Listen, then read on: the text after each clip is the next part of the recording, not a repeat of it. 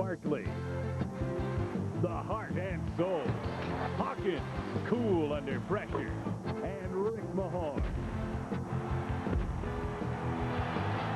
The Milwaukee Bucks.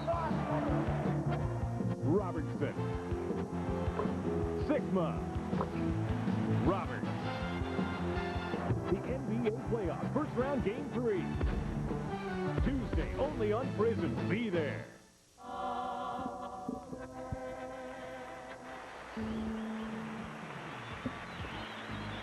Jim Barniak along with Chris Wheeler. Gary Maddox to stop by a little later as the Phillies and Padres resume game 2 of their 4-game series. And tonight the story is Danny Cox. We look at the starting lineup for the Padres. Bip Roberts at second base and Tony Fernandez, former Toronto Blue Jay, hit second. The great Tony Gwynn at third. Another ex-Blue Jay, Fred McGriff, in cleanup. Benito Santiago, followed by Gerald Clark, Marty Barrett, Sean Abner in the 8th spot, and Andy Bennis, the pitcher. Pretty good hitter. And the Phils will go this way on defense tonight. There you see John Kruk at first base, Mickey Morandini back at second. Dickie Thon is a shortstop, and Charlie Hayes at third base. Von Hayes will play left field tonight and bat second. Lenny Dykstra is in center field. And Dale Murphy, the right fielder. Darren Dalton behind the plate, and a guy that's got to be pretty excited right now taking those warm-up tosses. There he is, right-hander Danny Cox. Chris, we mentioned in our open 1985 when he, with the Cardinals that year, went 18-9. 86 the following year, 12-13, then 11-9, and then injuries started to pile up, one after the other. None more serious, of course, than the total reconstruction of that right elbow. Yeah, he had a lot of problems, Jim. He stepped off a fishing pier in Florida one year, chipped a bone in his ankle. Then he wound up hurting his shoulder, then his elbow, and then finally just had to shut it down for a while. He did pitch the one game, a very brief inning against the Detroit Tigers at Lakeland, and then the rehab starts at Clearwater. You just saw the numbers on him. So back on a major league mound for the first time since 1988, and it really has to be some experience for him right now. We talked about his changeup, right, Chris, when he was at his best? That has an outstanding changeup, a good fastball, and a good breaking ball. What he did, Jim, very well when he was healthy was pitch inside, and he is a fierce competitor. 1 ball and 1 strike to Bip Roberts. Roberts has bounced around from a couple of outfield positions, a little third base, even an occasional shortstop, but his real position is second base. And with Roberto Alomar now traded on over to the Blue Jays, he's going to get a long look at second base finally. 3 balls and a strike. Roberts, a switch hitter, good base stealer. You want to keep him off the bases. Count goes full. He's thrown 5 fastballs. Darren Dalton just, I guess, wanting to just establish that pitch and let him come out and just throw a little bit. Another fastball. This one is flared the opposite way, and it's an easy play for Von Hayes in left field. Now that has to really feel good for Danny Cox to go 3-1. He barely missed on the first couple pitches. Go 3-1, and then 3-2, and then jam the hitter and get himself an out. This will be Tony Fernandez, the shortstop. If you have not had the pleasure of seeing him in the American League very often, he is I guess beautiful is the word. He is a very, very graceful shortstop, has all the moves, and is a terrific throwing arm from going into the hole and going back to first base. And also a pretty good hitter.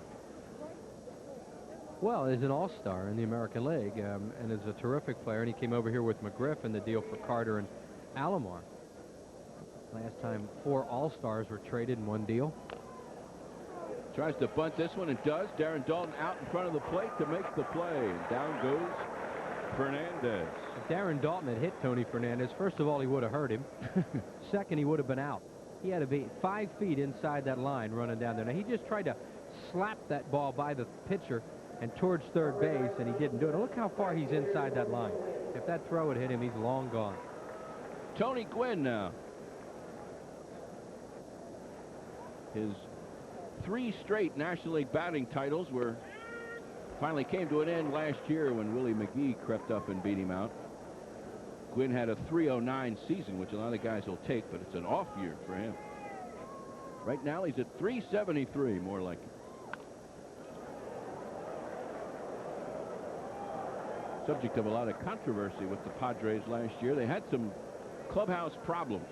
Yeah, with this guy of all people, who's one of the nicest guys you ever want to meet. And Pagliarulo and Jack Clark, are gone because of those problems, and also because they'd had enough of them. Rushes him back, and it sounded as though he might have got nicked, but no, apparently got out of the way. Yeah, Clark and Pagliarulo sort of ganged up on Gwynn a little bit last year, and the essence of their problem was that Tony Gwynn was playing for himself and not for the team, hitting for average rather than team-oriented stats. This guy will hit for average without even looking. Going to try and stretch this for two. Tony Gwynn has it, a stand-up double, his 4th of the year.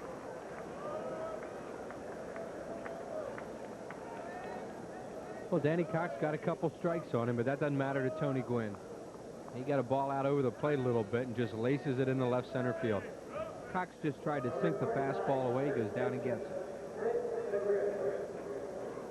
First baseman Fred McGriff.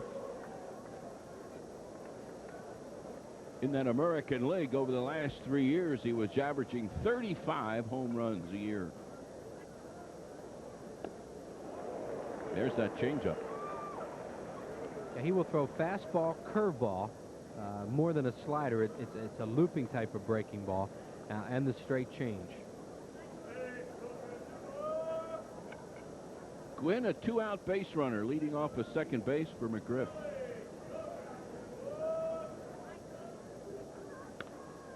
Pops him up, but it's going to come back here and out of play.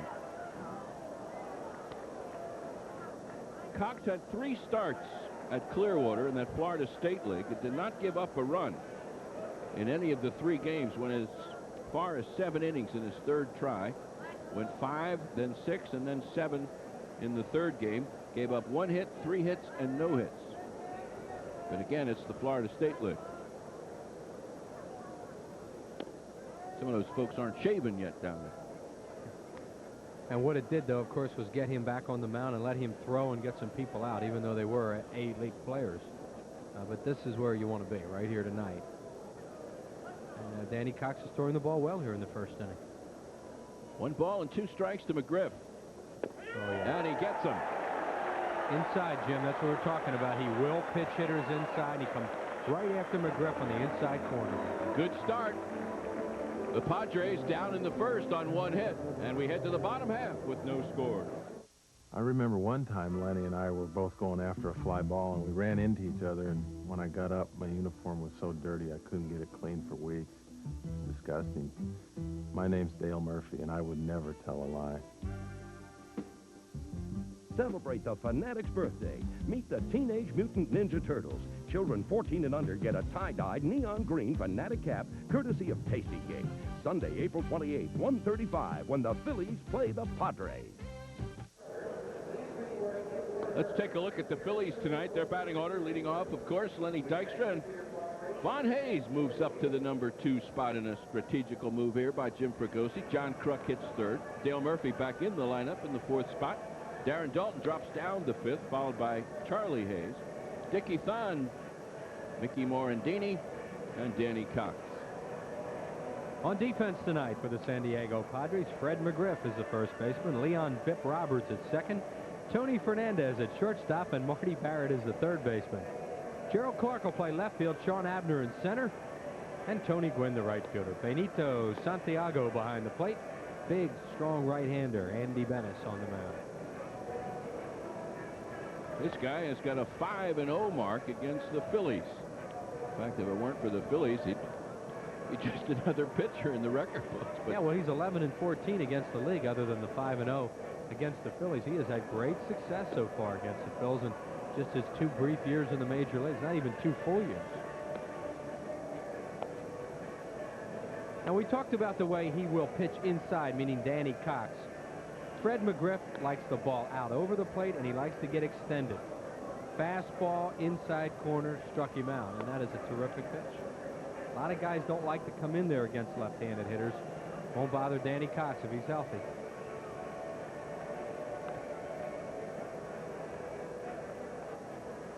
There he is, toweling off in the dugout, probably just happy to get that first inning over with. The Phillies are happy to get the first inning over with, and they didn't give up any runs.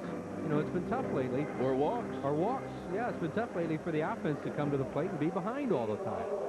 Well, leading it off will be Lenny Dykstra. 313. Couple of home runs, 5 RBIs.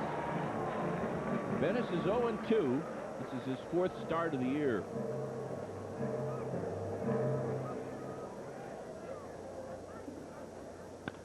Dykstra takes the first pitch right back up the middle, but the ball hangs too long, and it's grabbed there by Sean Abner. One gone. Dykstra does not swing at the first pitch very often. He did it the other night in a game we had on Prism against Wally Whitehurst. Just like this, look for a first ball fastball, hit it out of the park. He hits this ball right on the nose and right at Abner. The strategy, Chris, in moving Von Hayes to that number 2 spot.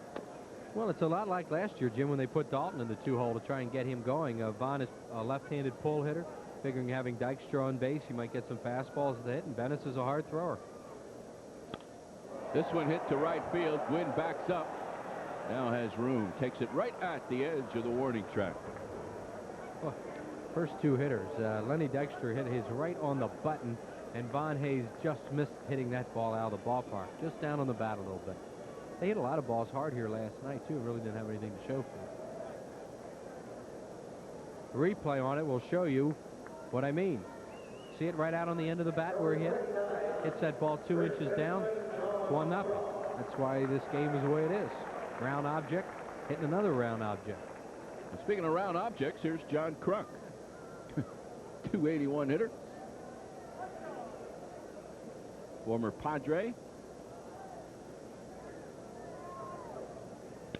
And he swings at the first pitch and just misses a double down the right field line.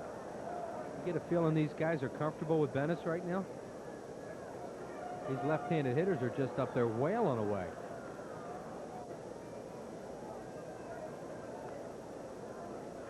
Getting their cuts while they can. The Phils have seen a steady diet of right-handed pitching. That's going to change, I would imagine, when those Giants and Dodgers come by.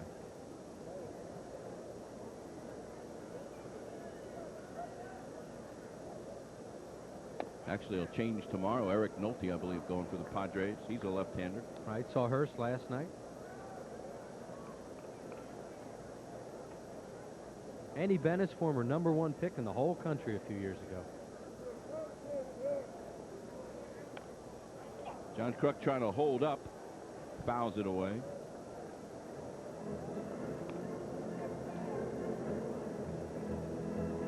Bennis basically a fastball slider guy. When the Phillies have seen him, he doesn't mix in a whole lot of off-speed stuff. He more or less will challenge hitters. And he's a strikeout pitcher.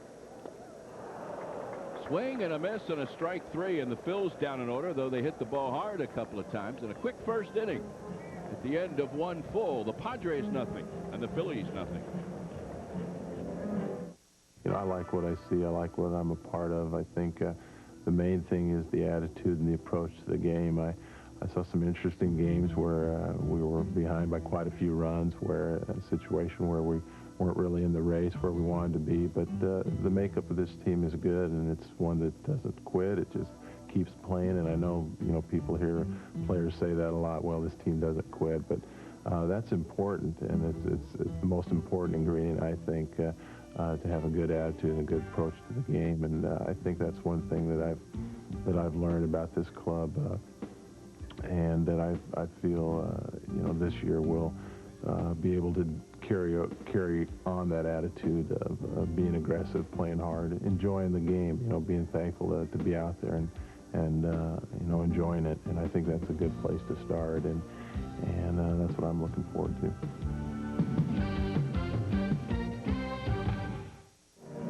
Well, if you're over 30 and you're starting to think you're washed up, forget about it. Next year, you can go to Dream Week, because all you have to do is be over 30.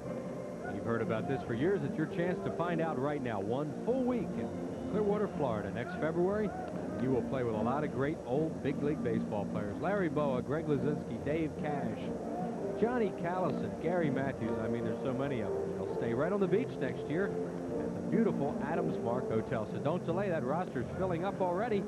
Just call for details at 215-938-1200. That's 938-1200. Call right now and we'll see you Dream Week.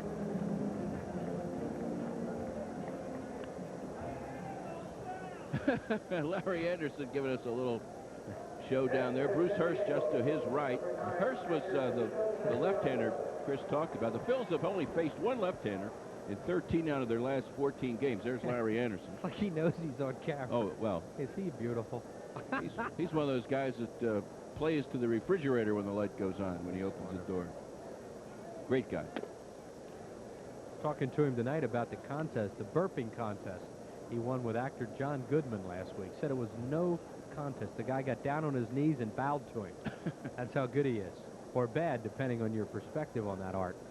Benito Santiago, the hitter, looks at ball 2. Remember the one Sunday afternoon giveaway? They gave away Larry Anderson masks. Yep. And those are hot items now in the memorabilia circuit. Still see those things around. Santiago flailing one back and up and out of play. 2 balls and a strike. There are those who say that Benito now, with the combination of offensive and defensive skills, baseball's best catcher. Be pretty hard to argue with that.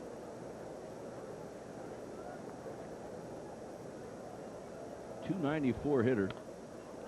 The count goes even. And he will chase a lot of bad balls, as he just did there. He loves the ball up in the strike zone. He likes it out over the plate.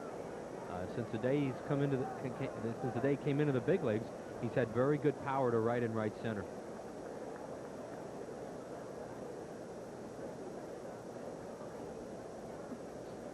Good friend of the Phils, Dickie Thon, takes low and the count is full.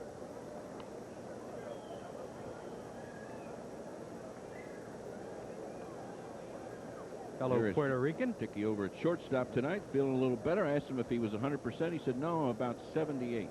How do you ever figure out your 78%? Santiago, a little looper that's going to drop in front. Dale Murphy. That's a big man taking that big swing, and a lot of times the outfielders either freeze or back up a step. And I think that's what happened on Dale Murphy right then. Because that ball stayed in the air a long time. But you see Santiago taking that big swing, and as I mentioned, he does have power to right and right center. Gerald Clark steps in. Former American League designated hitter with the Indians. Pinch hit a lot for the Padres. Now they've got him in the starting lineup. This is a double play ball. There's one and there's 2. Thon to Morandini to Kruk. And down goes Gerald Clark. Sometimes you say there are routine plays in this game. This is one of them. If you don't make the double play on this, you're never going to. Right at Dickie Thon, Mickey Morandini's pivot, and Gerald Clark an easy out at first base. And that sends up Marty Barrett.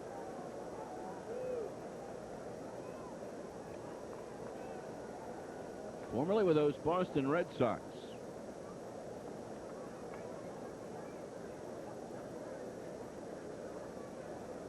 He's at third base tonight, and he looks at ball 1. Marty Barrett with that very, very pronounced closed stance. Used to watch him hit that way all the time in the American League. Always wondered how he could handle the ball in. Most of the guys that have that kind of stance like to hit the other way, and the Phillies are playing him towards right and right center. Takes 2 balls and no strikes. See, they're almost playing him as if he were a left-handed pull hitter, with the exception of Von Hayes in left field, who plays him straight away. And here you'll see this very closed stance of Marty Barrett's. Back foot pretty far back in the box, and watch where that front foot goes. 2 balls and no strikes. There are 2 outs as Barrett takes strike 1. Padres are leading the National League in hitting as a group, 270. They've really surprised some folks with their start. Preseason choices were the Dodgers and the Reds and everybody else looking up, but the Padres have come out strong. Right, Jim, and they're a team that notoriously starts slowly. So this is a good move for them that they've been able to jump out this way. And has given them a lot of confidence, I think, early on. Maybe it's those uniforms. They finally got rid of those old brown, or the brown basic color uniform. Thon can make the play and does. And down go the Padres. So 2 nice innings for Danny Cox. We head to the bottom of the second inning. Padres and Phillies, no score.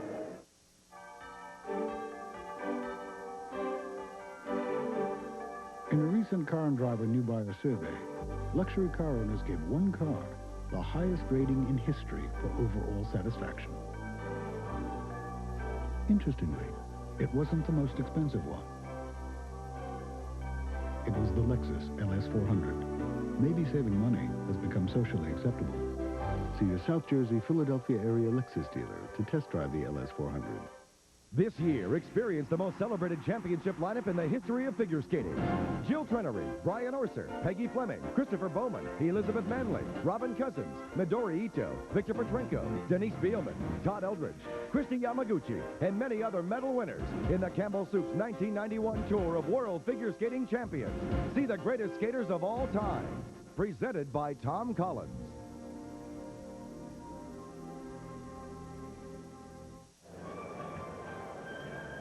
Cento Italian Food Products is rooting for the Phillies this season. For every Phillies home run, Cento is promised to donate $200, and that will benefit the Philadelphia Child Guidance Clinic.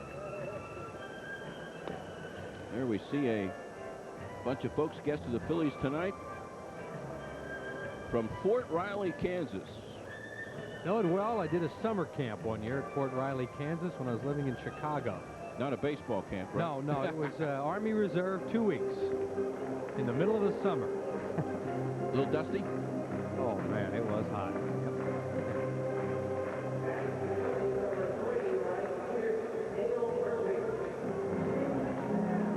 Dale Murphy leading off for the Phillies in the second. It'll be Murphy, Dalton, and Charlie Hayes.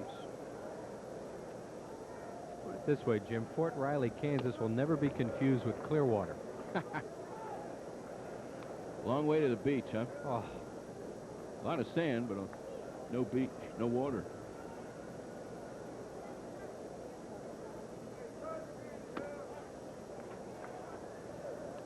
One ball and one strike, but our country was safer for it, though, Chris.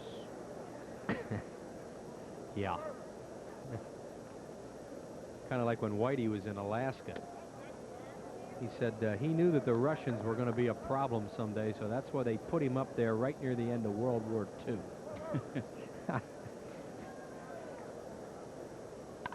Murphy swinging and turning hard on an inside pitch, but it's way foul. 2 balls, 2 strikes. Venice does not want to do that with a breaking ball to Murphy. When you throw the breaking ball to Dale Murphy, you want to get it away from him. He kind of hung that one a little bit middle in.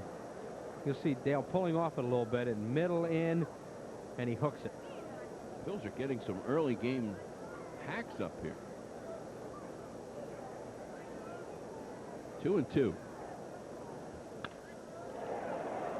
The other way, but foul. Murphy's been doing a lot of that lately, down in the count. Fastballs away and just trying to stay with it and hit them somewhere, because he's been pulling off the ball so much early in the year that I think he's just trying to make some contact right now.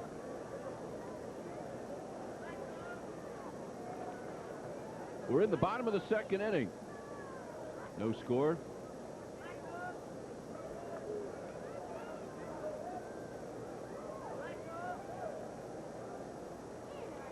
This one in the dirt, and it bounces away and goes right into the Padres dugout.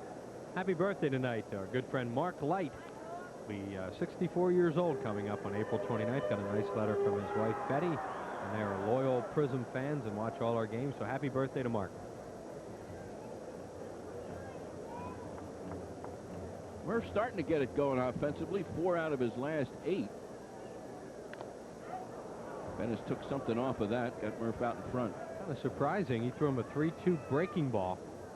Left-handed hitter Darren Dalton on deck. Venice got hurt a little bit before the game tonight. He was hit by a ball in one of his calves. I think it was his right calf during batting practice. And was hobbling around a little bit there before the game. Whether or not that's affecting him or not, we'll see.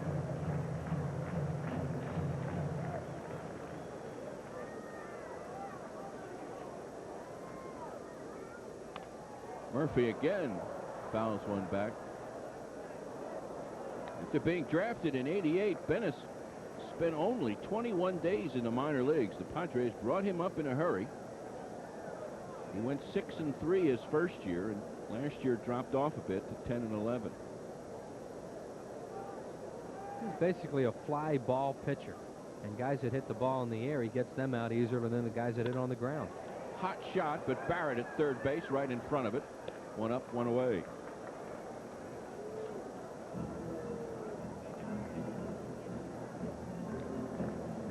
There's Barrett. And Darren Dalton, the hitter. Guy who played second base for so long in the American League. And his brother Tommy was in the Phillies organization for a long time. Tommy had a couple of knee operations, and the Phillies released him over the winter. Tommy, one of the more popular players up in Scranton-Wilkes-Barre last couple of seasons.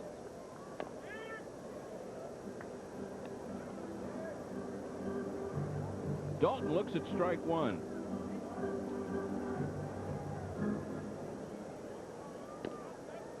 Darren right among the league leaders in doubles this year with 4.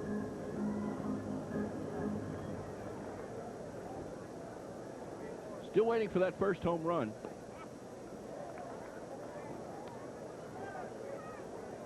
Never has had much success hitting against the Padres.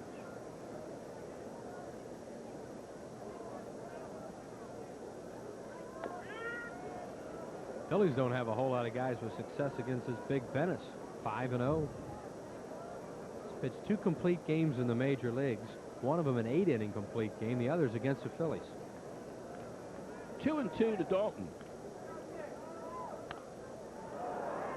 Stays alive. Charlie Hayes is next.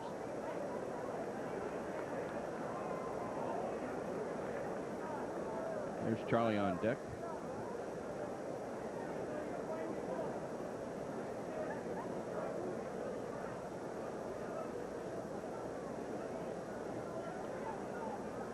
Padres are 11-6. Game and a half better than the Cincinnati Reds starting today. This one's going to find the seats. Back beyond Barrett at third base. The blue and orange on the Padres uniforms, that was the original colors of the Padres when they were in the Pacific Coast League. And a great tradition in the Pacific Coast League. Decided to go back to those old colors.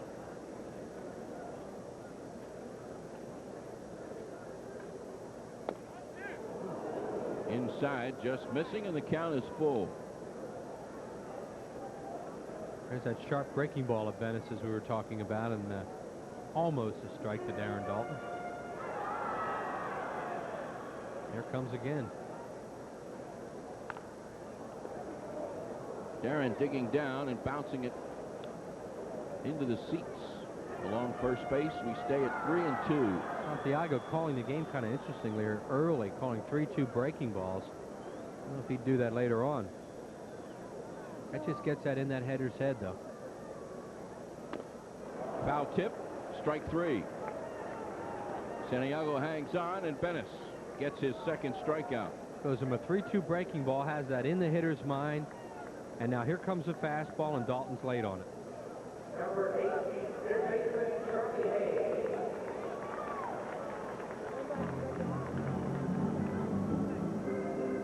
Charlie Hayes. Charlie Hayes is next. 2 outs for the Phils. Bottom of the second inning.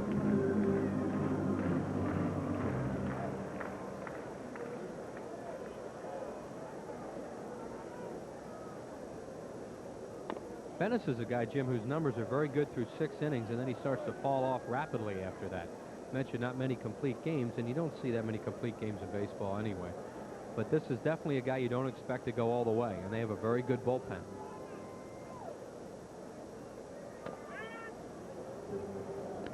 Missing here, 1 ball and 1 strike. Charlie has a little modest hitting streak going, 6 games now.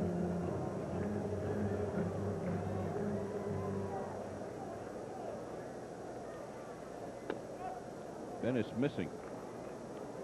Bennis did go 8 innings, but he lost that game. Cincinnati Reds. His other starts were just 4 innings.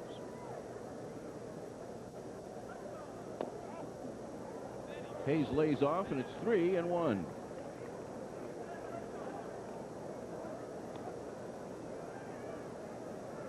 Eric Nolde, a left-hander who's off to a 3-0 start, pitches tomorrow against Jason Grimsley.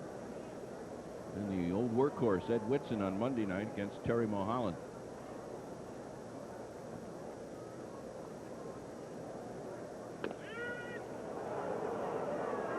Harry Wendelstedt behind the plate.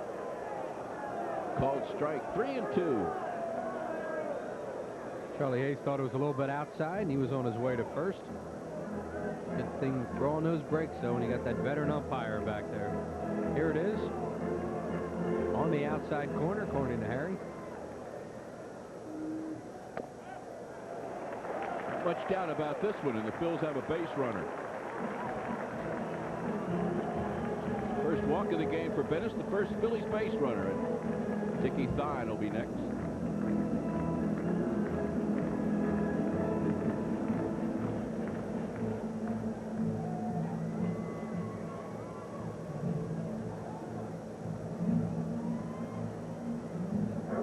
Dickie has hit Bennis better than any of the other Phils. .333 lifetime with 12 at-bats, 4 hits. And he rips into this one pretty good. But right on a line and snared by Gerald Clark. And that will retire the Phils in the second. 2 quick innings. And at the end of those 2, it's 0-0.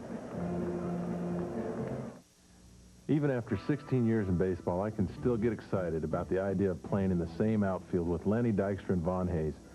An outfield of Murphy, Dykstra, and Hayes. If I wasn't in it, I'd buy a ticket to see it. Even a season ticket.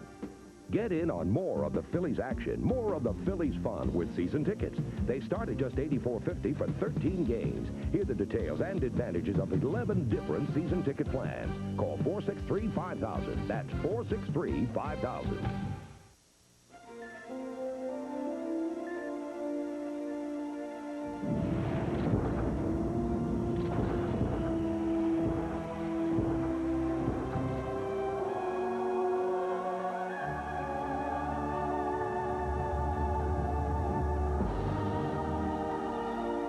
When you're reaching for the refreshing, one-of-a-kind taste that's out of this world, you can't beat the real thing. For better bat control, there's only one glove crafted with Petard's digital Cabretta leather. Franklin, the official batting glove of Major League Baseball. Well, Prism's got a contest coming your way, and if you play youth baseball, pay some attention because you could win a day right here at Veterans Stadium, and also your entire team can be treated to some fun at the Franklin Sporting Goods store. So keep watching Phillies baseball for more details on how your team can be a winner. Terrific night out here at the Vet. Finally got some shirt sleeve weather. We've got no score at the end of 2. Phils and Padres. Good pitching so far. Danny Cox picking right up where he left off in the minor leagues, and Andy Bennett's doing what he always does. Throw a lot of goose eggs up against the Phillies. We talked about Bennis being the first player picked in the 1988 draft. Here's the first player picked in the 84 draft. He was picked by the Mets, Sean Abner.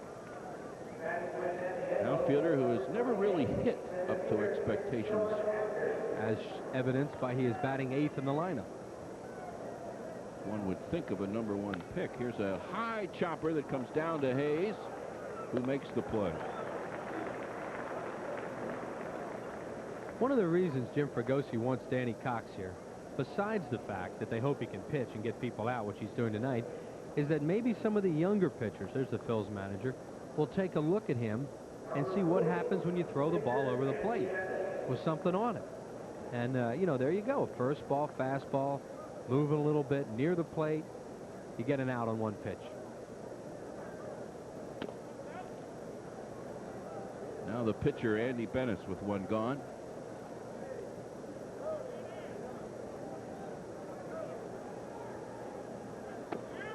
Bennis first came up he was a pretty good hitter. He hit a home run off Dennis Cook.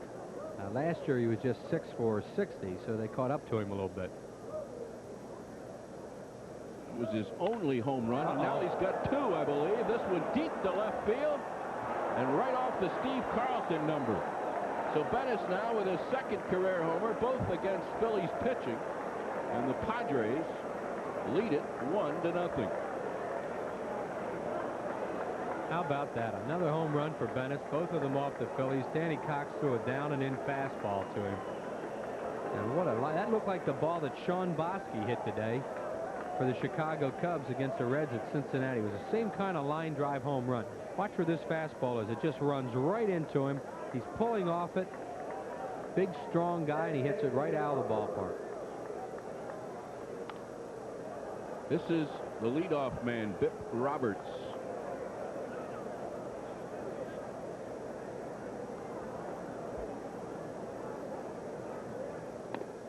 Bip is coming off a very emotional time in his life. His father had spent a number of years in drug rehabilitation, and just this spring came out of treatment. Saw Bip play for the first time in about 5 years when the team was last in San Francisco. Bounces it back through the middle, and he's retired by Thon. But a very emotional time for Roberts. You often hear about parents worrying about their kids in drug problems. In his case, it was the reverse, and hopefully things will work out. Yeah, and he should be very proud of his son, because Bip Roberts bounced around a little bit in the Pirates system, and in the last 2 years has become a really fine major league player.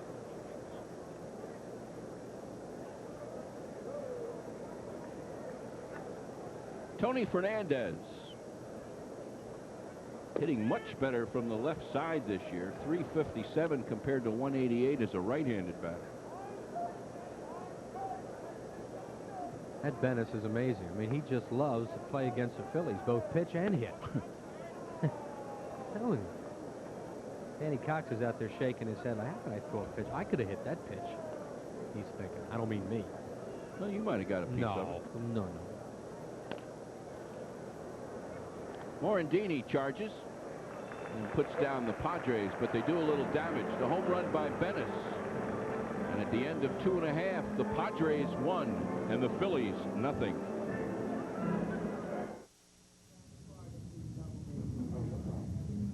Nothing ever seems to get her down. She's always in control. I think she's so confident. She's not afraid of anything. She just tackles problems head on. I can't imagine any situation she couldn't handle.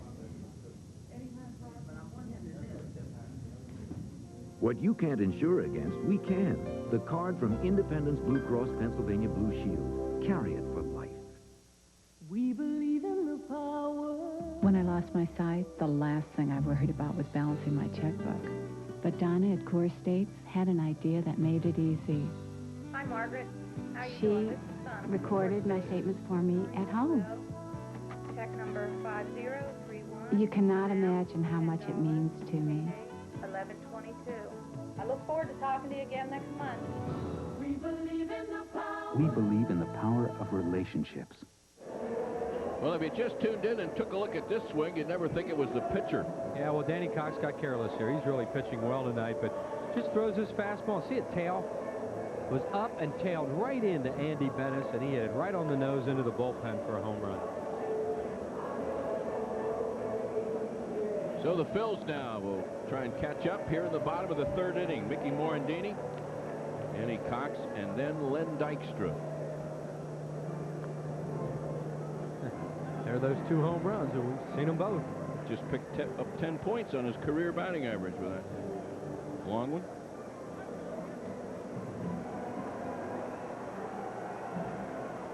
Morandini to face Bennis.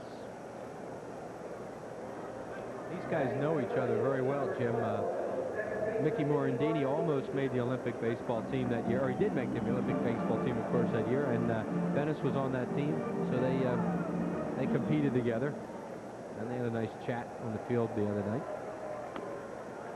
And a leadoff strike 1 on the high hard one.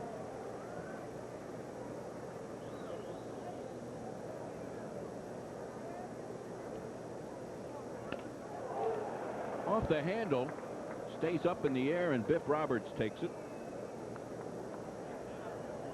One away.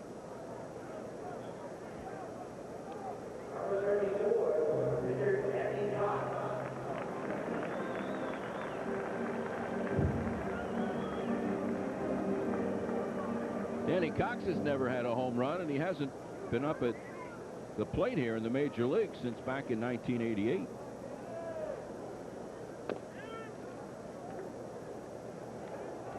Cox was not much of a hitter when he was with the Cardinals, you know, fair at best.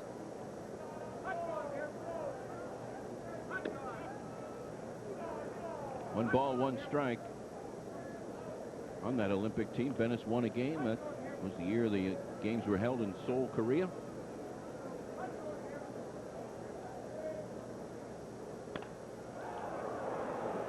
Hit softly to right center field. And coming over to take charge is Abner. 2 away.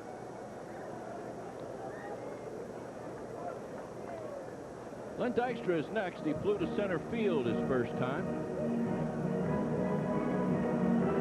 And his average dropping a bit. It's down to 309.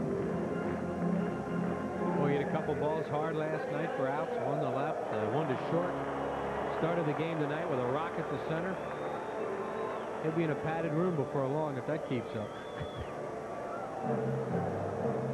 Don't expect it to keep up, however.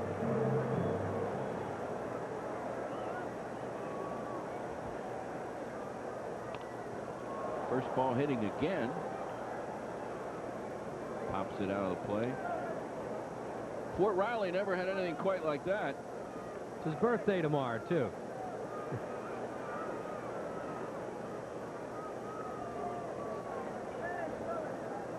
Be careful, boys.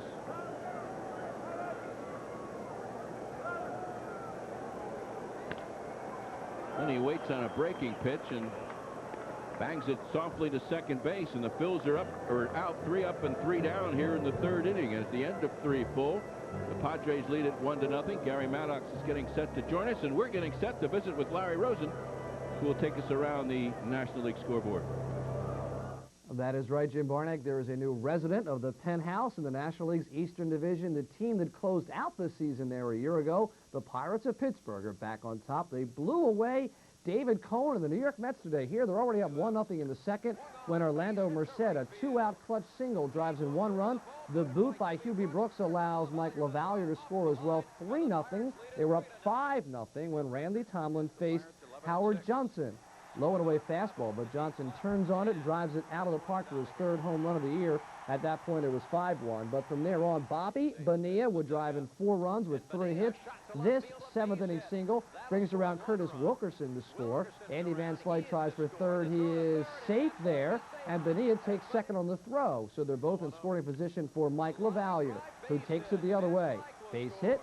Coleman comes up with it. Both runners score. Pirates had 16 hits en route to a 10-1 victory today. 8-3 Chicago beats Cincinnati, and 8:05 start St. Louis, Montreal, Atlanta, Houston. At 10:35, Rick Russell will face Bobby Bonilla. We will run down the American League when we visit you again after 6 full tonight. Now, though, for the top of the 4th, Gary Maddox joins Jim Barniak as we send you back to the vet. Okay, thank you, Larry. We're in the top of the 4th inning. Gary Maddox now joining me.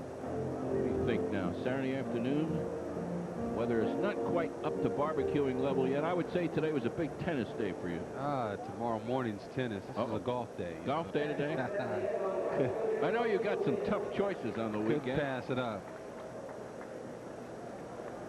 Here's Tony Gwynn. Gwynn with a double to left center his first time up. One of the real students of hitting now in baseball. One of those guys, Gary, that has a room at home with nothing but tapes of him when he's hitting good, tapes when he's in a slump, tapes of certain pitchers. I mean, he studies it top to bottom. There's another hard hit ball, but Murphy has room in right field. Well, it's important that you know, Tony Gwynn, a guy that came up and enjoyed a lot of success as a hitter. And a lot of that is natural ability. You come up and you find yourself doing well. I think the smart players then learn why they're successful so that they can go back and review it. Those tapes are very important in doing that. The one thing the tapes don't do is allow you to know what you were thinking at the time you were hitting well, and we've proven this game is mental. Fred McGriff is next. The Phils, of course, have a whole tape operation in which all pitchers are kept on file with a tape library as well as the hitters. Yeah, Video Dan does that for the Phillies. Yeah. Last year he brought up some old footage from me and Michael. For historical purposes, yes. Right? You guys have stopped thinking about it. Those were in black and white. 2 balls and a strike to McGriff. Hit sharply, but well out of play. Well, that's a good location out there for Danny Cox to get the ball so far inside that you're going to see how he gets the ball inside so that if you do hit it, you know, it's going to be foul. But the thing about McGriff striking out on that inside pitch, looking his first at bat, you knew he was going to have a swing if he saw it in there. That was going to be on his mind. He's got 2 homers so far for the Padres, but if he can stay away from injuries, he'll be in the 30s.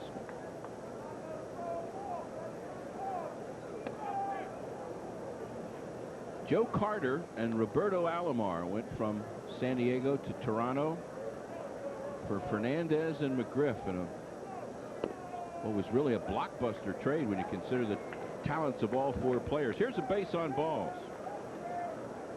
Well, we remember there was a lot of bickering going on in San Diego last year, and Alomar, I think, one of the guys, they had a couple of guys that were saying that Tony Gwynn was a little bit selfish out there, considering his own interest ahead of the teams, and I think they felt some type of a change was necessary, so they made a big one.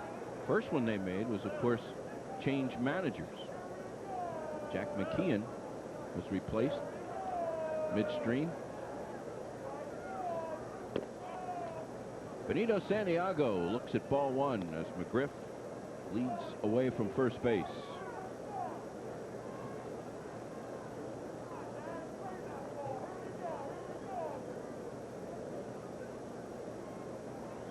Padres have been picked to win the NL West in each of the previous 2 years. Now they're sort of enjoying a different side of things, where they were picked to finish poorly, and they're off to a good start. There's no question last year they got up to a horrendous start, but they had a good ball club the last 2 years, and that's why they were favored. This year, I think you still had to like them, but people said they underachieved in the last 2 years. We're not going to pick them again. And not having that pressure on you a lot of times allows you to go out and play better. Santiago, a pretty good rip, but he doesn't get it. 1 ball and a strike. Santiago, a real free swinger in every sense of the word. It's amazing that he has such a high batting average every year. He goes up there and swings at everything hard. But his strength over the years, especially when he first came up, was to hit the ball the other way. Hit quite a few home runs to the opposite field. He and Kruk, when Kruk was on San Diego, Kruk would hit him the other way. Tried to hold up, didn't do it. Strike 2. And a really pull for a guy like Danny Cox, Gary, when you think of the long, long hours of rehabilitation and the uncertainty and all the emotion that goes into trying to come back from an injury. Well, I think everyone is pulling for him in his personal comeback and what he can add to this ball club. 2 balls and 2 strikes.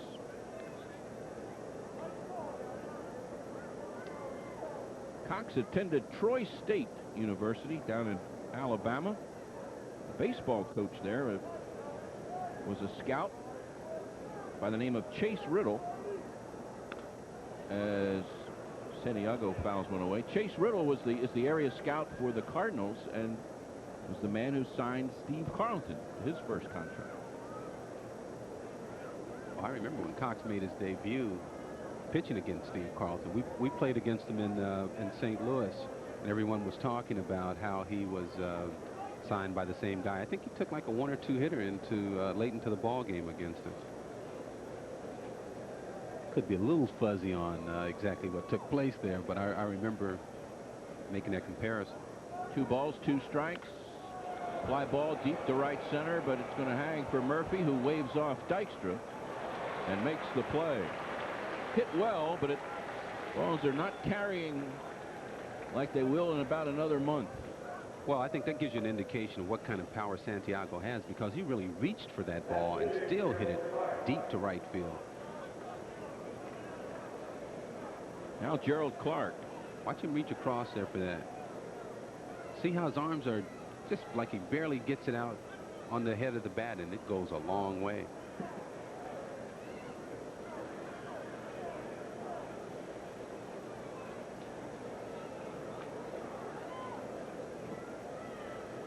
Clark bounced back and forth between San Diego and Las Vegas last year. Looks at a curveball that just misses.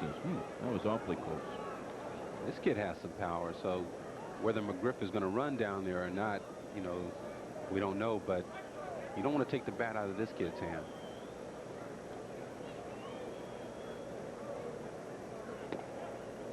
Fastball misses outside, so there's 2 balls and no strikes to Clark.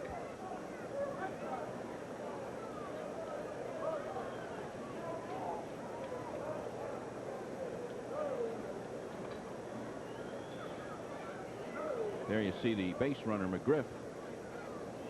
Clark comes from a talented family. 3 members of that family have been first-round draft choices in baseball. 3-0.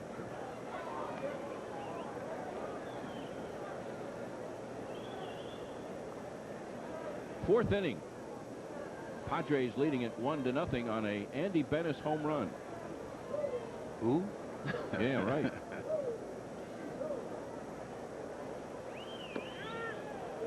There's a strike.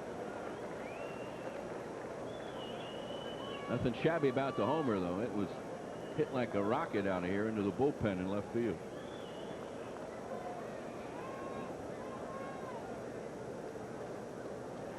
See, Cox in this situation will normally give the hitter a fastball, but he'll have good location on it. Looked like he changed up on that one. He did. Charlie Hayes will bounce it over there and in time. So the Phillies out of a little trouble here in the 4th. We head now to the bottom half. The Padres 1 and the Phillies 0.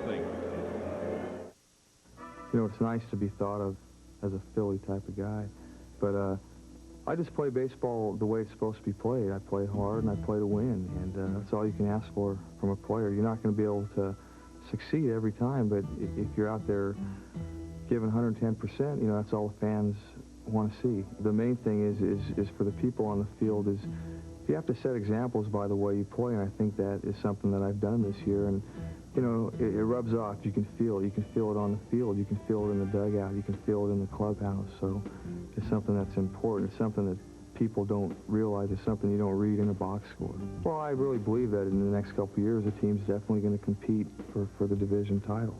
So it's just a matter of going out there on the field and doing it. You know, people can say what you want to say, and, you know, just like I could have said that, yeah, I'm going to go out and hit 300 this year. I mean, it doesn't do no good to say it. You have to do it.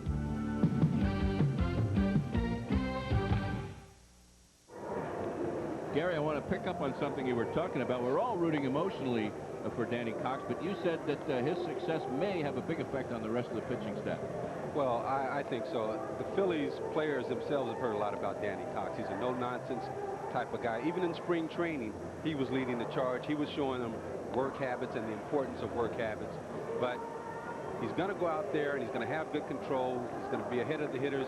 And these pitchers need that type of an influence. The Phillies also, as a team, are looking for something to get them going, something they can hang a winning streak on, somebody to turn them around. And I think they're looking to Danny Cox to hopefully get that started. A win or anything, it means, hey, guys, we're on the right track again. So Danny Cox has a chance to make a big contribution to this ball club, especially a pitching staff that is in need of leadership. And I think already he's shown them. So far, just that one mistake. He got a fastball right over the heart of the plate that Bennis took out of here. Von Hayes to start things for the Phillies in the 4th. And he looks at strike one.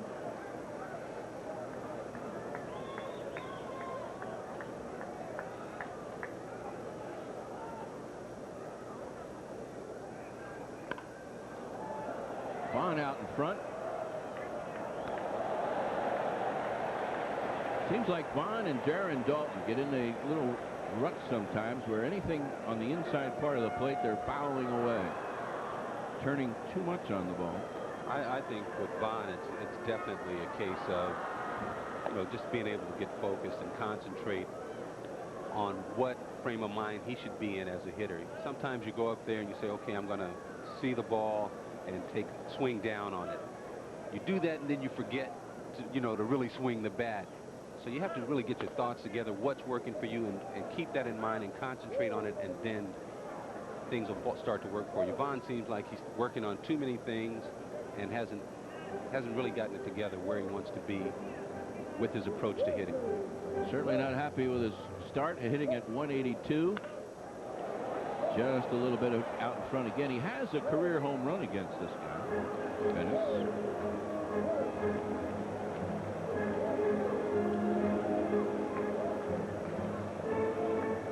Phils have just had one base runner. That was a walk to Charlie Hayes.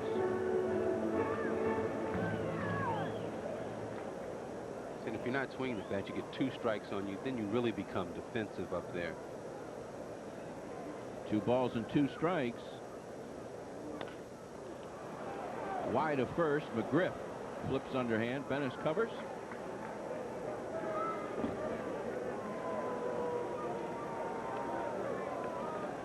So far, Andy Bennis making it look rather easy.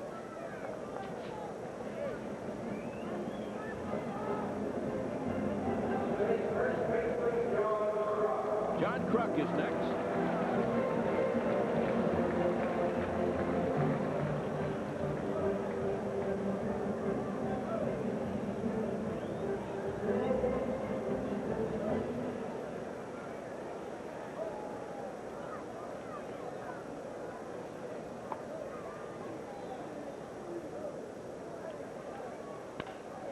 First ball swinging, and there's the Phil's first base hit. That's classic John Kruk, stroking that outside pitch on a line to left field. And if you watch him up at the plate, watch how his body goes one way, but the key is he keeps his hands back, and then he's able to just stroke the ball into left field. Keeping those hands back is the key to being able to hit the way John Kruk does, because his body was headed right towards center field, and he just reached out and was able to stroke it to left. Dale Murphy. This ball club is a good hitting ball club. It's going to take a couple of games where pitchers allow them to get on top first. If the other team is scoring the runs first, then it seems like you always have to make something happen. It's good when you can go out there, score first, and then just try and add on to it rather than coming from behind and putting pressure on yourself. As a team, the Phils are hitting at 225. That puts them near the middle of the pack in the National League.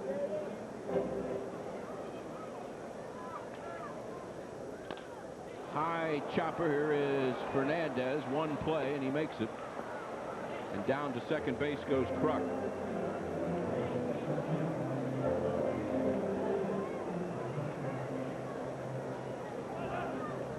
So with a runner in scoring position, Darren Dalton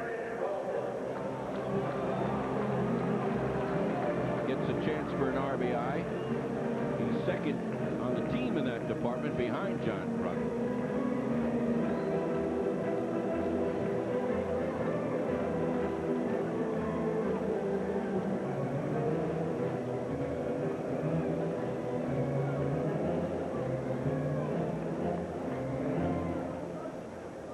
Bennis was a college star at Evansville University. Wasn't he one of those Olympians? Yes, he was indeed. We talked about him and Mickey Morandini being teammates.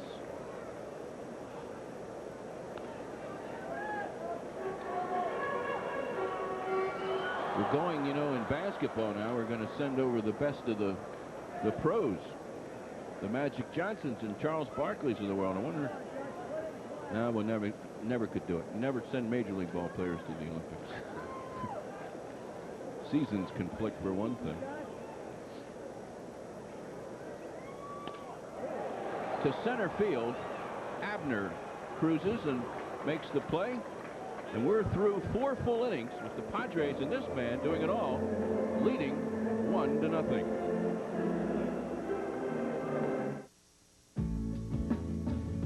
In a recent Car and Driver new buyer survey, luxury automobile owners were asked to rate their cars on overall satisfaction.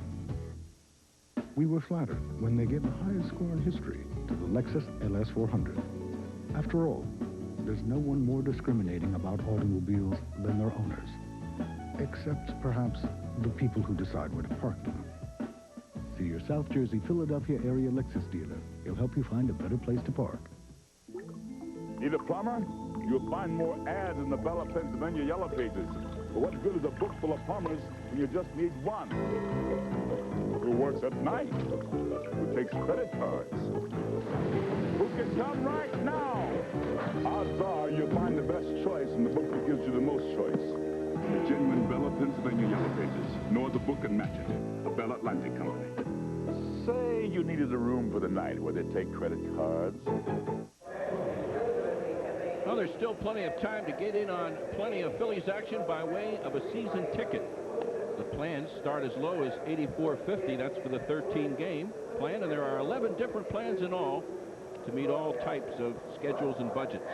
That's the best way to see all the action and also get in on some of the best seats. The number to call, 463-5000 from 9 to 5 during the weekdays. Ask about a season ticket plan. Gary Maddox, along with yours truly, Jim Barniak here. Hey, Jim, you know who the big golfer is now in the city? Julius Erving. Julius is coming on. Doc is played. We went out and hit a few holes the other day, well, day before yesterday, and he was all over the place. I mean, just had an eagle, chipped in from across the lake, did it all. He was out there today. I'm kind of curious how he did. Did he walk across the lake? He's out there playing with Albert Taxon from Bookbinders. Hey, he said if we want to come by, he'll take care of us. Uh-oh. No, I'm just kidding. But I played behind him once. He drove me crazy. He stands over the ball for like, he did. He like takes about 5 practice swings and gets himself all squared away before he hits it. Yeah, they call him Sundown at the club. At the club. That's when he comes in. Starts in the morning, comes in at sundown. And I was going to play with him this morning. He couldn't make it. His son had a baseball game. Can you believe it? Right up there with the all-time great folks. Has to be an exciting time for him. Playoffs coming around. You know, those juices have to be stirring. Basketball. I'm sure. You don't do something like that all your life and then kick it away. Here's a bullet hit by Barrett, but right at Charlie Hayes. A hard out, number 1. Barrett coming over from the American League, and why I think he's going to be pitchers are going to have to figure him out because he knows how to set up pitchers, and when he gets his pitch, he hits the ball hard. Sean Abner now the hitter.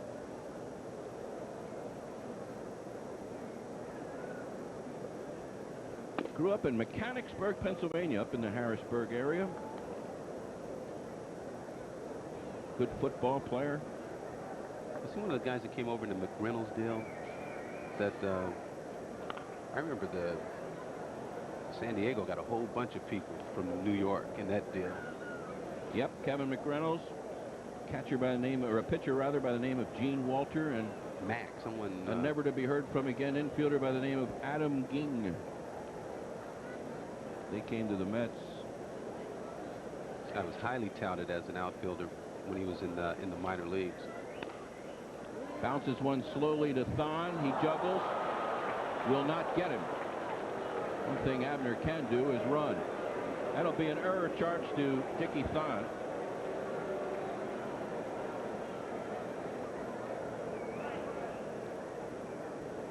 Breaking balls.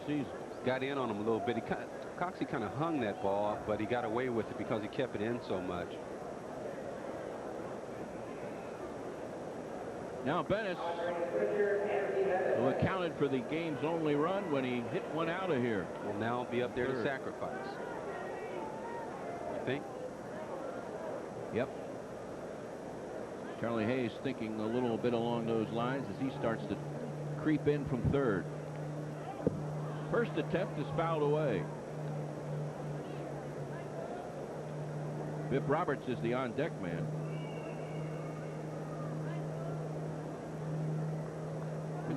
Wouldn't put it past him, though, Gary, to fake that bunt and take one swing at it. Yeah, I think that's pushing it a little bit. He handles the bat a little better than the average pitcher that comes up there. That is really, I mean, you find everyday players have trouble doing that. That's really a tough play. Abner leading off first, scampers back. Jim, do you know if they use in the Olympics, do they use a DH? That I do not know. I do not know if they use aluminum bats either, but I think they do.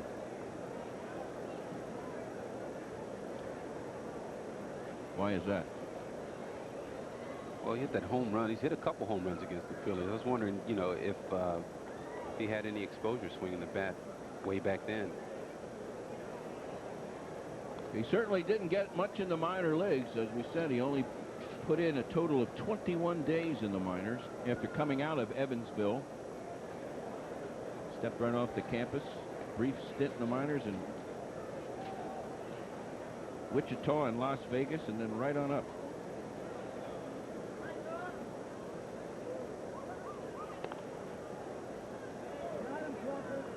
One ball, one strike each time. Bennis trying to bunt.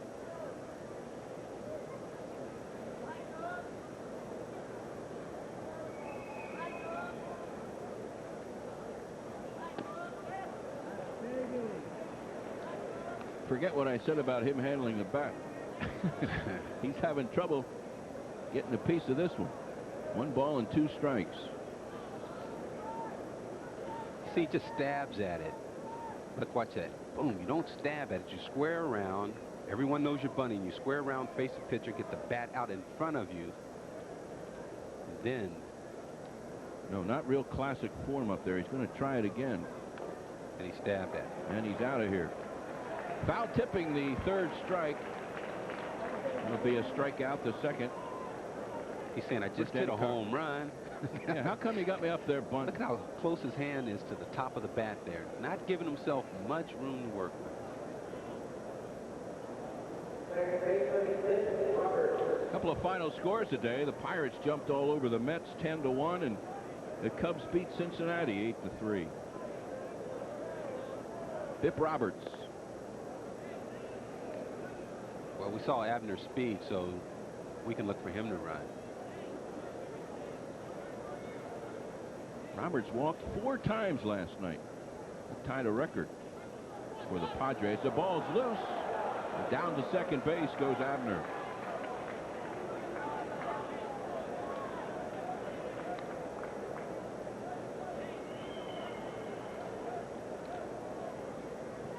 Well, this ball just bounces right before it gets to Darren right there. Charge a wild pitch to Danny Cox.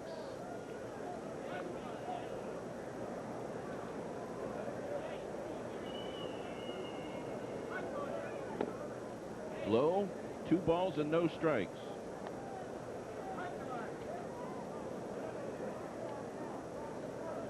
Roberts attended UNLV, where he was very close friends with the Eagles' Randall Cunningham. Softly to second base. Orangini hurries the throw. And just does get the speeding Bip Roberts. And down go the Padres in the 5th inning. And now we head to the bottom half. Padres leading it 1-0. And for our farm report, here's Larry Rosen. The 3rd year of the professional apprenticeship of former #1 pick Jeff Jackson is underway. Now 19 years old, Jackson is batting .238 for Class A Spartansburg, and expectations remain high.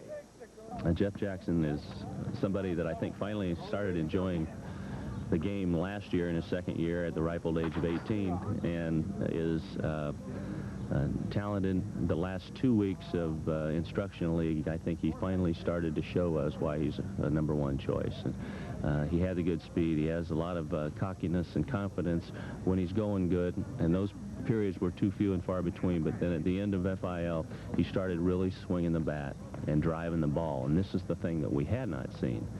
And this is probably the most positive aspect of it. And, you know, he was not ready to go home at the end of FIL. He started to hit, and he really wanted to kind of stay and keep it up. Yeah, I was originally drafted as a catcher.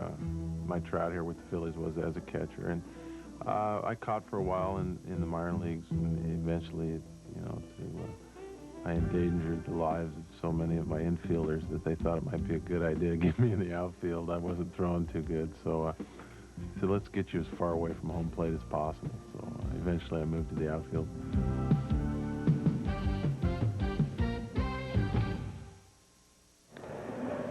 Well, there'll be some fun here tomorrow when the Phils take on the Padres at 1:30.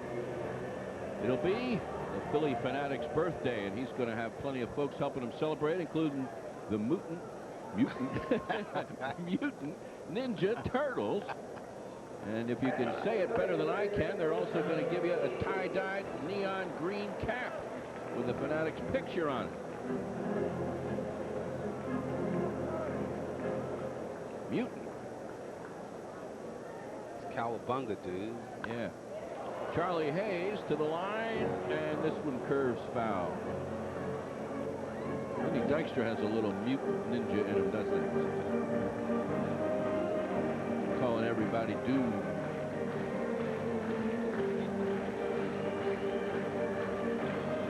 Fans trying to stir up some activity here. We're in the bottom of the 5th inning.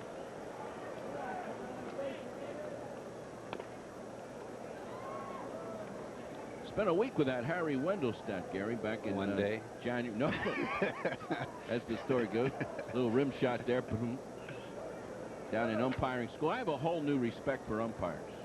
Tell you what, watching what a guy has to go through to learn how to be an umpire, and then what he has to go through to rise to the top of the profession. Charlie Hayes to third base, out number 1. It is not an easy task. In fact, Harry was telling me it is, in his opinion, much harder to become a major league umpire than a major league player, simply because the numbers are so different, so small. Yeah, well, we can kiss that logic goodbye. That you don't think? Heck no. You only get about 2 new umpires a year, 2 or 3 at the most. Look at all the new ball players you get. Look at all the teams there are, jobs there. You're not buying any of this. I'm not buying that. You have no sympathy for umpires. It's all coming out now. Get it out. What do you want to say about that? I have nothing negative to say about umpires. I think anyone could become an umpire. But not at the major league level. Well, you may not be lucky enough to get there on the major league level, but... Oh, I see what you're saying. You are implying that there are really no basic athletic skills involved. No, I don't think they claim to be athletes. You simply have to know the game and then be very lucky to get up in the I think upper echelon. One of the major qualifications is good eyesight. Definitely. They make no bones about that, by the way. About what, not being athletes? No, about you better be able to have the good beans. Don't show up with those 1.5-inch horn rims. They cut you the first day. Why is that? Because you got it. They really do stress very good eyesight. I mean, but glasses, if they... You ever see an umpire with glasses? I've seen some that could use some, but they should have had them. Here's one to McGriff. One of the rare sights, isn't it? There we have Frank Pulley with the specs.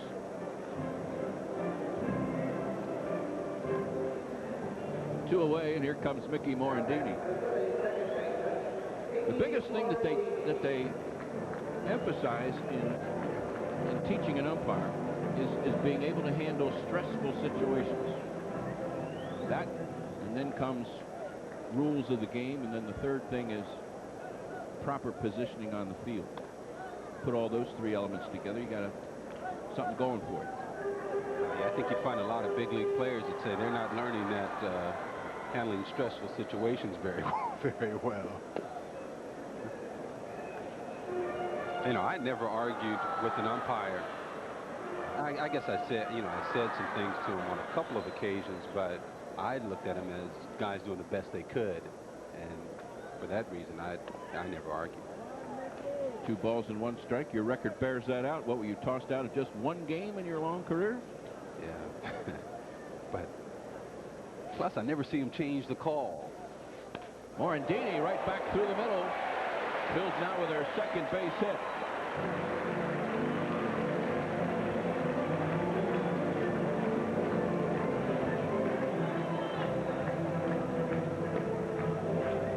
Talking about having guys to root for, there's Morandini. Guy that, I mean, he took his demotion. It hurt him quite a bit in spring training. Went down and just said, I'll show you how many base hits I can get. And here he is. Now Danny Cox with 2 outs. So he got a hit off his teammate, huh? Right. Ex-Olympic teammate. Morandini attended Indiana University. Bennis went to Evansville University, which is in Indiana. I'm sure they probably even hooked up against one another in college.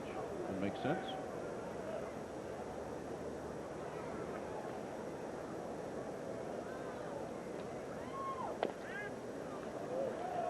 A called strike, 1-1.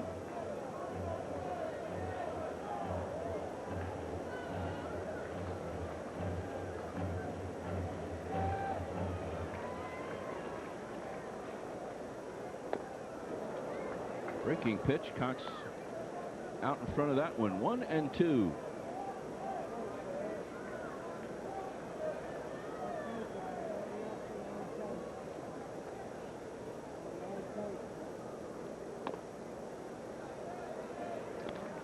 I saw Danny Cox down in spring training. He was kind enough to point out that I hit a home run off of one of those change-ups, he said.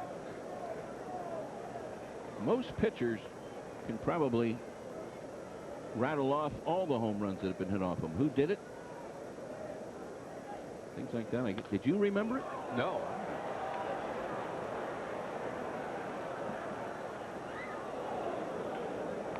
I said, well, thank you.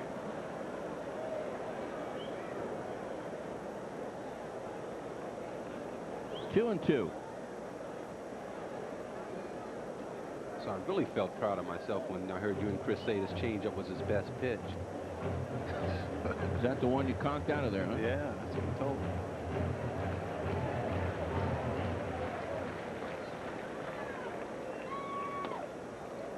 Actually, we all came into this game not knowing what Danny Cox would have, not having much of a book on him over the past couple of years. Well, I think people want to know, well, I mean, I think they were kind of wondering just how he would be able to pitch tonight because he was down in Clearwater, which is just A ball. The runner goes, and there is a called strike 3. The second strikeout for Bennis, and the Phils are retired here in the 5th inning. Bennis has just allowed 2 hits, and at the end of 5 full, it's Padres 1, Phils. Baseball players have different ways of determining whether or not they had a good game. For me, it's simple. If I can still see the color of my uniform when the game's over, I don't think I had a good game. Children 14 and under get a Burgundy Fielder's Glove free, compliments of Thriftway, Sunday, May 5th at 1:35 when the Phillies play the Los Angeles Dodgers with Darryl Strawberry. Call 463-1000 to order tickets in advance. Moving along towards the 6th inning, time for you-know-who.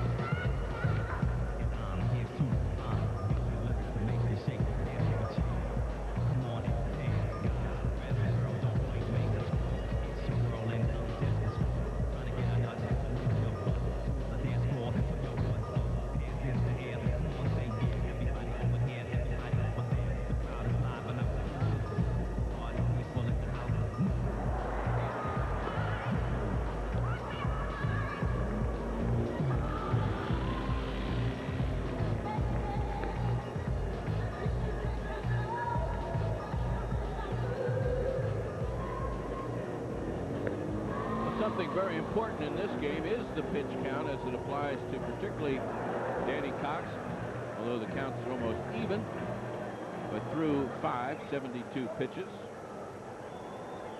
Not terribly out of whack, but I wonder how long the Phils really want to see him go. Well, we talked about him being down in Clearwater, just a ball. The reason he was down there was that, you know, he could get his throwing in, but they wanted to get him innings in to see how his arm would hold up under throws. So it didn't matter where he was throwing, but just to see how his arm is held up, and it's been pretty good. I know he pitched 7 innings. That was the most in those 3 outings. Tony Fernandez. But tonight what you want to keep in mind is he'll have some adrenaline flowing. Easy play for Dickie Thon, and Fernandez is retired. He is grounded out in all 3 trips. Now it's Tony Gwynn.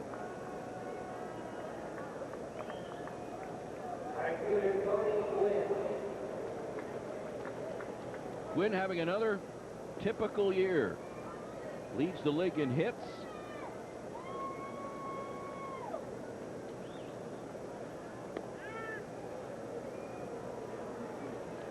Like to get one more batting title under his belt. That would put him in some pretty fair company. Stan Musial, Honus Wagner, Rogers Hornsby. They have won 4 titles or more. Gwynn has 3.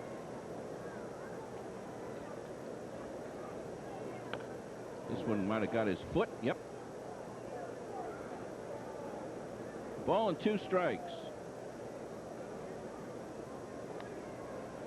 Good pitch from Danny Cox. You see him get Gwynn off balance. Not many pitchers do that. Get him to chase bad balls. And it hits him right in the old butt.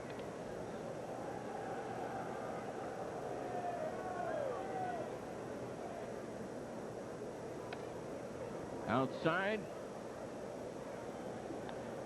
2-2.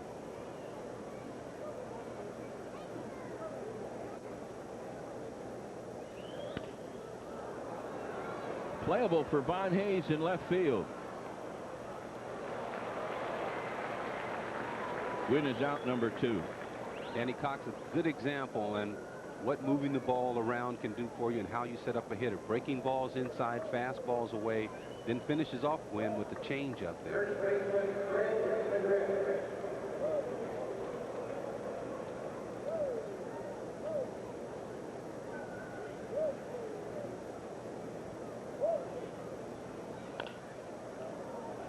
Wide of first.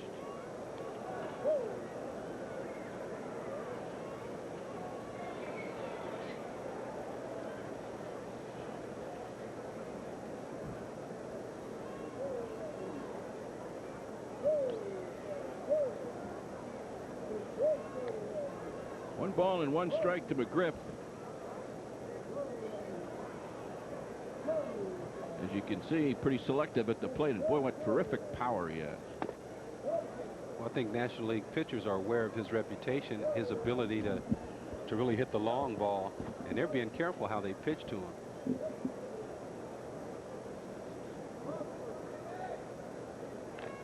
And a pretty good cut there and a high inside pitch. He pitches, he's pitching them inside and getting away with it. Those balls are so far inside. Look, that stance. You'll watch. He doesn't take a stride. All he does is lifts his foot up and he puts it back down in the same spot.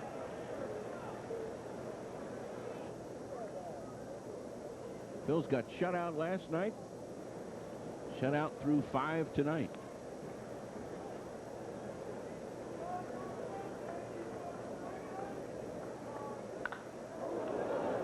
That'll get your attention. See, again, he's getting good wood on that ball inside, but it's so far inside that if you hit it, the only thing you can, if you swing at it and hit it, it can only go foul. Another foul ball. Not hit as well. Count stays full at 3-2 as Phillies are getting a excellent effort out of Danny Cox tonight. I'd like to see them get some runs, make it worthwhile.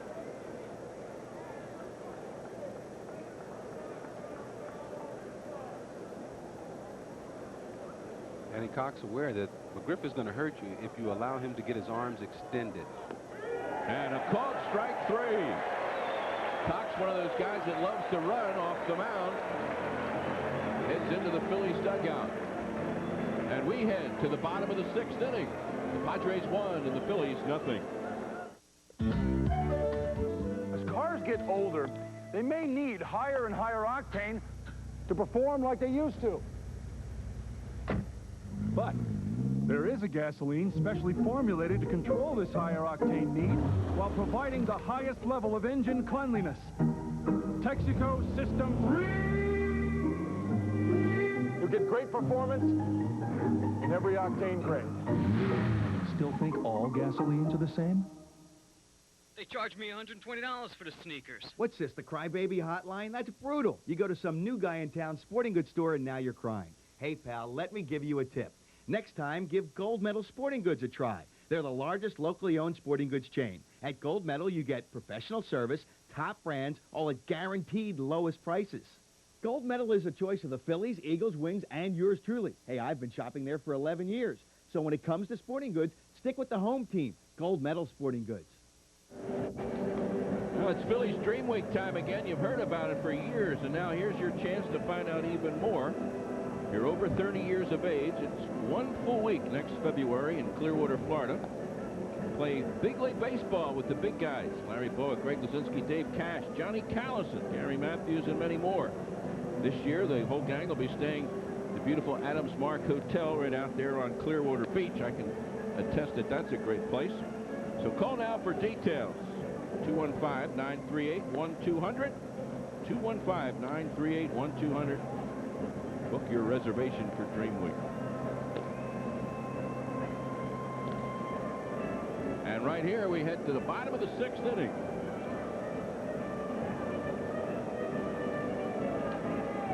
With the Phils trying to get a run. Lenny Dykstra, Von Hayes, and John Kruk.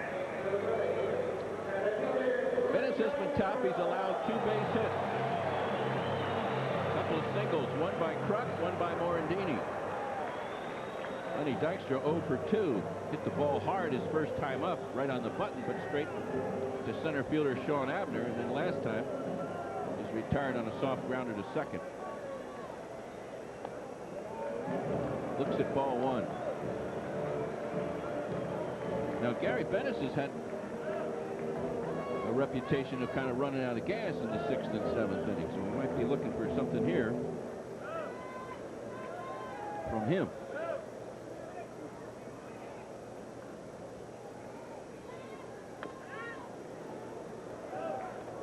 Doesn't look like he's overpowering folks out there. He's just getting everybody out. No, with 2 strikeouts, he's not an overpowering pitcher. I think if you have 3 good pitches and you can work them throughout the game, then you can last through the 7th, 8th, and 9th because you set the hitters up. But, you know, if hitters are getting a good look at your pitches and you're not mixing them up good enough, then you're going to have trouble in the later innings, and I think that's what Bennis has a problem with, because the 3rd time through the lineup, guys are really keying on his style of pitching.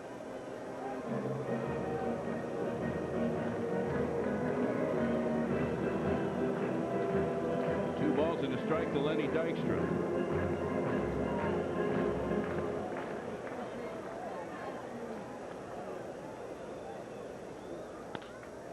McGriff wide of first.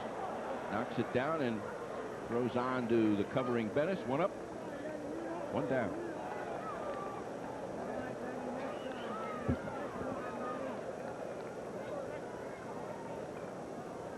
Good play by McGriff. You know, this exchange has trouble for the first baseman to the pitcher. Watch how he throws it overhand. You know, that makes it a harder play for the pitcher. If he's running towards the pitcher, gives it to him underhand where he can watch it, the pitcher's able to adjust, even if it throws off line a little bit. The ball was even looked like it was going to tail away from Bennis. Out number 1 nonetheless. 1 ball and no strikes to Von Hayes. That was a changeup to Von right there. Had trouble, remember, his last at bat, pulling everything and being way out in front of. Ended up bouncing out on the same kind of play that just retired Dykstra. Phillies have Tommy Green getting up now.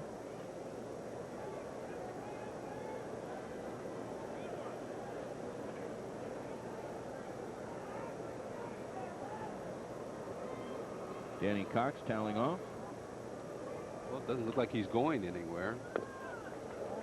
And that if they were thinking about taking him out of the game, I'm sure the first thing they would do is rush him up and get some ice on that to prevent any, any swelling.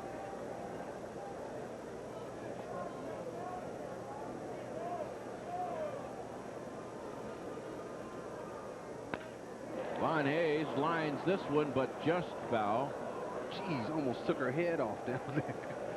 Those new ball girls down there have got to learn those caroms, right? Stay alive. It's Robin. Vaughn still getting out in front. It doesn't matter if it's fastball or breaking ball. He's still leaving early. Now watch this. Boom.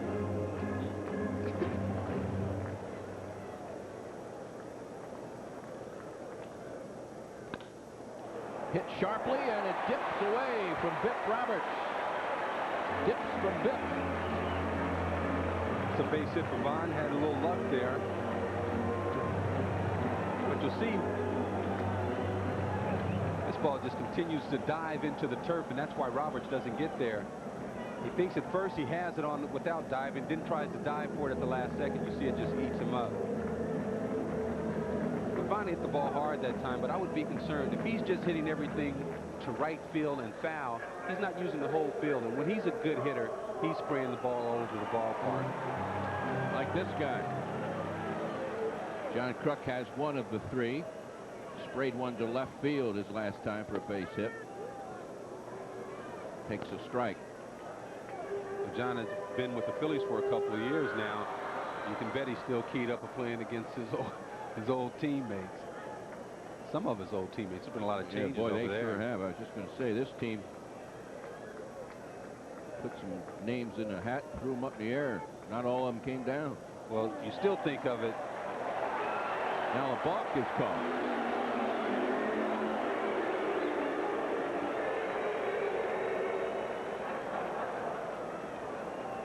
Third balk of the year for Bennis.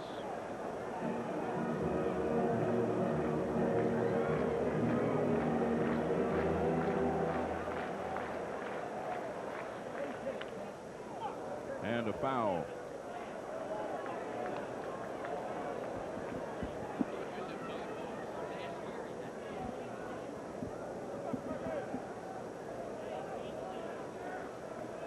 Last year, Bennis had 5 balks, which tied him for the league lead. He's got 3 already this season.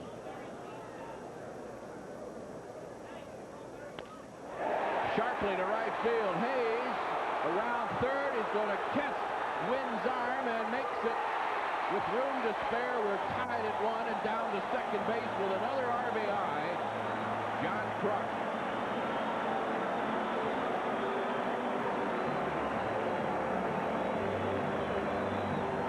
John Kruk, he went to left field the last time. This time he pulls the ball. Oh, he is hot. You see Gwynn just gets caught up right there. He's a great outfielder, but that time got the ball, got an in-between hop and just could not get his body right. That throw from the outfield is all timing, and he just got an in-between hop there and did not get anything on the throw. You see it 4 bounces into the catcher. Kruk now with a team-leading 15 RBIs. Check swing and strike 1 to Dale Murphy. And a situation like that, Kruk should not be allowed. He's the winning run, should not be allowed to get down to second base. Especially on such a poor throw.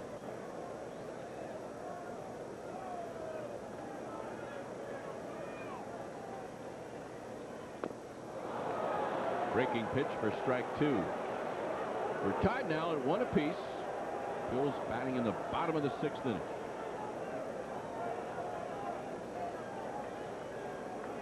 Oh, 0-2 to Dale Murphy.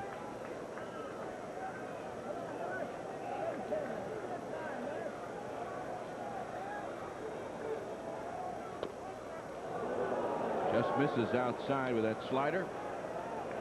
When he first came up, he threw almost nothing but fastballs, and Pat Dobson was the pitching coach for the Padres at the time, and he credits Dobson with really helping him with a curve and a slider. Dobson considered one of the premier pitching coaches in baseball. Dobson now with the Royals as Dale Murphy swings on strike 3, and the Phils have 2 away. Third strikeout for Bennis. Darren Dalton is the hitter. Kruk representing the go-ahead run at second.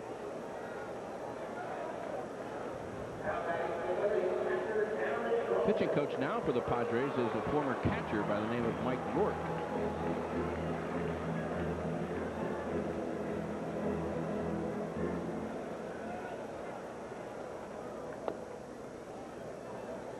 Dalton takes ball 1.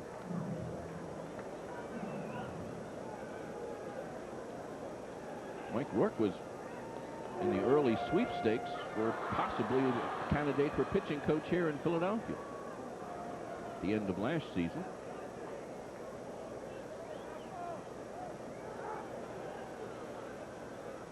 Fernandez runs in behind Kruk, gets him back to second base.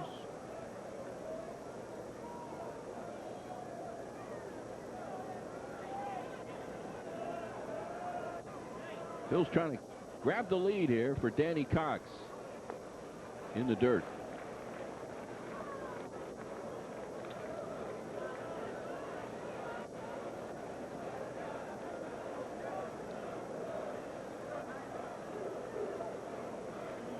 Santiago looking in as if he wants to know if they're going to walk him. Yeah, they are going to put Darren Dalton on. Pitch to the right-hander, Charlie Hayes. So an intentional walk. We'll put runners at first and second for Charlie Hayes.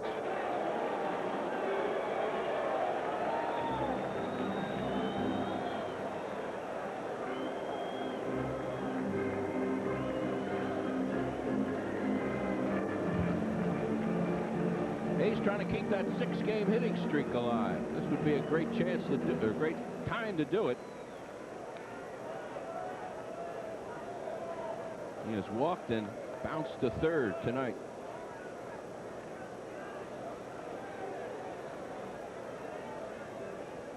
Here is Mike Rourke. Coming out to chat with Bennis.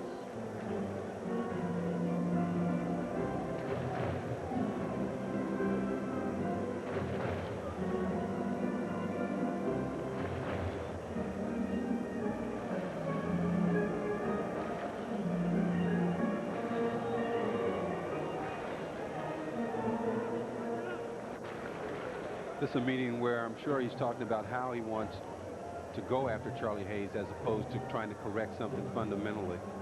That's the manager there, Greg Riddock. Or mechanically wrong with it.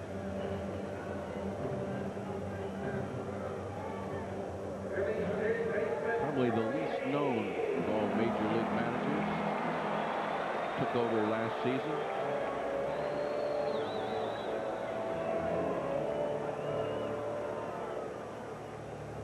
So here's Charlie Hayes with runners at first and second.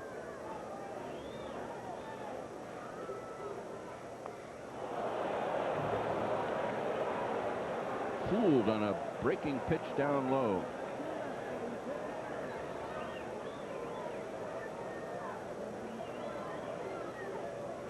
Charlie has not had much success career-wise against Bennis.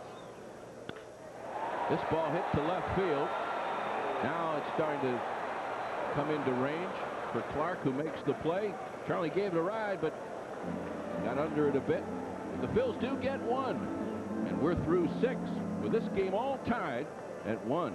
Larry Rosen, meanwhile, stands by with American League highlights.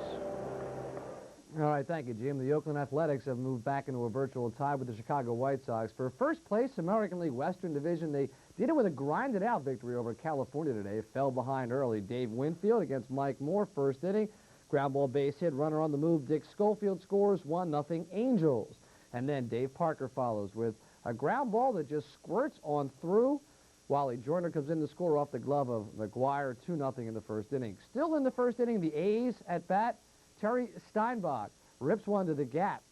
Jose Canseco scores. Dave Henderson's right behind him to tie it at 2. Steinbach with a double. And then Mark McGuire with a line drive base hit left field. Steinbach scores. It's a 3-2 lead for the A's after 1. They would pretty much make that hold up as Mike Moore settled down with the lead here. He will strike out Gary Gaetti on the breaking ball. He is now 3-0. The scoreboard shows it 4-3 Oakland wins. Detroit wins behind Bill Gullickson, who's back from Japan, and 2-0. Jack Clark, a 3-run home run. Minnesota, 7-2 winner. Milwaukee, Baltimore, scoreless. 4-1 New York on 2-run home run by Matt Noakes. Cleveland and Texas at 8:35 tonight. We'll have complete scores and highlights should time permit on our post-game report. Now, though, a good one at the vet. Chris Wheeler back with Jim Barniak for the 7th. Well, Gary got this game tied as we roll along here into this top of the 7th inning.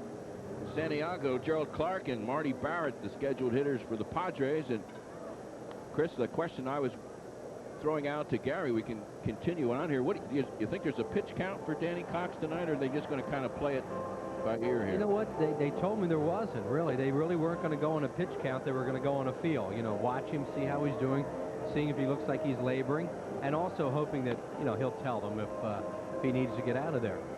So I don't think there's a pitch count, Jim, if he's pitching into the 7th inning. I mean, Green was ready to come in. He had been throwing last inning. 87. He threw, I think it was right around 90 in that game in Clearwater on Sunday.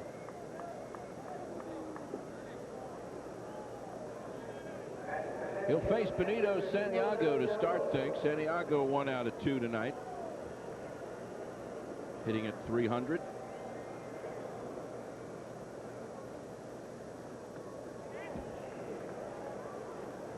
Takes a strike. Well, that man has to be happy with what he's seeing from a player that actually he managed in Louisville. Right. He is a big Danny Cox fan, as are most people who are around him, because you know, he's so much fun to be around because he's so competitive. Love those kind of guys. Santiago, the big swing, and he takes a real rip at that baby.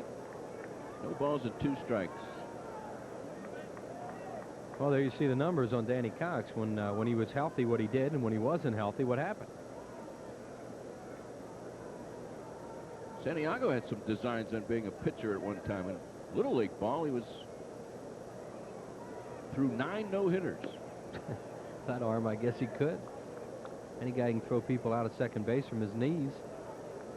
60 feet 6 inches is cake. Breaking pitch, missing not by much. 2-2. That might be the kind of stuff they start to watch for. You know, if it just starts to hang pitches, you know, that can be the first indication a guy's legs are getting a little tired. Maybe his arm's a little bit tired. And you know, they have them stand there. They have him on standby in that bullpen. Popped him up behind first base. It's drifting towards foul ground now, and John Kruk, or excuse me, John Kruk stays with it to make the play for out number 1. Jimmy made a great pitch on Santiago after he threw that hanging breaking ball that just kind of slipped out of his hand. He came back and threw a hard one down and got him out on it. And watch where this one is. You remember the pitch prior to this, how high it was. Look at this. Now that's exactly where you want to throw it, to a high ball hitter like Santiago. He doesn't handle that pitch. The left fielder, Gerald Clark, hit into a double play and then bounced to third.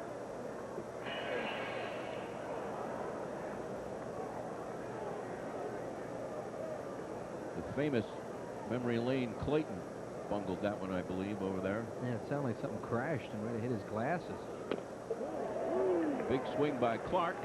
No balls and 2 strikes. Amazing performance right here. Oh, look at that breaking ball. Oh, that's a good one. Another strikeout for Cox, his 4th. He might be throwing better this inning than he did in some other innings. You took the words right out of my mouth. I was going to say, let's stop worrying about him. Really? Marty Barrett is next. Well, they'll hit for him, I'm sure, in the 7th inning and say, thank you so much, you know, for 7 innings in your first start back after 3 years. A few folks sitting down the bullpen will be the first to thank him. Fans might recognize that, I would think, as he comes off the field, if he can get out of this inning and give him a nice ovation. This could be his last inning right here. Pitch to Barrett is right through there for a strike.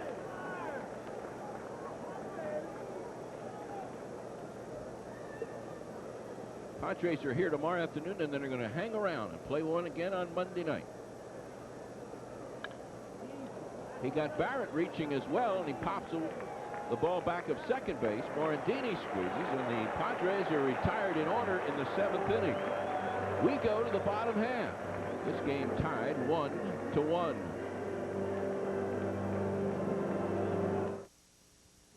My dad likes to ride his bike.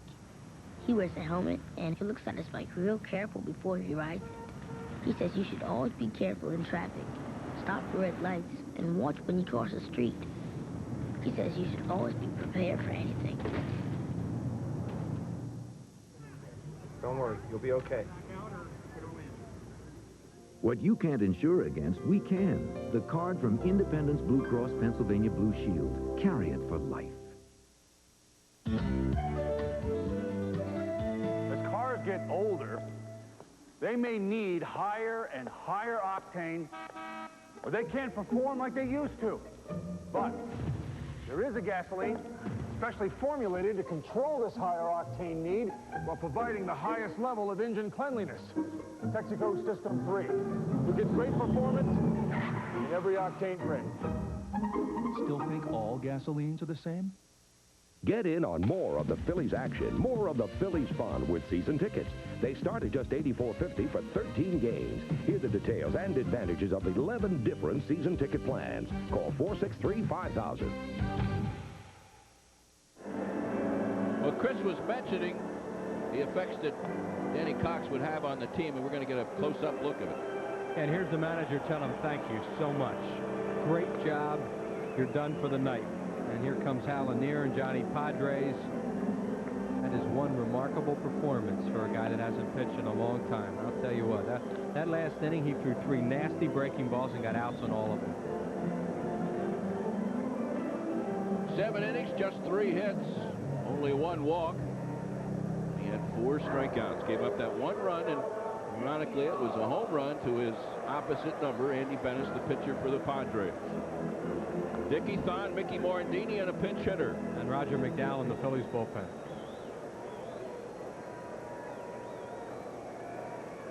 Bottom of the 7th. Some other people should get some credit with Danny Cox, too. The Phillies trainers, Jeff Cooper and Mark Anderson, that worked so hard with him in spring training, and all the people that helped him rehab in Florida. You know, a lot goes into getting a player back when they're injured as seriously as Danny Cox was. There's Jeff right there, one of the best in the business, and did a terrific job with Danny Cox during spring training. Called strike 2.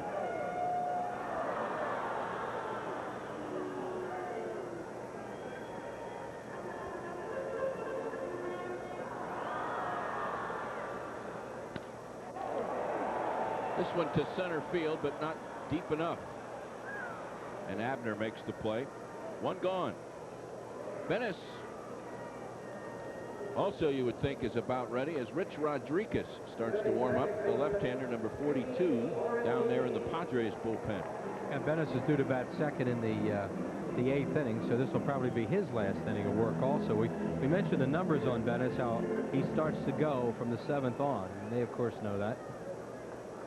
Morandini singled to center his last time. Sure, they read the Elias stat book also.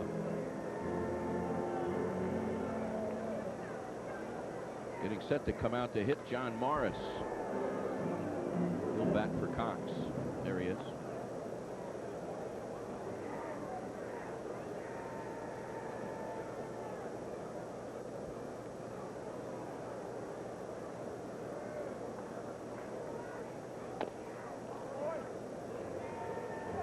Two balls and a strike. getting that left-hander ready, too, just in case he gets in any trouble in this inning, because the Phillies have all those left-handed hitters lined up. Check swing, over the Padres dugout. Venice right at the 100 mark. Pitches. He's a big, strong guy. He can throw that many pitches without any trouble. Change-up. Boy, that was a good one, too. Morandini, the strikeout victim. That's number 4 for Venice. Look at the motion on this change-up. Just kind of squirts out there, and Mickey Morandini way out in front of it. Morris with 2 hits and 10 at-bats. 1 RBI. Now, here comes the pitching coach, Mike Rourke, again.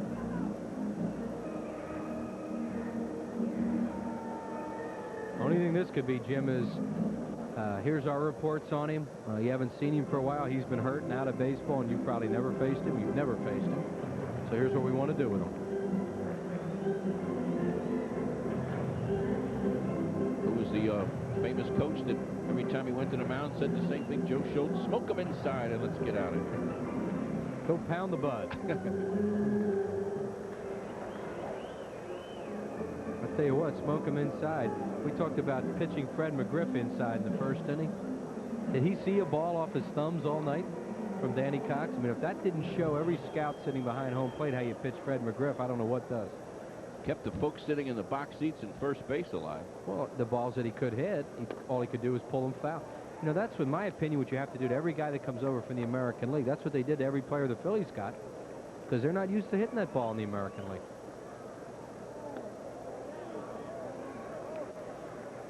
And then if they handle it, fine, but find out. 2 balls and no strikes to John Morris.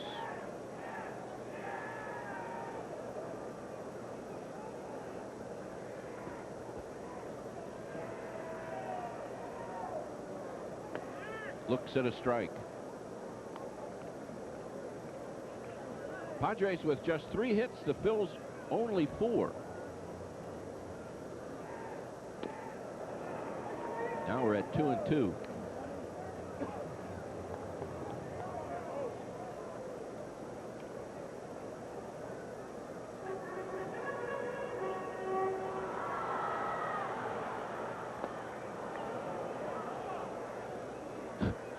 There was the funniest strikeout. Santiago scooped the ball off the ground and then ran halfway to the Phillies dugout before he showed the ball and finally decided to throw it to first when he realized it was the 3rd out. And so now we're through 7. The game remains tied 1-1.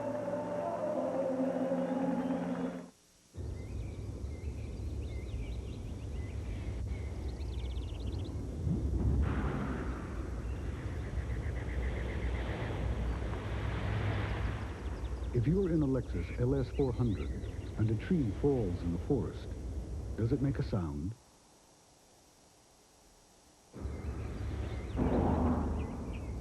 It's a small price to pay for a little peace and quiet. See your South Jersey, Philadelphia area Lexus dealer for details.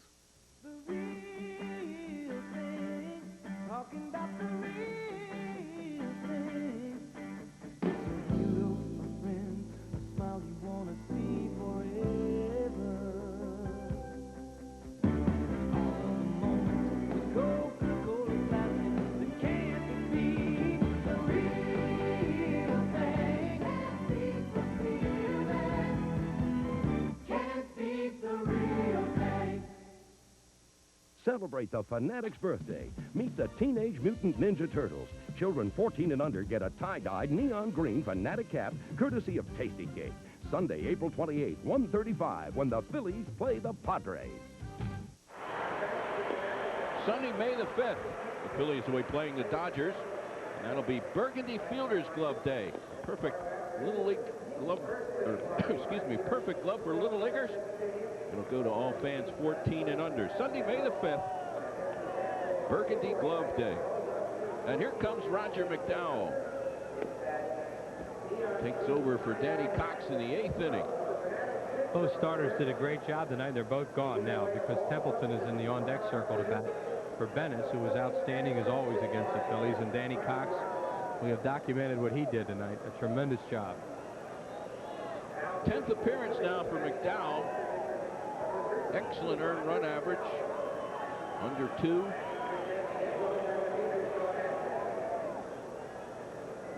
And the leadoff man for the Padres is Sean Abner. They were going to have a pinch hitter. Gary Templeton will bat for Bennis.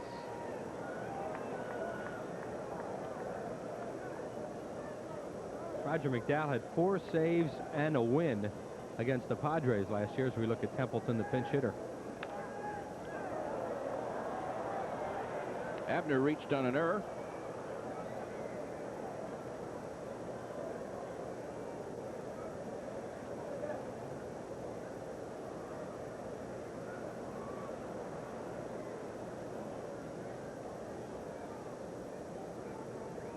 Abner, a .265 hitter, pops this one up behind second base. Morandini calls off the Murph.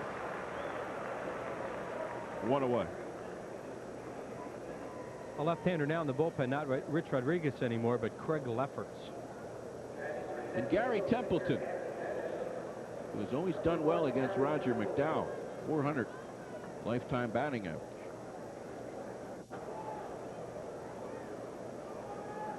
But last year just 1 for 5 off him.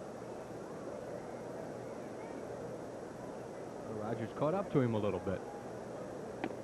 Templeton, of course, a terrific shortstop for many, many years, but he's looking at one of the best in the business in his own clubhouse now in Fernandez. He'll play a little there. He'll play some third base. And he'll do this, pinch hit. 1 ball, 1 strike. Last night, late in the game, when the Padres were ahead, they double switched and put Templeton in the game for defense at third base.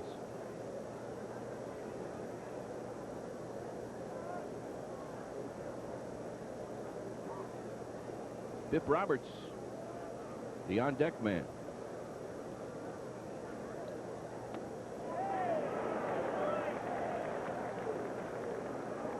This game now in the hands of the bullpens and the clutch hitters.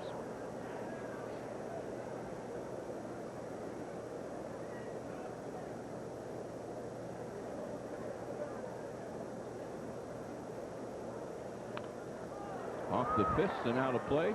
This game is set up just the way you want it if you're the home team, because you're in the 8th inning right now. And you want your relief pitcher to get these guys out, and then you come up in the bottom of the 8th inning with the top of your lineup ready.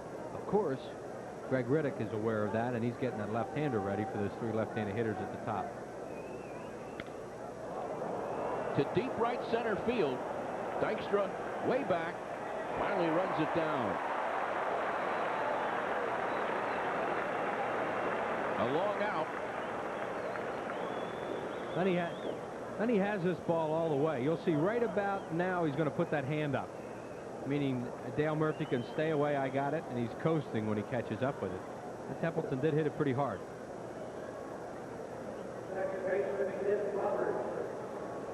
Charlie Hayes is going to play the line on him now at third, as is Kruk at first, but Hayes has to come up near the bag in case he decides to bunt. This is Roberts swinging late.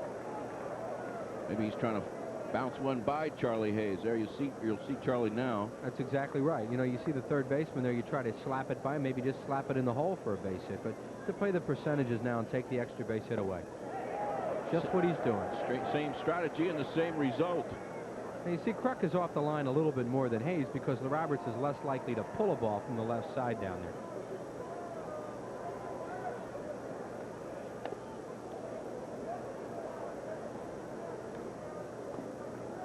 McDowell came into this game with a 1.62 ERA.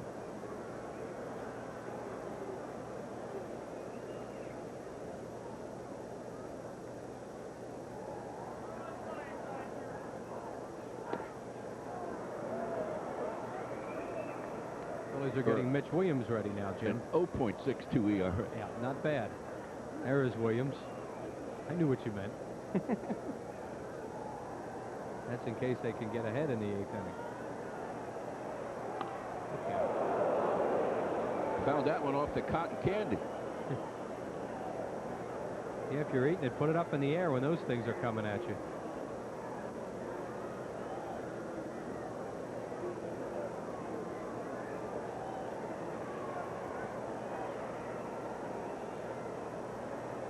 Roger McDowell's got that turtleneck upside down. Figure out how he can do that. He can do it if anybody can.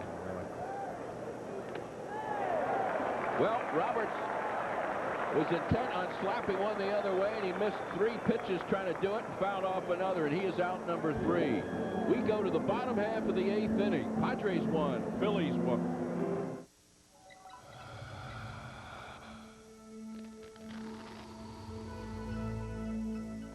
For better bat control, there's only one glove crafted with Petard's digital Cabretta leather.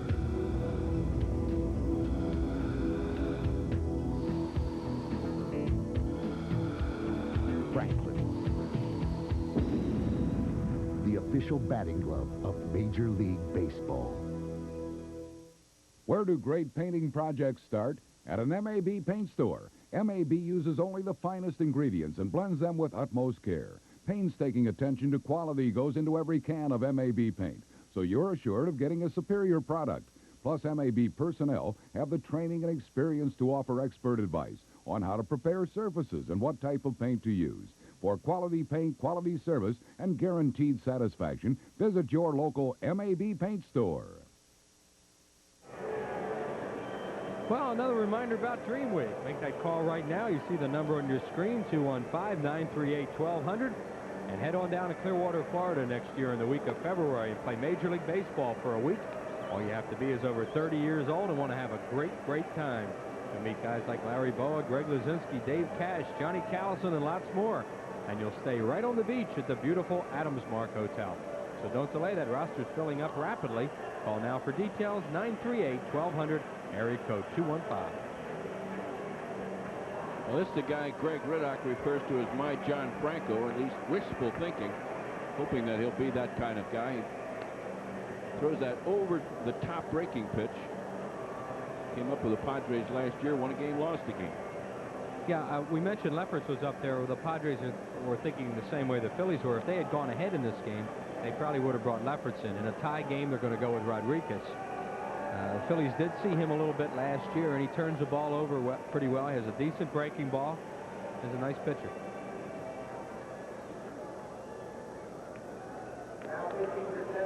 For the Phillies here in the 8th, Len Dykstra, Bon Hayes, and John Kruk. So a nice move strategically by Riddock, who puts the tough left-hander in against 3 consecutive left-handed hitters for the Phils. Rodriguez originally was a property of the New York Mets, and Padres got him December 21st, 1988 in a minor league deal for Brad Pounders. Oh, that Brad. Where is that Brad Pounders?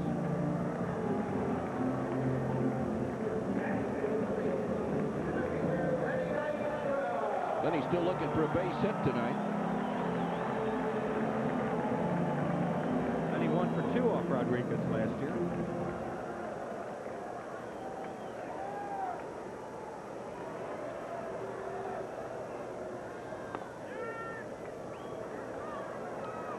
Barrett at third base. Creeps in about 3-4 strides on Dykstra now. Dykstra hardly ever bunts anymore, but they're going to make sure just in case he were to try it. First baseman McGriff is over near the line.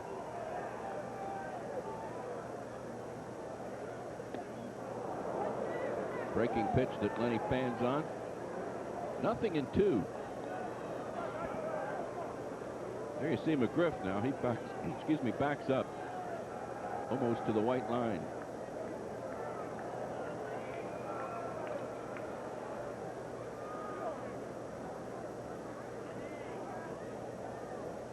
Lenny has only failed to get a base hit in 2 of 16 games.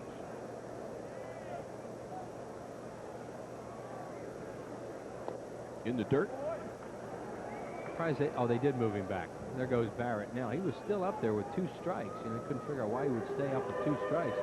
Now they're moving him back at third and not on the line, but, you know, a little bit over.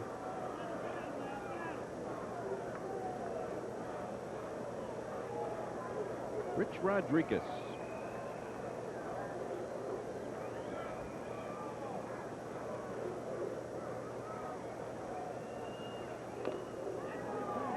And he just barely gets a piece of that one. Bounces back into the crowd. Rodriguez makes his home in Knoxville, Tennessee.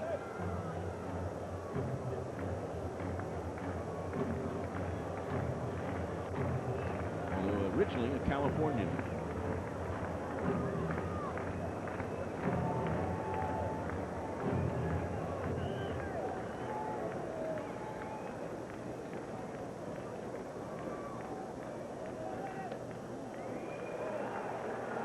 Just outside. 2-2.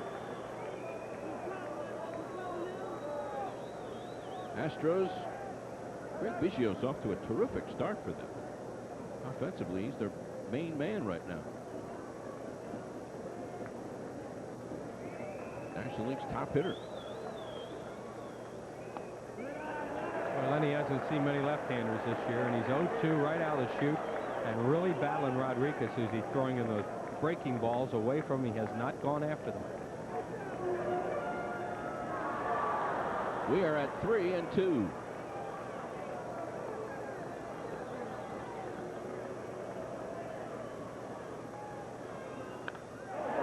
Hugging the line, but it's going to twist foul. And he was all over that pitch. I think Rodriguez made a mistake. He got one up a little bit and a little bit in, but you know, it was a ball that Lenny Dykstra who just pulled foul.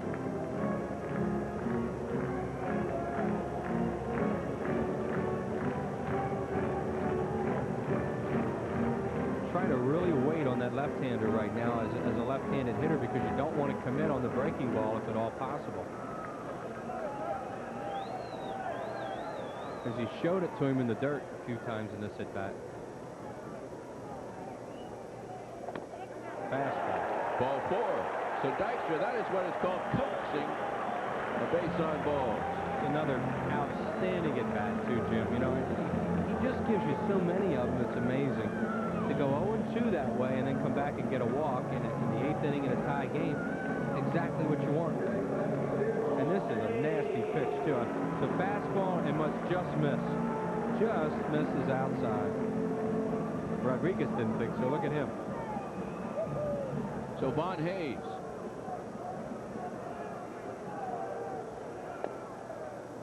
In the dirt. See, Von Hayes called on to sacrifice very often. But with a left-handed pitcher and the potential go-ahead run on, they have him bunting here.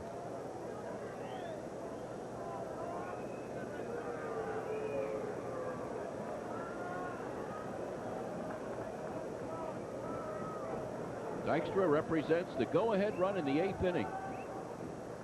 Padres charging, and Hayes tips this ball for a foul tip strike. There's Larry Baugh going through the signs again. See if they leave it on or take it off. Saw the way Von Hayes just went after that. You can tell he doesn't bunt very often.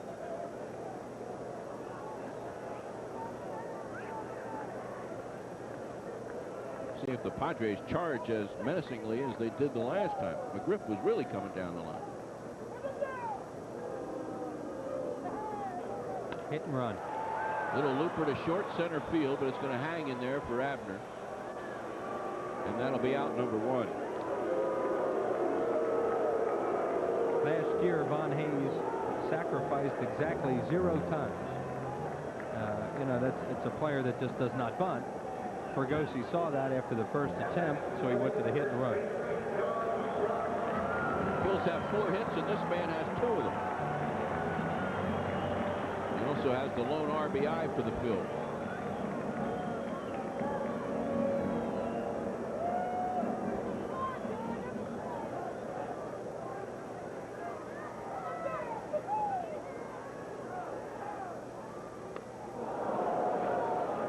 Big curveball that time, and John Kruk came off the ground trying to take it out of here. Kruk has seen Rodriguez before, and he has walked and struck out against him in 2 appearances. Nails. Personalized shoes.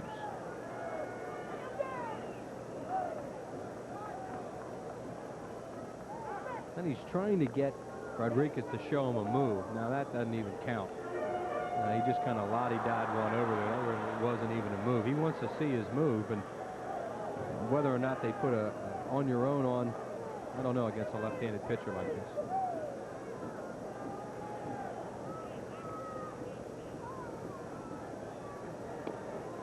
Dykstra was fooled by the move that time as Rodriguez went into his windup.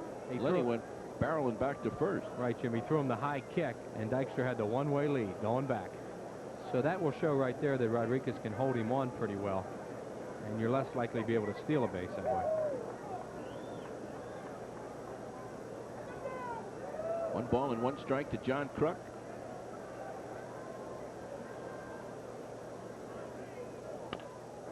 Slap to left field, but it's going to tail off. Find the seats. It's another reason why teams really do like to have the closer be a left-hander a lot of times. It's kind of an unthought about thing, but when you have a left-hander on the mound, he has a tendency to be able to keep the runner closer at first. So you get into a tight game, the runner gets on, he's less likely to be able to steal second on you. And Rodriguez has only thrown over there once, but yet just by his leg kick, he has Dykstra going back.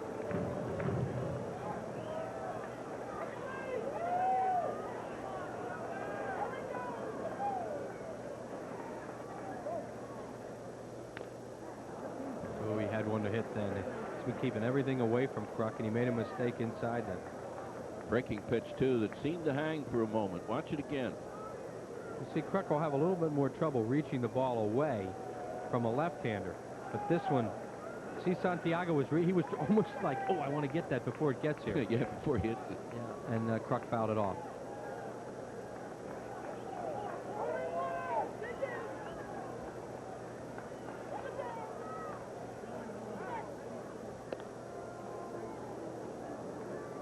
May have had a chance to see it tonight, but Santiago can throw that ball on a dart-like fashion right from those knees. He spreads that leg out.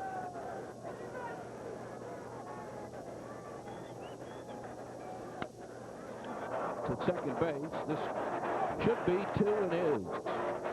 So, the Padres erase the Phils here in the 8th. We head to the 9th inning. This game all tied at 1 apiece.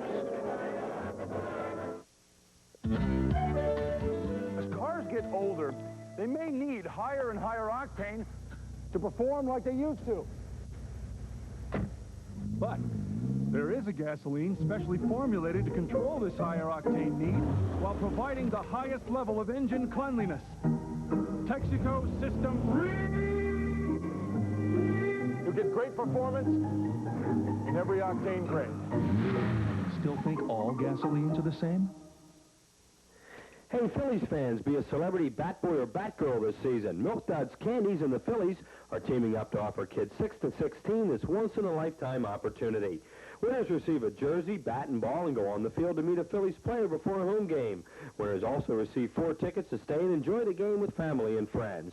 Entry forms can be found at advanced ticket windows and at the fan accommodations room at the Vet. Hurry, offer is limited, so don't miss your chance to be a Milk Duds Phillies celebrity bat boy or bat girl. No purchase necessary. Don't miss the action. I'll join Gary Maddox, Chris Wheeler, and yours truly, Jim Barniak, on Wednesday night. Our first look at the San Francisco Giants. It'll be at 7:30. We're also going to have some Sixers playoff basketball for you on Tuesday night. Sixers and Milwaukee Bucks also at a 7:30 start. Get a chance next week to see Kevin Mitchell, Will the Thrill, and young catcher Steve Decker, who's doing a good job for the Giants. They're always an entertaining team. Matt Williams, who led the league in runs batted in last year.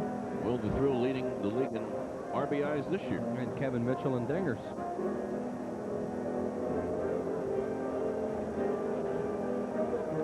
To lead it off for the Padres, Tony Fernandez. In fact, the first, well, Mitchell has 7, and then Decker and Clark have 4, and that ties them for second in the league. So the Giants will hit the long ball.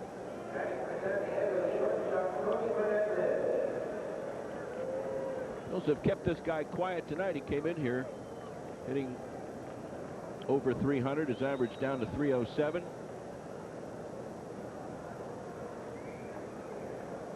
He will try to do the exact same thing that Len Dykstra did leading off the last inning. Find a way to get on base.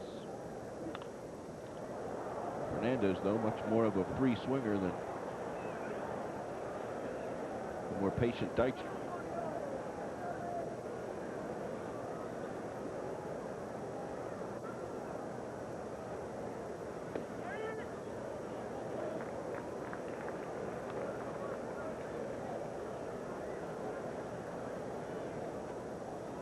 He has had, Fernandez, I'm talking about, has had some knee problems, and it's one of the reasons the Blue Jays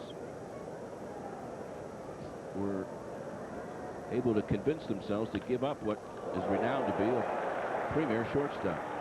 McDowell, a premier fielder, shows you why as he throws out Fernandez. Roger McDowell can really catch the ball when it comes back to him. Sometimes he'll actually deflect balls that his infielders can get. A little bit of a high sinker. Comes off that turf in a hurry, goes down, and he grabs it and throws out Fernandez. Nice play by McDowell. Here's Tony Gwynn, double in 3 trips. Roger looks like he's playing shortstop, which he does a lot during warm-ups. There's a delay right now. Looking into the Phillies dugout. Morandini had a run in it for some repairs, maybe. Or a new glove.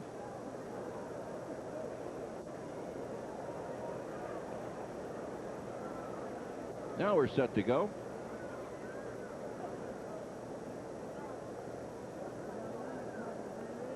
Gwynn has wore out a lot of pitchers, but one of them is not Roger McDowell. Just a .250 lifetime hitter. And he was 1 for 5 off him last season with a run batted in.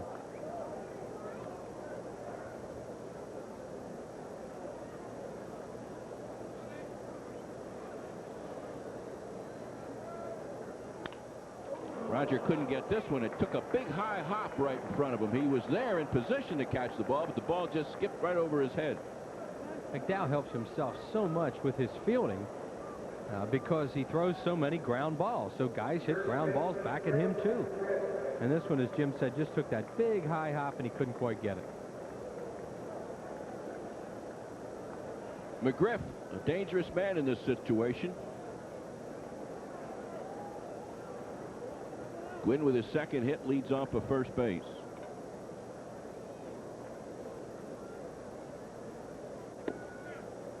Just misses inside. They've been pitching him inside all night. He spreads out there. It reminds us of our old partner Gary Maddox, where he takes up almost the whole batter's box. We have to be careful down and into this guy. Danny Cox was pitching him in around his hands. There is one down and in, and it's slapped into right field. Tony Gwynn easily scampers into third base. So trouble now with runners at first and third. There's one out. Rob Piccolo is the first base coach. And McGriff got the sinker and he just topped it. He really didn't hit it all that hard, but with Kruk holding the runner on at first, it's a base hit. It's the difference when you're a left-handed hitter and you have that hole to fire at. So McDowell has gotten 3 hard-hit ground balls. The unfortunate thing is that 2 of them have found holes for base hits, and now Santiago.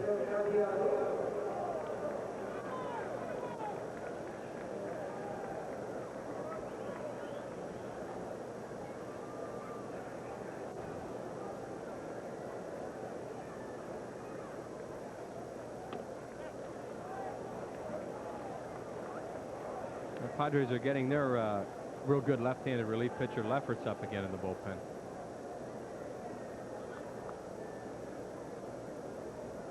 Gwynn at third. Fred McGriff at first.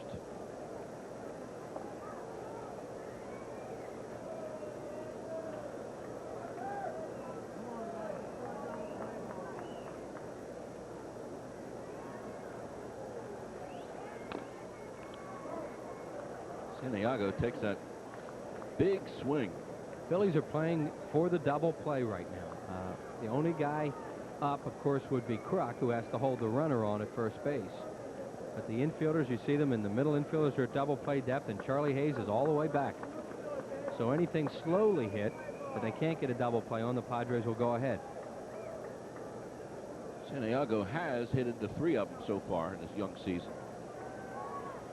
Takes such a big swing that he's not in the greatest of position to begin running down the first base off. Look at this. There's a number that's going to just go foul with maybe 3 inches to spare. Well, he tops one. You know, McDowell's throwing the ground ball tonight the way he does, and it just goes foul before it hits the back. Charlie Hayes grabs and get out of here.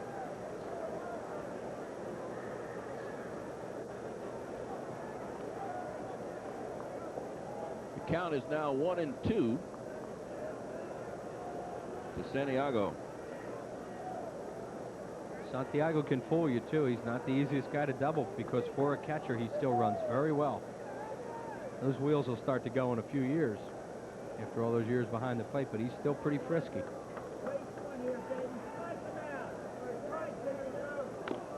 Another one. Look at this. Safe at first base. You just feel helpless. Watching, waiting for the ball to come down. That'll be an infield hit for Santiago. That's McDowell. He has a really good sinker tonight, and they are pounding that ball into the ground, and sometimes doesn't work for him. Right there, he couldn't quite get the ball out of his glove either, or he might have gotten Santiago. It's going to be close if he'd have gotten it out the first time. Once he had a double pump, no chance. Gerald Clark is next. Clark 0 for 3 now with runners at first and second.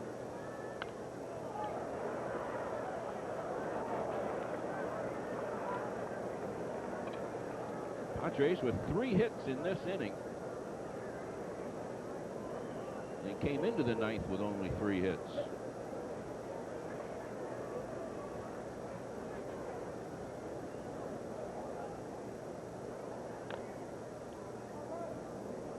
Now the count goes 0-2 to Gerald Clark.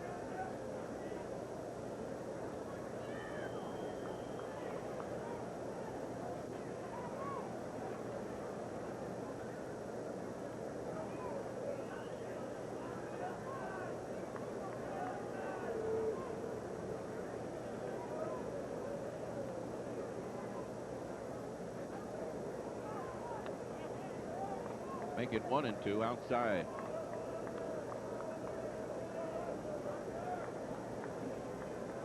Griff hit the sharp single to right field, and then the bleeder, the topper, hit by Santiago.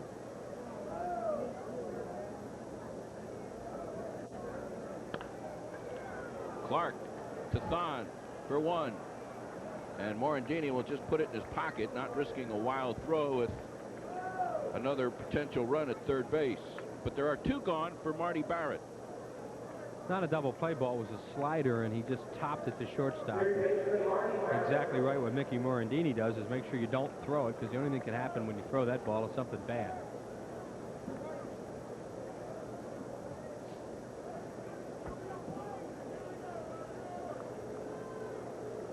Phils have Dale Murphy, Darren Dalton, and Charlie Hayes set for the 9th inning.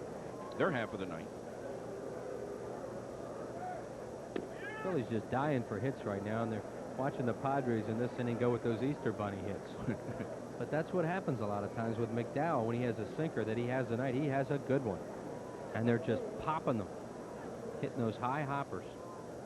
That ball that the McGriff hits, it's a ground ball to first, except you're holding the runner on.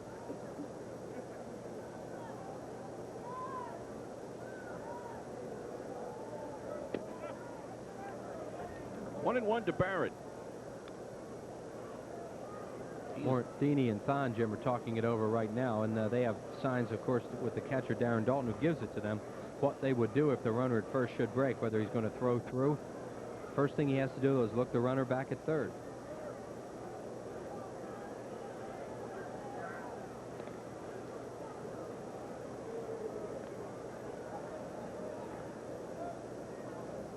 one has only to think back to the opening series against the Mets.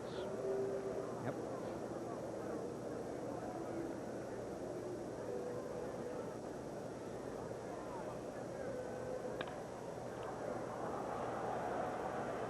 Count stays at 1-2 to Barrett. Dickie Thon, of course, would take charge in this situation because he is the veteran player of the double play combination with Thon and Morandini.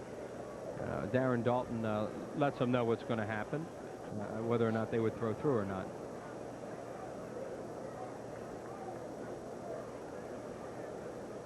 See? And that's who would cover also. Slaps at it, but John Kruk leans off of first base, makes the play, and on a couple of bleeders, the Padres take the lead here in the top of the ninth. The score, Padres 2 and Phillies 1. From the producer of Jagged Edge. Murder brings people together. I've got the method. I've got the murder weapon with matching blood. The state will prove beyond reasonable doubt that Joe Paris brutally murdered Jacob Farley. The DA has proof. I'll give you a good deal. I've got the guy nailed. The lawyer has ambitions. You've got a man's life in your hands. I know what I'm doing. Witnesses for the defense will show that many individuals had both motive and opportunity to kill Jake Farley. The suspect has a reputation. Strangling evidently is second nature to this man. You need all the friends you can get. I got all the friends I need. Anybody like you? Just you. There are too many witnesses and not enough truth. Joe was with me the night Farley was killed. Is he trying to clear his name or cover his tracks? There was blood on your shirt and a cut on your forehead. Burt Reynolds, Teresa Russell. Physical evidence. Hollywood All-Stars will be here Saturday, May 18th, 5 o'clock softball game. Three-game celebrity game features Hollywood All-Stars, including Mark Harmon, Jack Scalia, Adrian Smed, Carl Withers from Rocky fame, Josh Taylor. They're going to take on a team of Philadelphia sports stars. Pre-game festivities once again start at 5. The Phils and Cubs at 7. Order your tickets now at 463-1000. Paul Ferry's in the game at third base for the Padres, and Craig Lefferts will be the pitcher as we look at the last out. We mentioned McDowell had really good stuff in that ninth inning, even though they got a run off him. A little check swing by Tommy Barrett there, and John Kruk makes a play, and now Barrett is finished for the evening, and this is the reason why. Paul Ferries has come in to play third base, and the new pitcher Craig Lefferts, and you will flip them in the order. Lefferts, a screwball pitcher.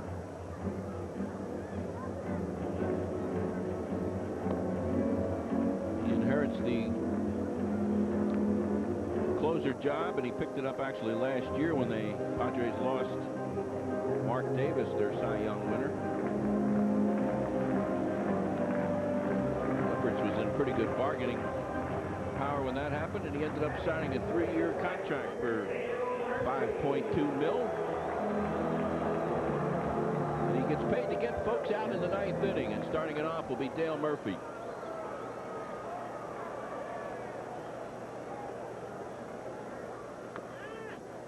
Jim mentioned the screwball that he throws, and that makes him very effective against right-handed batters, even though he's a left-handed pitcher.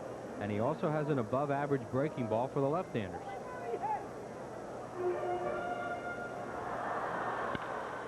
This one bounced hard into left field for a base hit.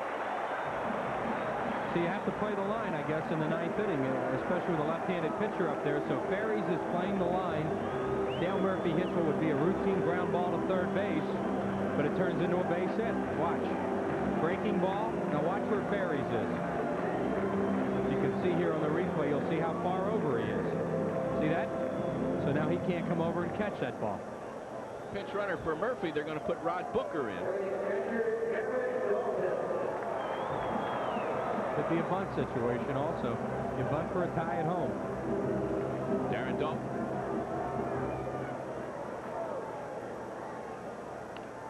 Pops it up. But it does come down in a hurry. One hop in front of Lefferts, who makes the play, and Dalton executes the sacrifice. For an instant, it looked like it was a catchable ball, but it came down in a hurry. It did go in the air, and it was very good base running by Booker also. No, that's the kind of ball that can freeze a base runner because he has to make sure he doesn't get doubled on a ball in the air. Booker picked up that the ball was not going to be caught by Lefferts and made it to second. Charlie Hayes now trying to get the tying run home.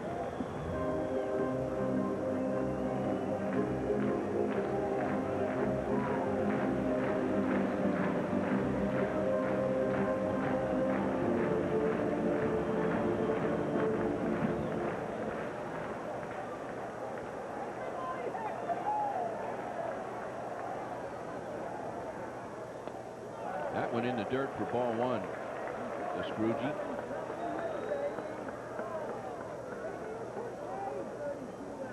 Charlie Hayes is 2 for 3 off Lefferts career-wise. As we look at Booker, the guy the Phillies want to get home to tie this.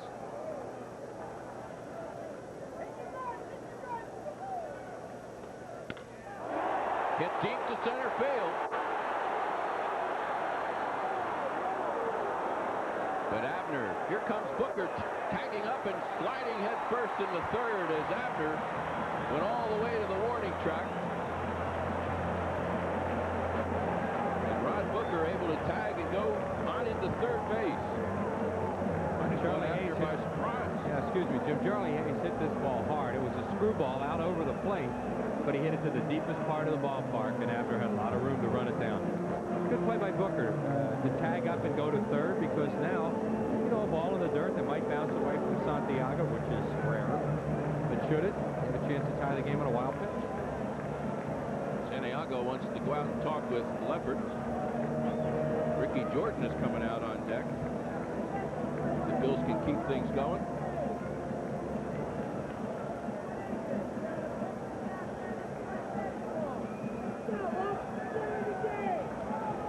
Well, they might be stalling because they have, it looks like Larry Anderson up in the bullpen right now with the right-hander batting Dickie Thon coming up. There is Anderson.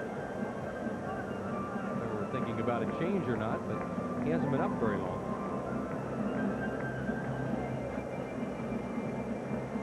Greg Riddock is the manager. Hands on hips. Little yawn, not too concerned. Here he comes. And they apparently will make this change. That's what that was, a little stall going on. So Lefferts will give way to Larry Anderson.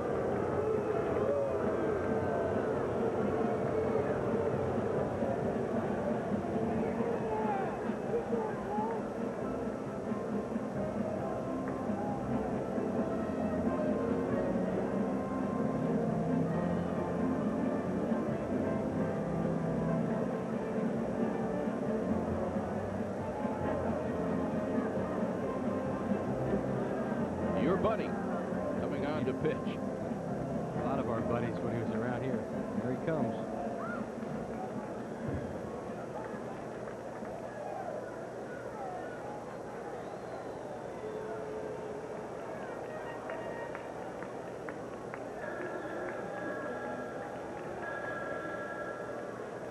Andy was in the game last night and pitched one scoreless inning.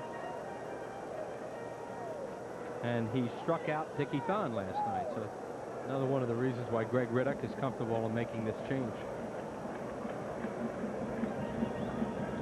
And the Phillies are going to go to Backman. So the wheels are turning. So Anderson comes on. Wally Backman will come out and hit for Thon. Ricky Jordan will stay on the on-deck in the on-deck circle.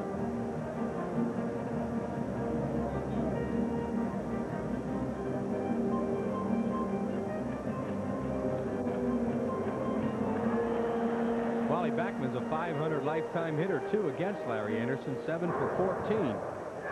So it's going to come down to this with a runner at third base and 2 outs in a 2-1 game in favor of the Padres in the 9th inning.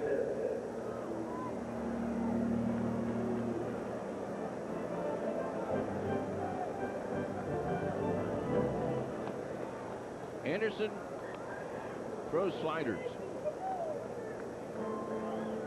Some break more than others. Yeah, he does. He throws a lot of breaking balls, but the pitch he really has to throw to left-handed hitters is a cutter. And it's been very effective for him, and it's really helped keep him in the major leagues. And and make a manager not totally afraid to use him against a left-handed hitter, because he will bust that ball in and get them out. Backman is very, very good at going the other way, though, if you pitch him away. You might see Larry Anderson try to get him out inside. It's down to this, a 2-1 ball game. Phils have 2 outs and the tying run at third. Pinch hitter Wally Backman facing new pitcher Larry Anderson.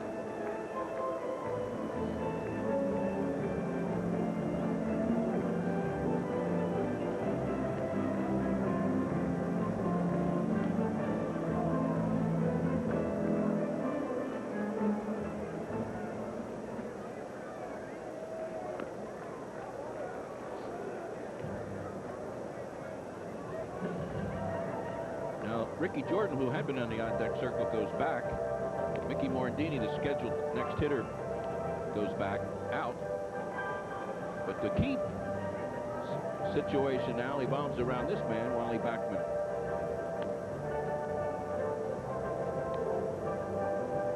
Backman 0 for 1 as a pinch hitter this year.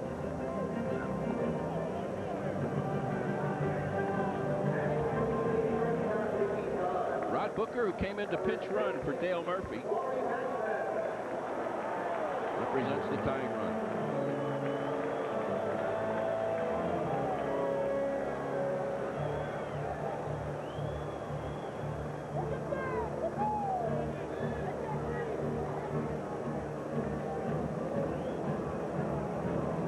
Anderson was 5-2 with 7 saves, but he admittedly ran out of gas last year when the Padres really used him down the stretch. Bullpen was a little thin. He starts Backman with a strike.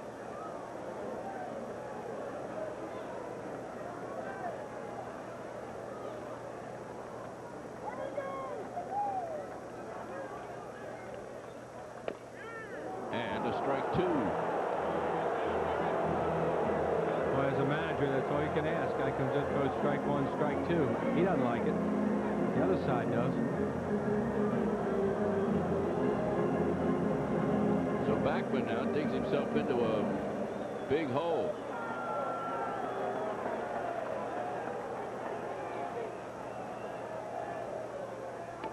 Missing outside with this one. Looks like he tried to get Wally to chase a bad one.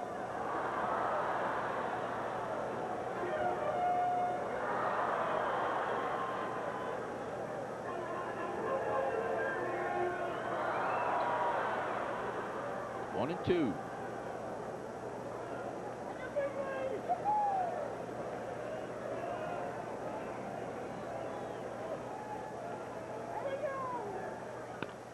Through the middle, knocked down, but he can't hang on.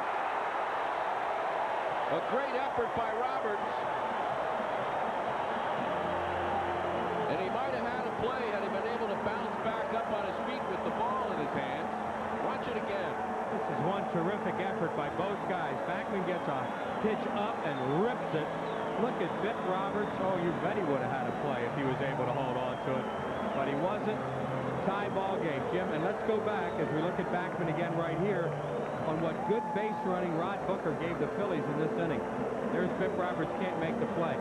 He goes to second on the bunt on a ball that was a tough ball to run on because it was popped up, and then he tags up and goes to third. He's not on third, doesn't necessarily score on that play. Good base running by Booker, clutch hit by Backman. You have to do little things a lot of times when you're scuffling, and they did them in this inning. Morandini with Backman at first. Ricky Jordan back out on the on-deck circle. But I thought for sure Roberts was going to come up and save this game with a super play, but he just couldn't hang on to the handle of the ball.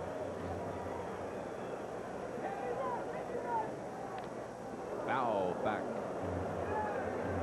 0-2 to Morandini.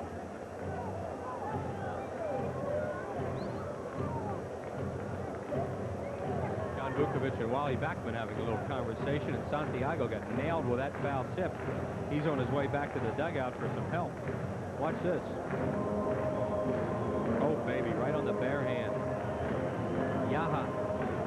That's why why he is in the Padres dugout, and they can't afford to lose him. That thing came right down. You saw where he had that hand exposed, as opposed to having it behind his back, and the foul tip came down and hit him on it. Here he comes. He's tough. Those guys, what a way to make a living. Telling you. He had a little visit with that ethyl chloride. That's probably exactly what he had to visit with.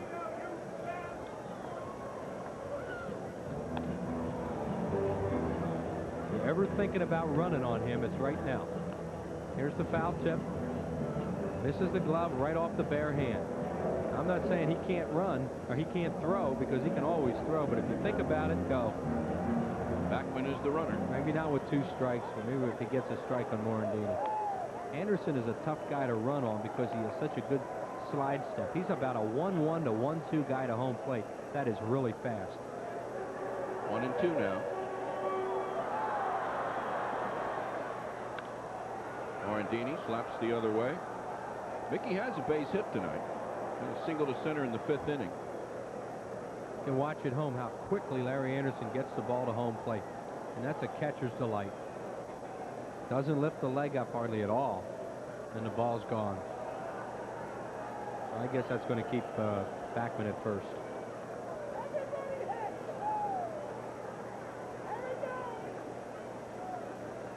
Oh, that time he lifted it. See, he varies it. Sometimes he'll slide step. Now he gave the big kick that time. And he missed outside. 2-2.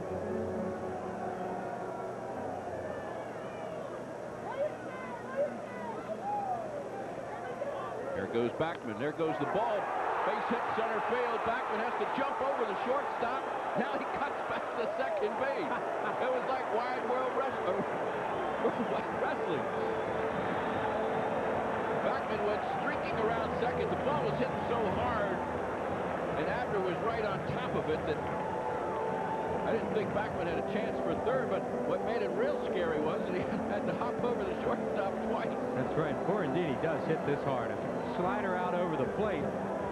Fernandez was covering on the play, so he dives and can't get it. And now Backman right there decides he better go back because Abner's going to get him if he doesn't. And he had to go over him again. And the shortstop, Fernandez, he just lay there the whole time.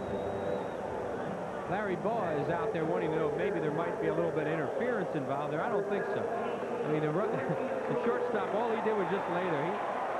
He didn't try to obstruct. You know, you don't necessarily have to try to, but at the end, the umpire's opinion, he did what he could to get out of the way. Another pinch hitter. This is Ricky Jordan. Now the winning run in scoring position. You know, we mentioned when they made that change, Wally Backman was 7 for 14 lifetime off Larry Anderson, but Greg Riddock still decided to go for that matchup and got burned with it as he's now 8 for 15.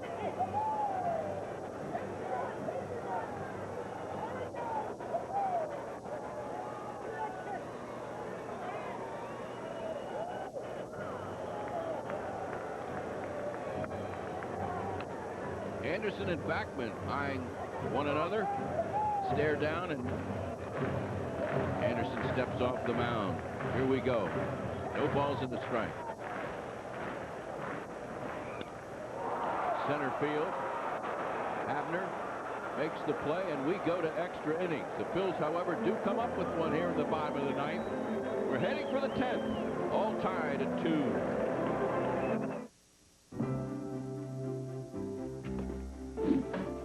Tom Selleck. How did you do that? I do not like bugs. Paulina Poriskova. She was accused of murder, but the moment he saw her, he knew she was innocent. He became her alibi. Consider the position that puts you in. I'm a perjurer. But falling in love with a beautiful woman can be murder. Is she ruthless? You think she's really trying to kill you? Keep still or I'll cut you. Or harmless? Sometimes she seems like a lost child. Who are you? I wish I could tell you. Is he her target? Am I interrupting something here? Don't pull it out! You're afraid of me. Well, fear is part of any healthy relationship. Tom Selleck, Paulina Poriskova. Where the hell is romance gone today? Her alibi.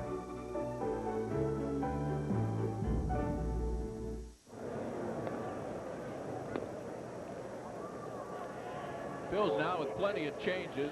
John Kruk goes out to right field. Staying in the game and playing first base is Ricky Jordan. Staying in the game also is Rod Booker at shortstop. And the new pitcher is Joe Baber. There's Joe Baber, the numbers on him, and Backman's in the game as well. Right, Backman's going to stay in and play second, so that means that Baber's going to hit in Morandini's spot. Nice job by the bench there, and a good job by the Phillies. I mean, Backman was ready. They went with that matchup, and the Phillies won that matchup. The matchup, of course, meaning Anderson against Backman, as opposed to Lefferts against Thom.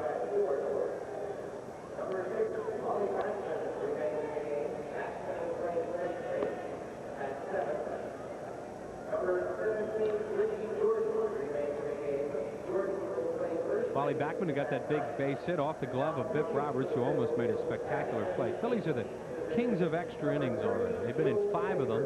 1, 2, lost 3. They've all been on the road.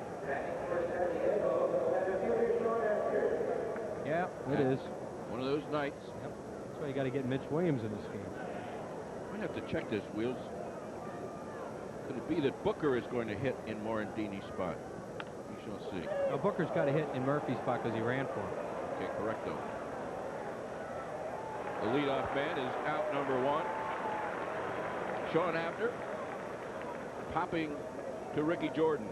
And he not only ran for him, Jim, but as we talked about, he did a terrific job of running for him and helping the Phillies get this game tied up.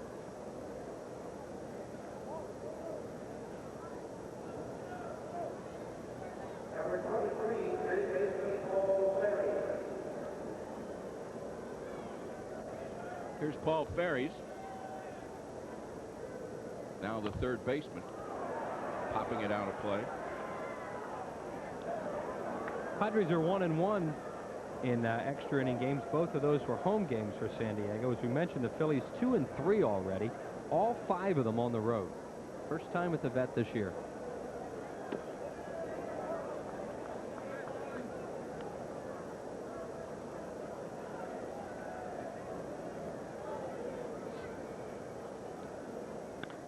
Ferry sends this one right up the middle of the diamond. Now Backman makes the play for out number 2.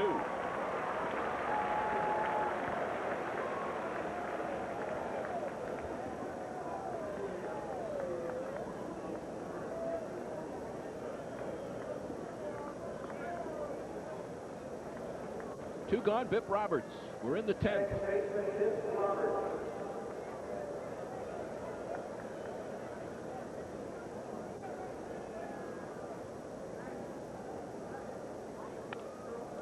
Roberts fouls one away. Baber was outstanding in his last appearance the other night against the Mets. Retired 9 straight.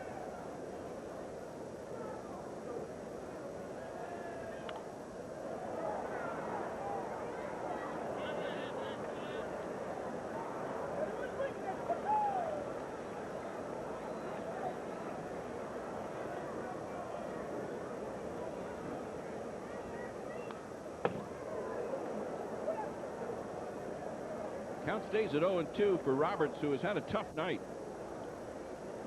Working on an offer. Struck out his last time.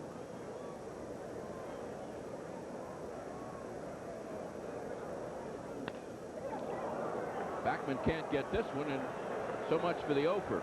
Roberts takes a real big turn around first base. Now has to get back. Biff Roberts, very aggressive player, and did exactly what he should do in that situation. Take that big turn at first, and if any outfielder bobbles or hesitates at all, he's gone. That was a pound ball, and he hit it hard past Backman. And does he come around first in a hurry? But Lenny Dykstra makes a good play, charges it, makes him put on the brakes. Now you have to watch him because he likes to run. Tony Fernandez, the hitter. And they do watch him.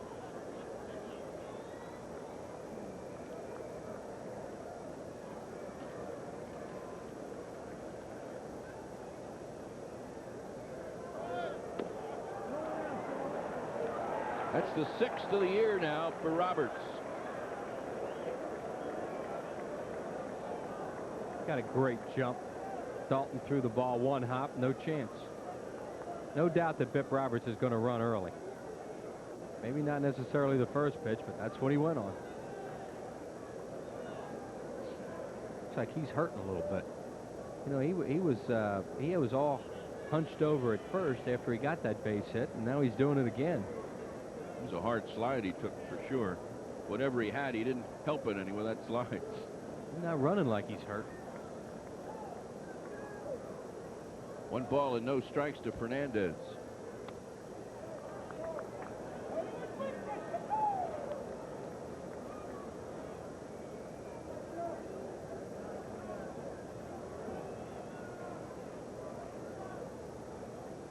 Fernandez hitting at .303. He has 7 runs batted in.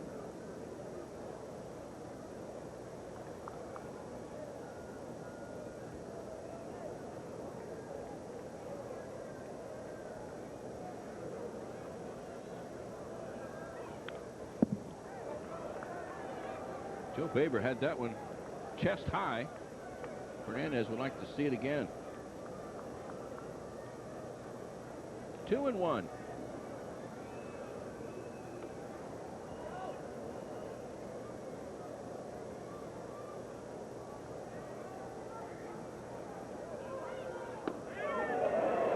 Called strike 2 as he got that pound ball in there. That pound ball of Joe Baber starts up in the strike zone and dives down. A lot of times hitters will take it because they think it's high. And that's what Fernandez did.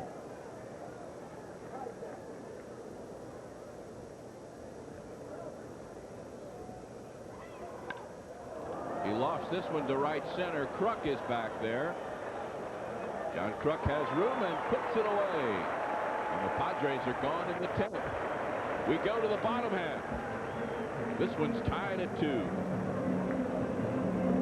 What would you do if someone took away your yellow pages? My yellow pages? The Bella Pennsylvania yellow pages? You and what army? No. People want to hold on to the book with more choices. Hey, no. My yellow pages don't even think about it. It's the book 9 out of 10 use, and when asked to choose, most people won't let go. The genuine Bella Pennsylvania yellow pages, nor the book can match it. A Bella Atlantic company.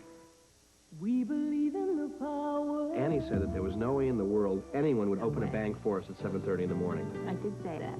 2 of our customers were leaving on a trip on Saturday morning and forgot to get their passports out of their safe deposit box. The next morning, 9 a.m., we were leaving for our cruise. She could have been in bed. It was her day off. And they came and opened the bank at 7:30 in the morning. And we got the passports, and we went on the cruise. And it saved our marriage. We believe in the power. We believe in the power of relationships. Top of the order for the Phillies here in the bottom of the 10th inning. Larry Anderson, the pitcher, his 2nd inning. For the Padres, it'll be Dykstra, Von Hayes, and John Kruk for the Phils.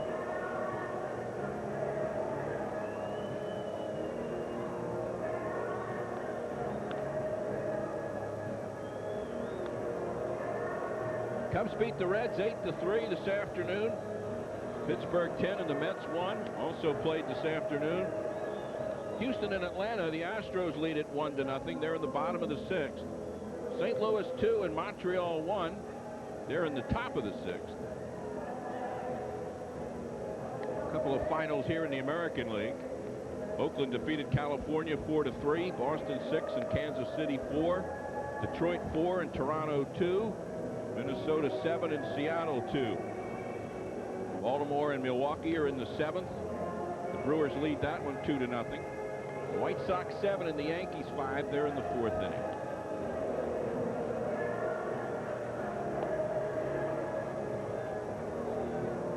And here is Lenny Dykstra. He's been on base just once, that with a walk. Andy Bennis, the starting pitcher, pitched very well, as did Danny Cox. We had a pitcher's battle. It's become a bullpen battle now.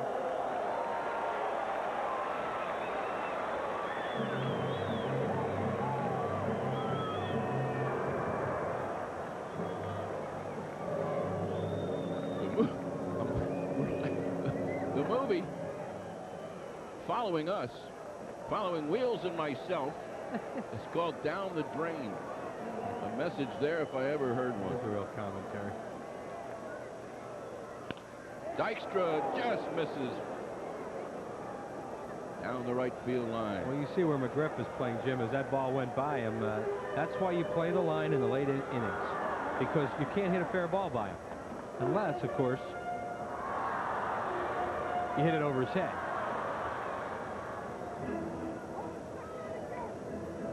Place is falling apart. Our AD's Gene Cook's board almost went into the crowd. Could have had a lawsuit.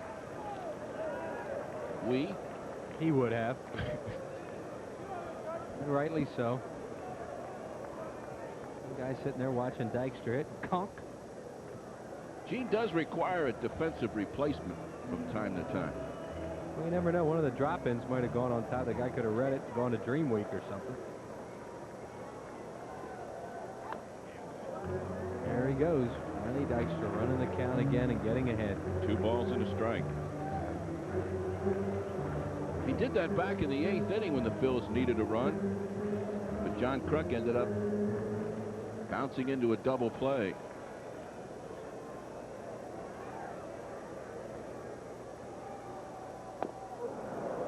Cuts and misses on one here. Anderson breaks that slider in on his hands. And low. 2-2.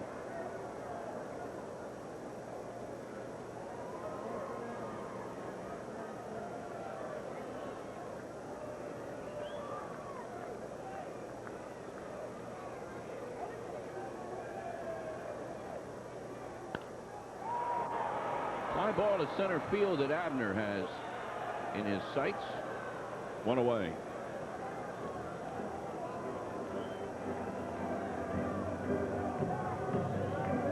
Larry Anderson.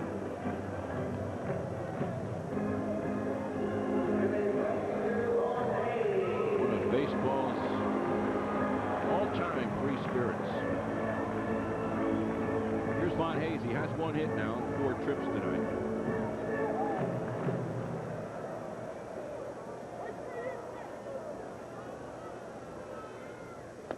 And he'll take a strike.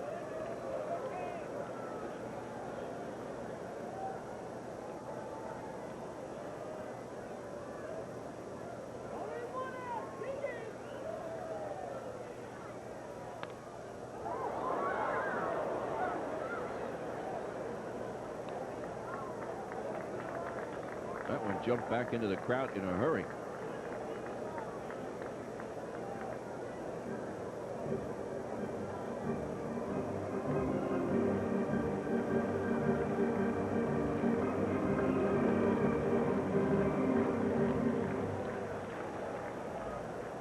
Good look at Anderson getting his grip.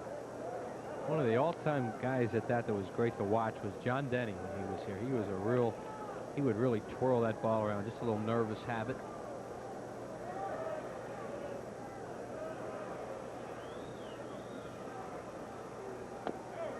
Tries to snap off another one, but gets it too far inside, and it's 2-2. That's that cutter we were talking about that he throws to left-handed hitter. It's not a slider, it's a cut fastball. And he really gets it in on left-handers. Very effective pitching.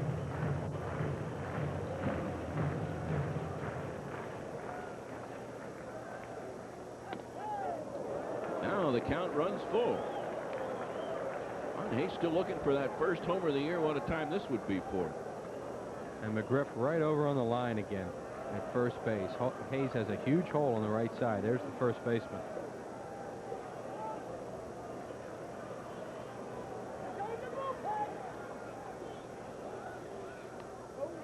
Excuse me, swing.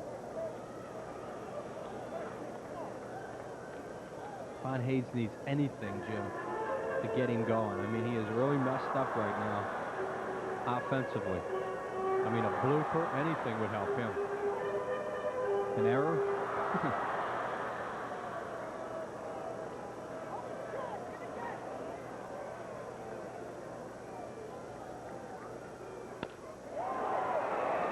This one hit to medium deep center field.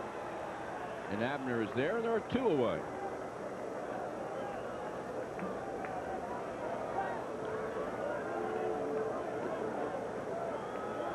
Tenth inning action here at the vet. 2 gone for John Kruk.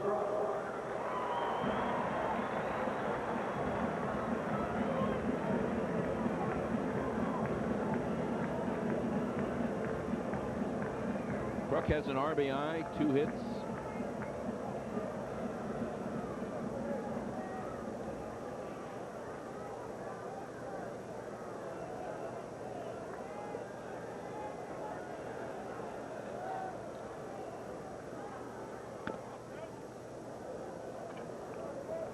And he starts him with ball 1.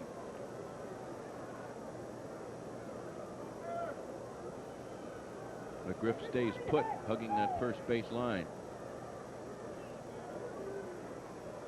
Ferry's pretty snug against the third base line as well.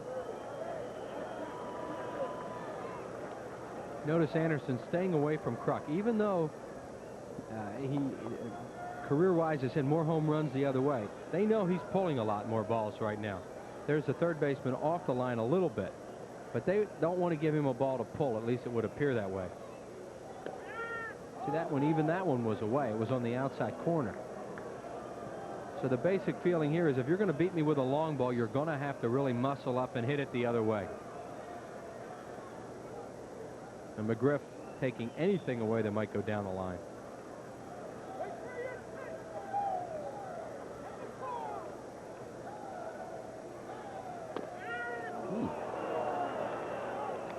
John does not care for that call. No, he swung twice. He swung at that one after it went through the into the glove. In disgust. Yep. 2-2. Well, I think he thinks this ball's outside. It was on the first pitch, but it isn't on the second, on this one. So, you know, that's what they want in the 9th inning. Call it the same way.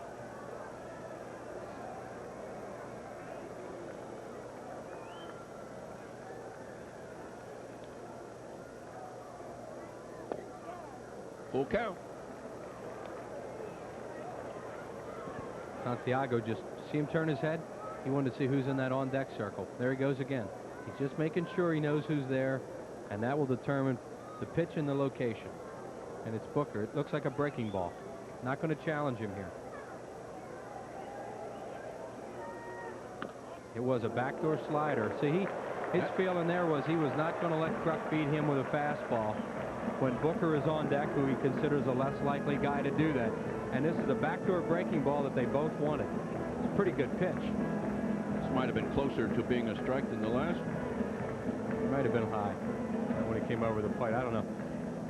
You know, if he called the one a strike, that could have definitely been one. But I thought that was interesting, the way Santiago, that's a smart catcher, the way he took a look in a full count situation who the next guy was. Now for a little conversation with Mike Rourke.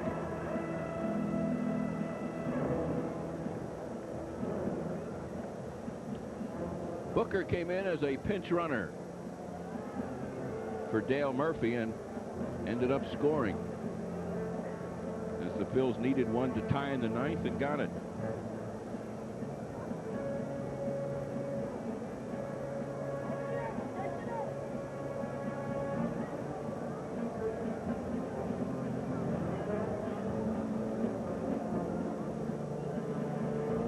There are 2 outs here in the bottom of the 10th.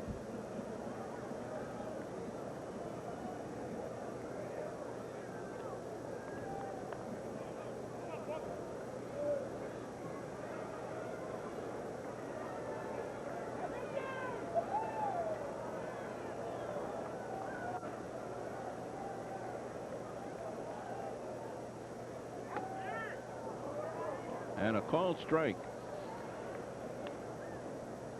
Harry Wendelstedt, the umpire behind the plate.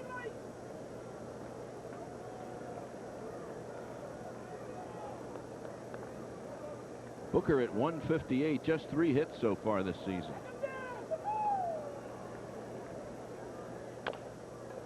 It's a high chopper, and Ferris makes the play in time. Good looking throw by Ferris, and the Phils are retired in the 10th inning. Moving along to inning number 11, tied at 2. Real gold. uncut, unedited, uninterrupted Hollywood classics this month on Prism. James Stewart defends an officer accused of murder in Otto Preminger's classic courtroom drama, Anatomy of a Murder. Gene Hackman and Candice Bergen compete in a grueling horse race in the comedy adventure Bite the Bullet. Robert Redford, George Segal, and Zero Mostel plan, execute, and bungle the crime of the century in Hot Rock. Spencer Tracy brings the historic Scopes monkey trial to life in Inherit the Wind. Jose Ferrer gives a critically acclaimed performance as artist Toulouse-Lautrec in the film biography Moulin Rouge. And John Houseman rules Harvard Law School with an unforgettable iron fist in The Paper Chase. Hollywood classics from the distant and near past. Uncut, unedited, and uninterrupted. Real gold. This month on Prism, the channel with a better variety of movies.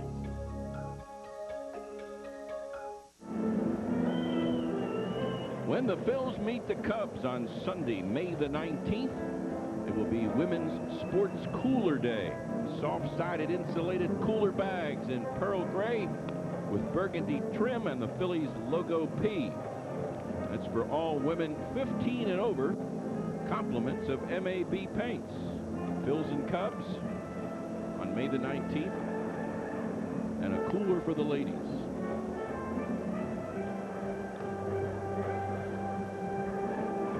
And we are in the 11th. Tony Gwynn, Fred McGriff, Benito Santiago. Yep, the Padres are in their wheelhouse right now. The Phillies, you know, they had their the top of their lineup up there in that inning and didn't get it done. And now the Padres have the guys they want. Gwynn has 2 hits and 4 trips.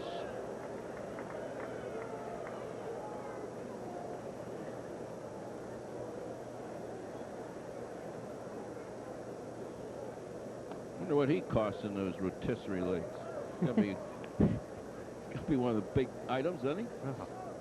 A lot of hits you're getting.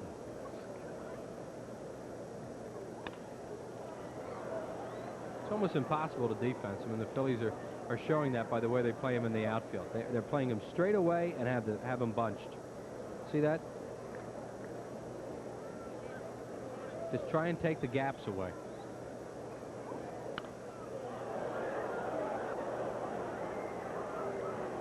Pretty tough to get a ball by this guy, too. No, you're right, Jim. That's right. He's another guy that doesn't swing and miss very often.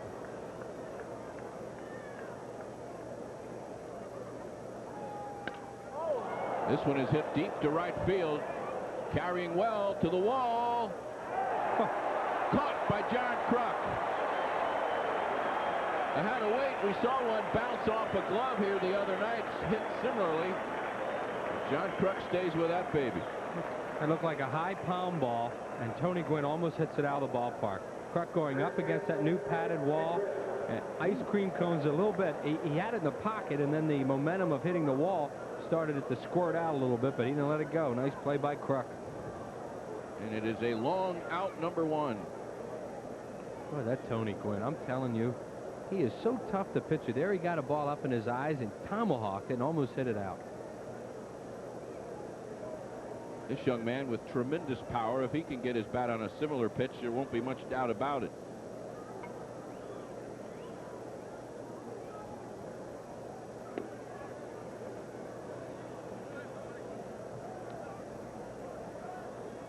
Harry Wendelstedt glancing towards the Phil's dugout. He might be getting some heat down there. Thought he was looking up here. Where he's definitely getting some. I can't believe it. I'm glad they were yelling at him too.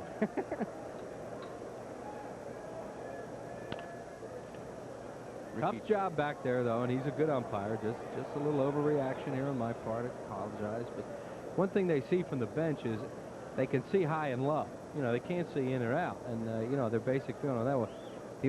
The old thing to the end: one high, one low, and umpires hate that.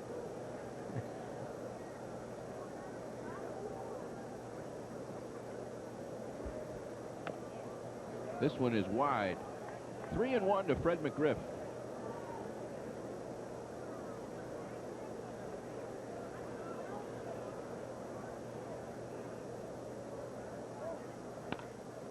Towards center field, and that'll be a base hit. Second consecutive hit for McGriff. Each team with 7 base hits. Think about McGriff. He sure isn't going to worry about getting a second if somebody bobbles one in the outfield. Boy, he just Cadillacs it down the line on these base hits. He slipped a little bit coming out, unless maybe he hurt himself. I mean, he was really just sashaying down that line. Yep. Give him the benefit of the doubt that maybe he turned something when he came out of that batter's box. I've seen guys admire home runs before, but you're not supposed to admire your singles. Yeah.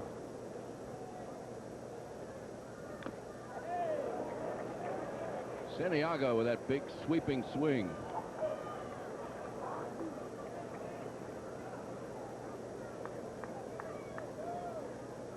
We're in the top half of the 11th. What's this? The 6th extra inning game for the Phillies. First one at home. Look how far he is off the plate. You think you could get him out away? Trying to. Because Santiago, you feel he really can't reach that ball, but he has very long arms, uses a long bat, and if you don't get it way away from him, he'll go out and drive that ball to right and right center. I've seen him hit home runs out of here in right field. But he is as far off the plate almost as you can be. Look at this. I mean, pitcher has to just think about going away from him all the time. Baber works that outside corner, misses for ball 1.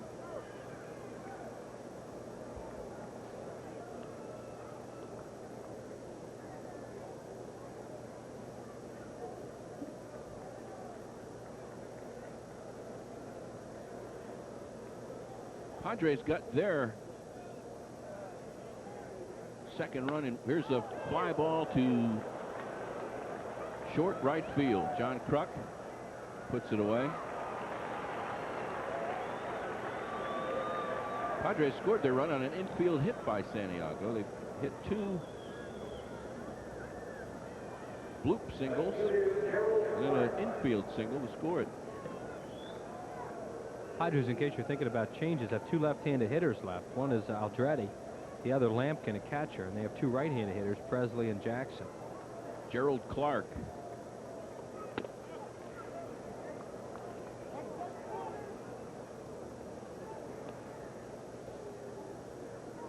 Aldretti's the guy that just beat out Greg Gross for a job on this ball club. Greg Gross thought he had their ball club made, and then he was a late cut in spring training after Aldretti was released. There's the bullpen up again. Mike Maddox and Wes Gardner, 2 right-handers.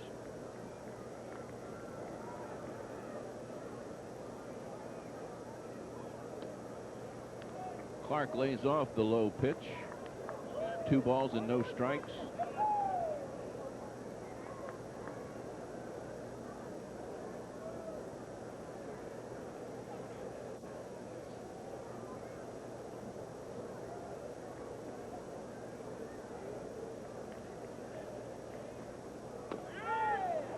Breaking ball catches the outside part of the plate. 2-1.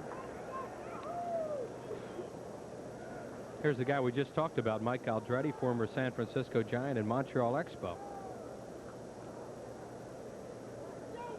The pitcher, Anderson, is due to bat next. But Charlie Hayes really over at third base, taking that line away. They will give a single in the hole. There he is.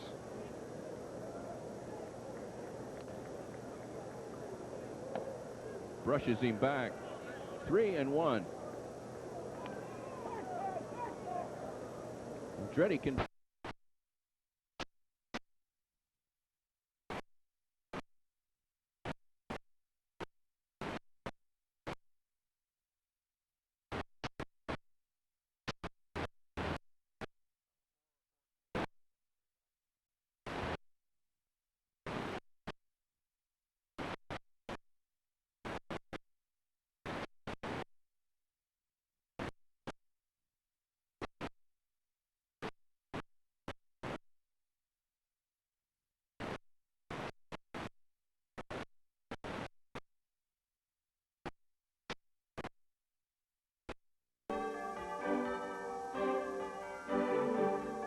In a recent car and driver new buyer survey, luxury car owners gave one car the highest rating in history for overall satisfaction. Interestingly, it wasn't the most expensive one. It was the Lexus LS400. Maybe saving money has become socially acceptable. See your South Jersey, Philadelphia area Lexus dealer to test drive the LS400. Phillies Fitness with Dick Vermeil, presented by Independence Blue Cross and Pennsylvania Blue Shield. People in demanding positions, like Phillies general manager Lee Thomas, know that stress comes with a job, and it can sometimes lead to health problems. Lee, with 162 baseball games, how do you handle and avoid the stress? Well, the thing that I probably would prefer to do would be to go fishing, bass fishing. I really like that, but since I don't, I'm not able to do that as much as I would like to. I like to get here in the office an hour before anybody else, be the first one in here. The phones aren't ringing. I can sit down and kind of plan my day. Lee, do you still enjoy going down on the field? I probably spend more time on the field than most general managers. I like to have a good rapport with our players, and I think I have that. Thanks, Lee. I'm Dick Vermeil, reminding you to manage your health with care. Phillies Fitness is presented by Independence Blue Cross and Pennsylvania Blue Shield. For more than 50 years, managing health with care. Mike Aldretti goes from the on-deck circle into left field because the Padres are going to make a double change here. Wes Gardner out of the bullpen, coming on to relieve Larry Anderson. So Gardner, the new pitcher. Aldretti, who will be still available to bat in this next inning if we go to it, moves to left field. Look at those numbers. Gardner just over here from the American League, pitched for the Boston Red Sox for a number of years, and is a guy that was in the New York Mets organization originally. He's had a lot of elbow trouble. Came over here in a deal in December. I haven't really seen this guy too much, Jim, so I think reports I've read on him, he's a sinker slider guy. A guy who's had a label, I guess, attached to him, a guy with great stuff who never seems to get great results. His out pitch is a hard slider. Originally a Met. Dalton to Gardner for out number one.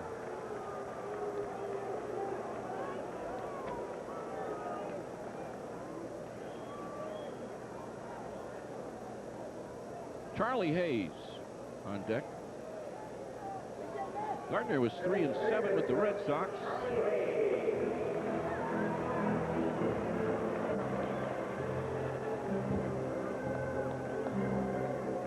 Joe Baber due to bat fourth in this inning. Phillies have Lindemann, Lake, and Reddy still available.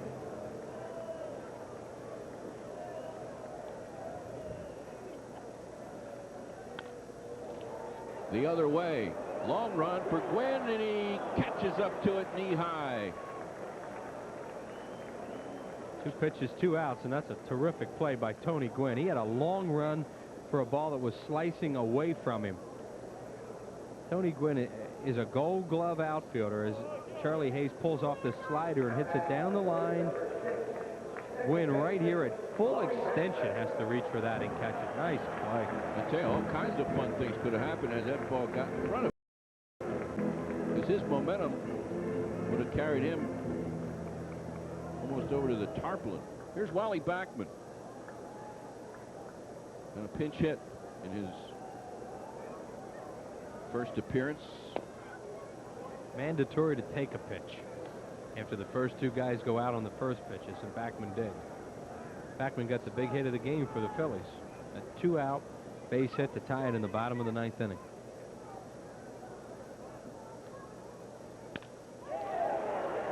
There's another one.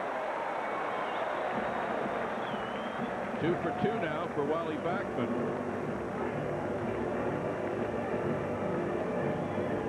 And Randy Reddy will be the pinch hitter as you look at Backman slap a sinker ball up the middle for a base hit.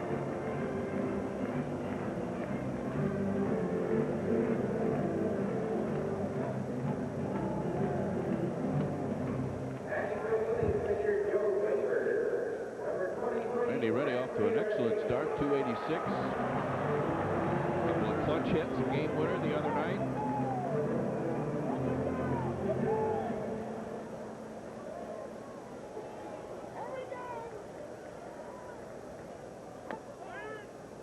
Gardner starts ready with a strike.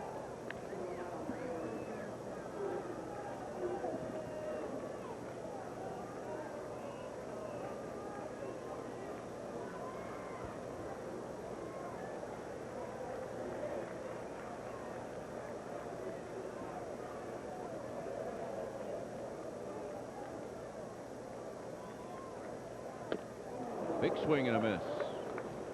Nothing in 2 to Reddy.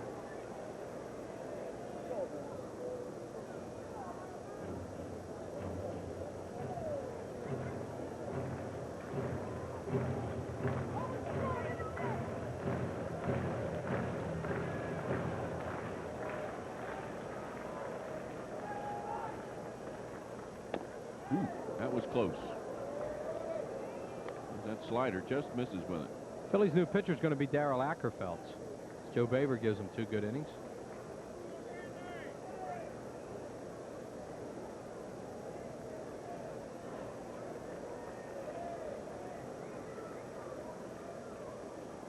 Oh, way outside with that one. 2-2. Boy, he can catch. It's a tough situation here. You know, about whether you let your runner go.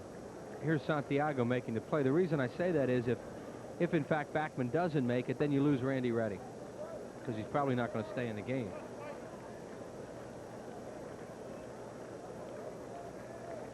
Ricky Jordan would be next.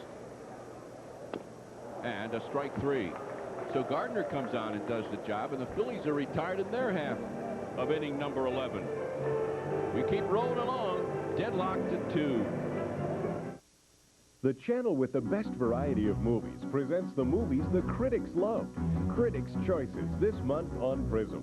Marianne Sagebrecht and Judge Reinhold star in Rosalie Goes Shopping, a comedy the critics called delightfully quirky, entrancingly daft, sharp, colorful, and amusing, high-rolling mystery, merrily unpredictable, and a bizarre neon-colored comedy with wacky appeal.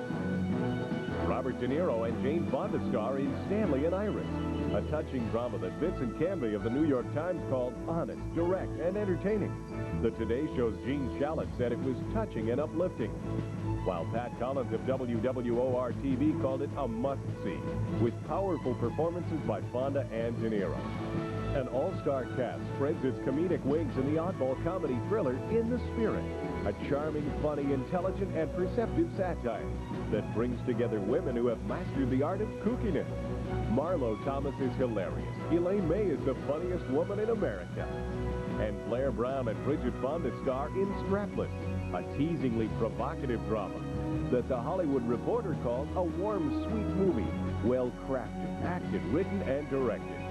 Rosalie Goes Shopping, Stanley and Iris, In the Spirit, and Strapless. Just 4 of the critically acclaimed movies this month on Prism, the channel with a better variety of movies. New pitcher for the Phillies, their 4th of the game, the right-hander Darrell Ackerfelds. There you see the numbers on Ackerfelds.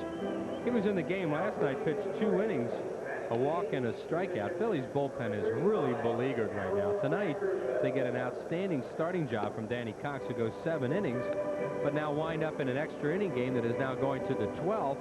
So as a result, the bullpen gets even more extended. They've had to use McDowell already for 2 innings. Joe Baver has been in the game for a couple of innings. So now here comes Darrell Ackerfelds. And it'll be up to him to try and keep this game tied. Phillies do have Tommy Green left, although he went 7 innings the other night in relief. And Mitch Williams, who was out there, who you will use in this kind of game because you don't have to worry about closing one at home, Jim. All right, and he will face that Mike Aldretti. On deck the last inning. Now the leadoff man.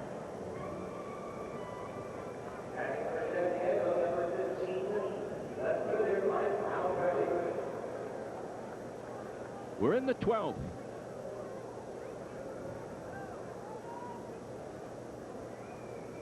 Aldretti, as I mentioned before, 9 pinch hits last year with the Expos. A couple of seasons with the Giants.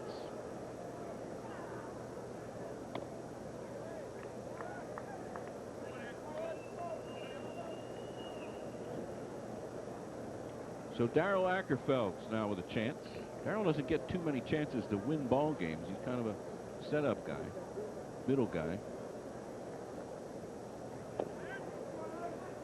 Gets the strike.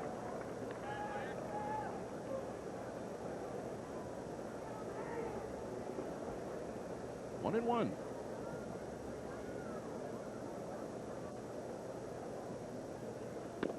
Andretti has yet to get a base hit this year. He's had 9 at bat. This is his 9th at bat.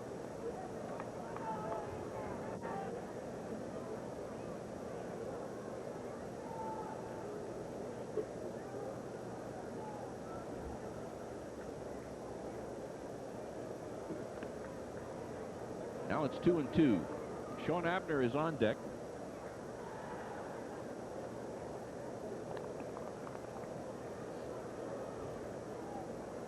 Same 2 teams tomorrow afternoon, and then another game 7:30 Monday night.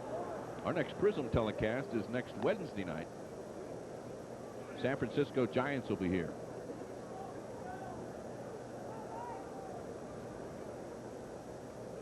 Andretti is a guy who's never hit for a whole lot of power. He's a pretty good hitter, and he's an opposite field hitter for the most part. Phillies are shading him towards left center.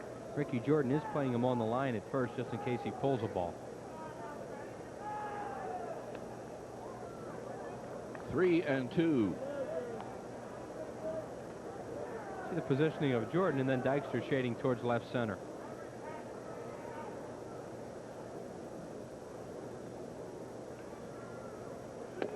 And he misses with the inside pitch, and the leadoff runner aboard here for the Padres in the 12th. In conference time as Wally Backman heads in from second base. Phillies who have just been awful with walks this year. Only their second walk of this game. You certainly just don't want to walk a leadoff man in an extra inning game.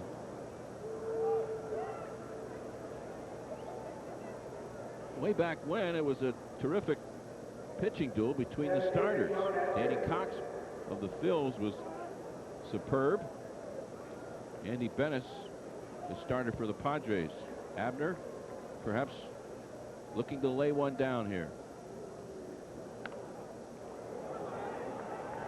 Ackerfelds makes the one sure play, and the job done nicely by Abner.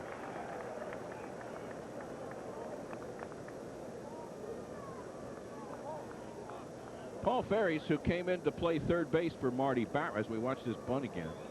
Tough pitch to bunt. Yes, it was. It was a high pitch, but you saw what he did. He got that bat head up, and he had the bat out in front of home plate, and you have a chance to bunt a ball fair that way. Good job by Sean Abner, and his teammates feel the same way.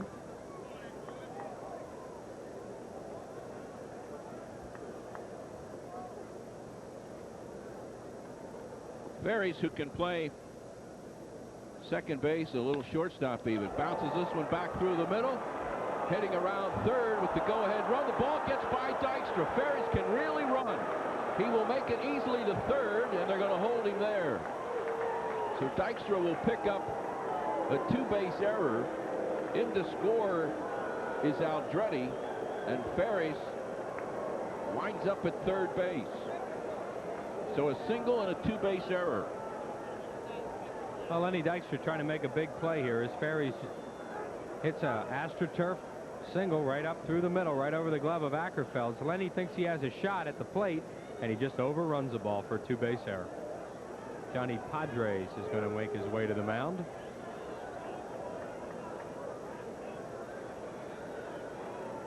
Padres 3 and the Phillies 2, with trouble standing on third base.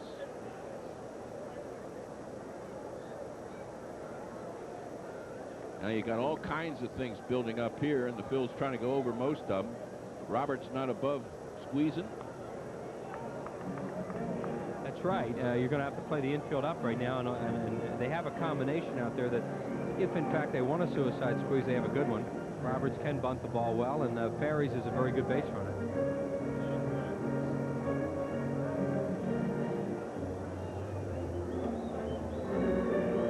And the Phils do bring that infield in. 1 out. A runner at third. Bip Roberts. Swinging late. Sends it out of play.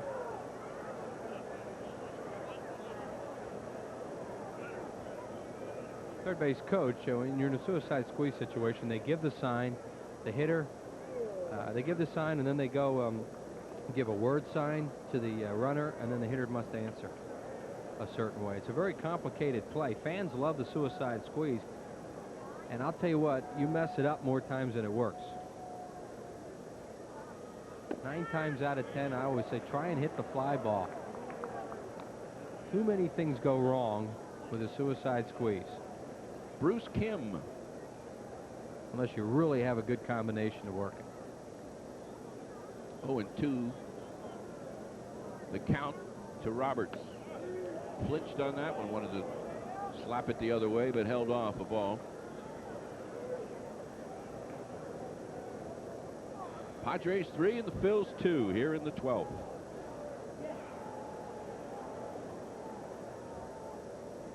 Phils fell behind 1-0 and caught up. Fell behind 2-1 and caught up. Here's a strikeout. Roberts is gone. He's the second out. That was that knuckle curve, it looked like, from Darryl Ackerfels, and he got him to chase it. Now everybody can move back. Yep, that's what it was. In and sinking down. Here's Fernandez, who's had a long night, 0 for 5.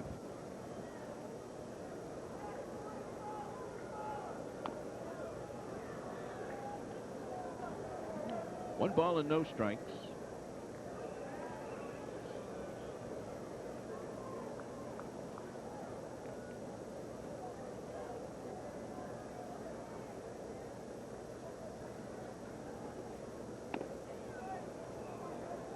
That one too close for 2-0. Want to get rid of Fernandez if you can. That Tony Gwynn is next.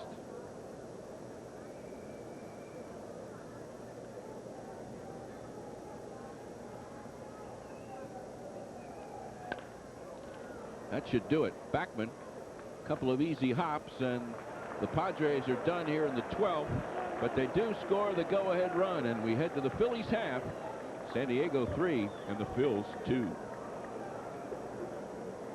Initially, the patient was withdrawn, silent, almost catatonic, completely uncooperative. Morrison's a very weird guy. I flashed and he wouldn't even look. Now, how about you, Levinsky?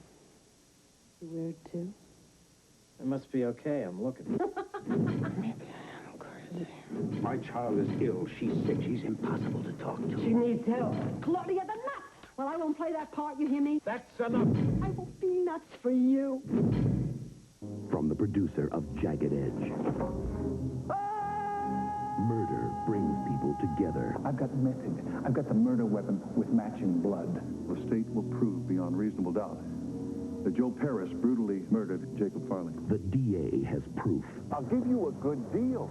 I've got the guy named.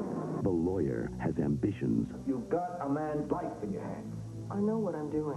Witnesses for the defense will show that many individuals had both motive and opportunity to kill Jake Farley. The suspect has a reputation. Strangling evidently is second nature to this man. You need all the friends you can get. I got all the friends I need. Anybody like you? Just you. There are too many witnesses and not enough truth. Joe was with me the night Farley was killed. Is he trying to clear his name or cover his tracks? There was blood on your shirt and a cut on your forehead. Burt Reynolds, Teresa Russell. Physical evidence. Wes Gardner in his second inning of work for the Padres will have to face Ricky Jordan, Lenny Dykstra, and Von Hayes. If he can get 3 outs here, he'll have himself a win.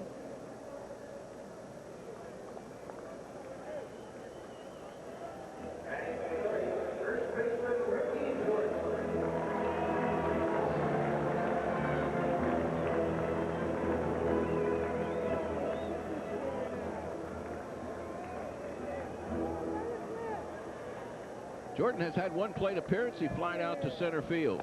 Looks at a big curveball. Third time tonight, the Phillies have trailed by a run. 1-0, 2-1, now 3-2. Got him right where we want him.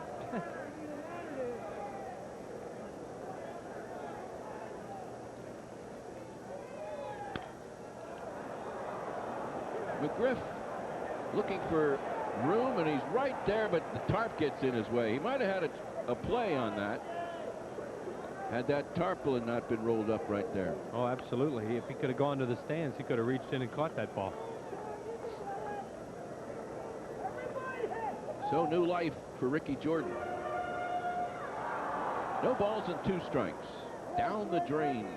The movie to follow.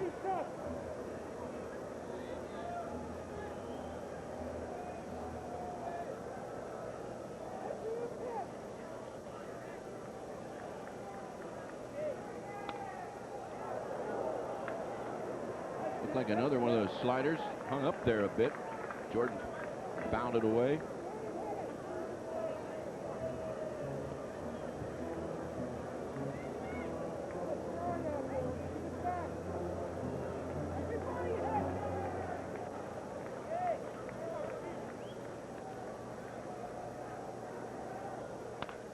Hard hit ball. Backhanded though by Roberts. 1 down. Lenny Dykstra has not gotten a base hit tonight.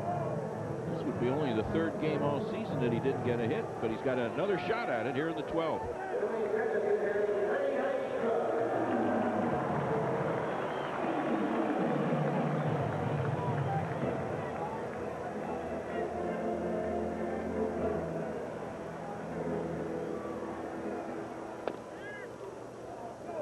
Gardner has been on the disabled list 4 different times in the last 2 seasons.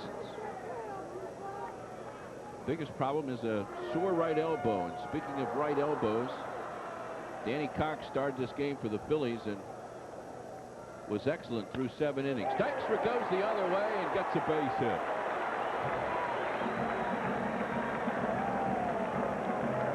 Well, you just mentioned, Jim, how many games he's gone without a hit this year. Not a whole lot. And it takes him 12 innings tonight and he gets one. Here comes Riddock out of the bullpen. They do have a right-hander up. I think it's Mike Maddox. It is Mike Maddox. That's all they have left. There's the base hit by Dykstra.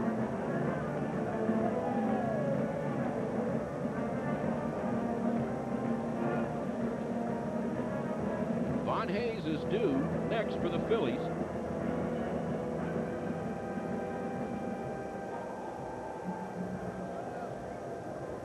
And here comes Maddox.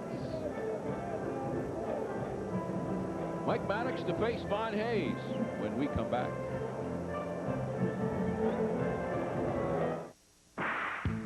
Barkley, the heart and soul. Hawkins, cool under pressure.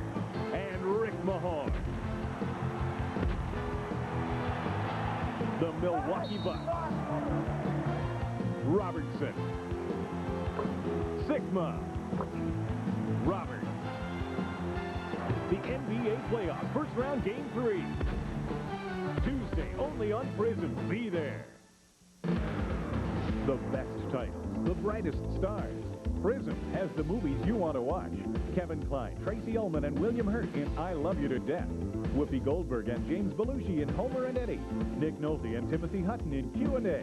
And Helen Mirren in the controversial drama The Cook, the Thief, His Wife, and Her Lover. From action-packed blockbusters to Oscar-winning dramas, Hollywood's finest are on Prism. It's the only channel you need for the best variety of movies on cable TV. Well, Maddox, a terrific story too, Chris. In the offseason, he was kind of in baseball limbo, and he went to a banquet, ran into Greg Riddock, and asked for a job, or a tryout anyway. Got one, and look what's happened. He's won 2 ball games already. They brought him over from their minor league camp and did a very good job for them in a few games near the end of spring training and made the ball club. He inherits a base runner in Lenny Dykstra at first base. Does Maddox.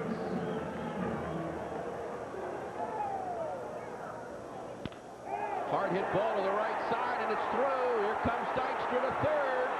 It ain't over till it's over, folks.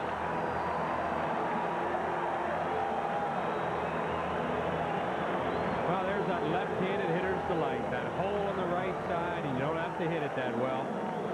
And Von Hayes gets it through.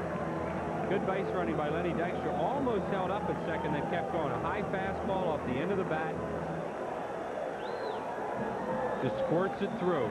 And it's not going all that fast. So Dykstra can get the third easily because it's going to take a while for Gwynn to get there. That's one of those ones you're almost better if you don't hit it too hard. Dykstra, the tying run at third. John Kruk, the hitter.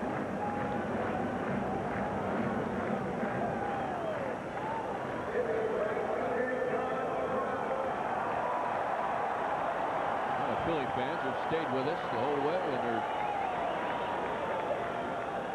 imploring the look. Whoops.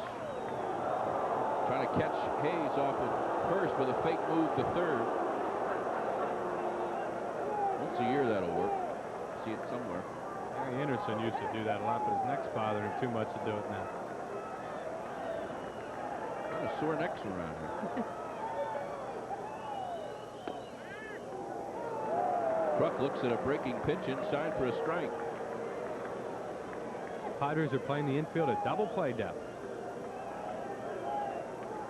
If that were the winning run on third, obviously they couldn't do that, but it's just a tying run. So they're going to look at it this way.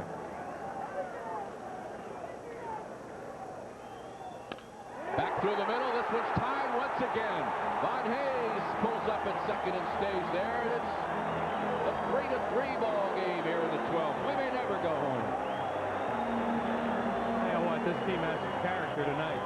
Now, they have been 6 extra inning games already this year in this awful start for the Phillies, but they have not given up. A breaking ball, and John Kruk rips it into center field. Now, that ball was hit hard. That was hit so hard that Hayes couldn't go to third. Greg Riddick has been torched twice tonight, going to the bullpen. Phils have come out and jumped on Mike Maddox.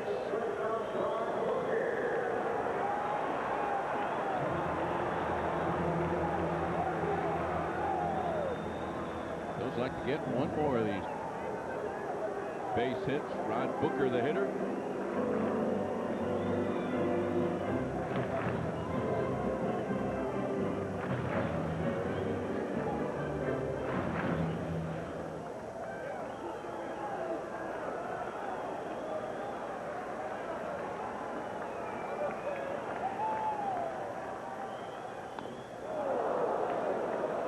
Pretty good rip at that, trying to go the other way. Talk about a guy needing a boost. Here's another one. We talked about Von Hayes.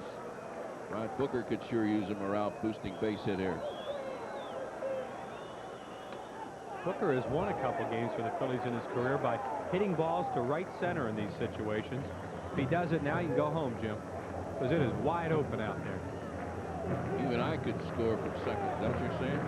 Oh, yeah, easily. Well, not easy.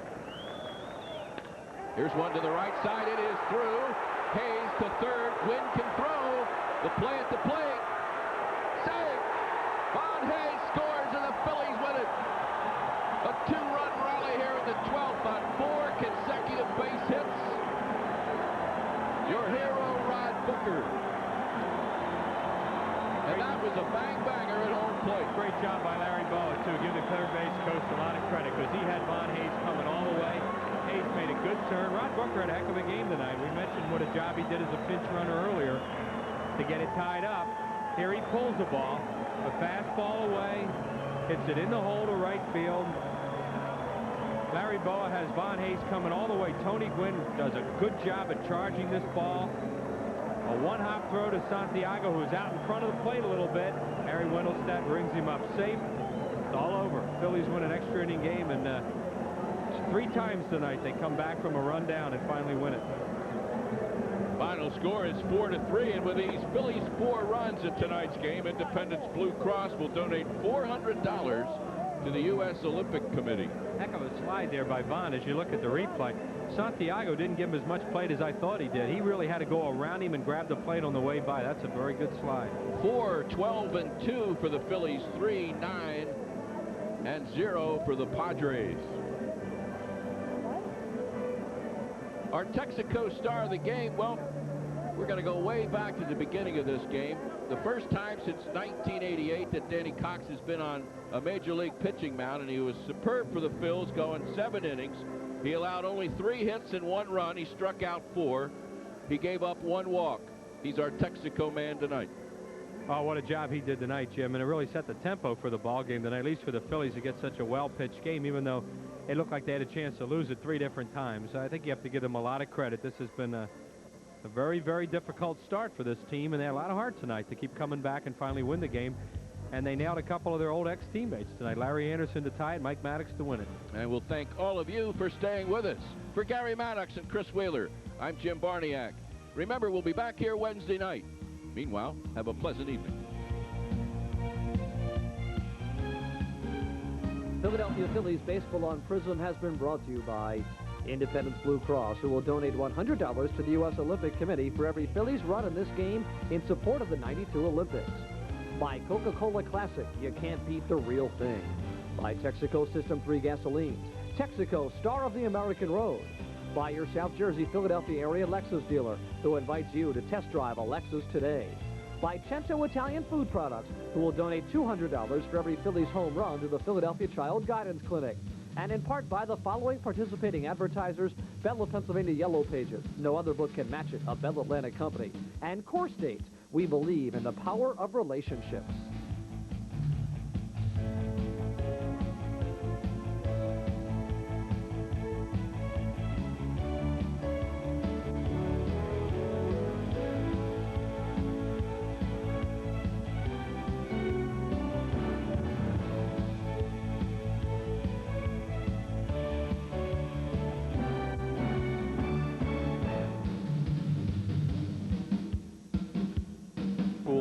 Type of pitcher, as you said, pitches inside, and he was ready to go, and Walton stepped out and got the time. Here's another strike. 3 balls and 2 strikes.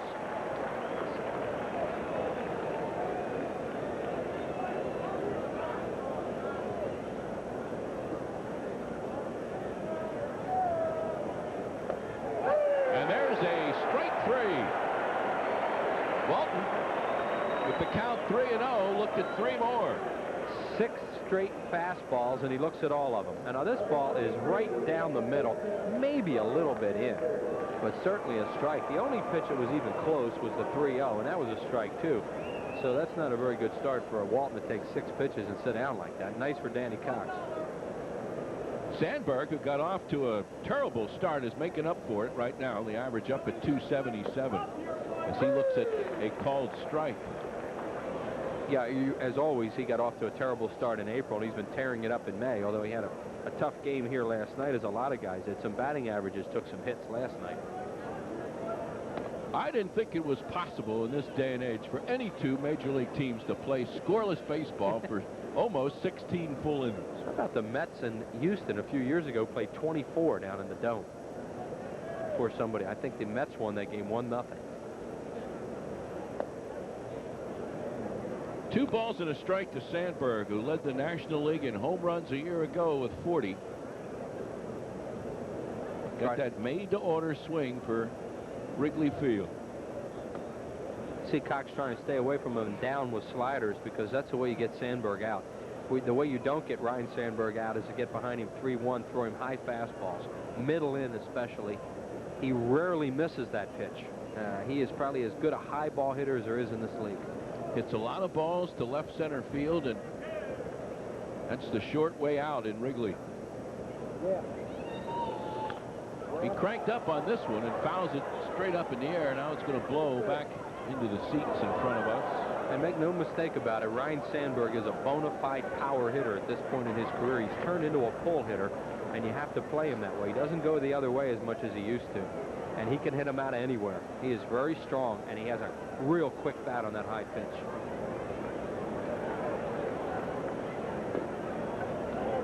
Sandberg looks at 1 low for ball 4, so a walk and a strikeout to get things started for Danny Cox. Cubs with a base runner and Mark Grace, the hitter.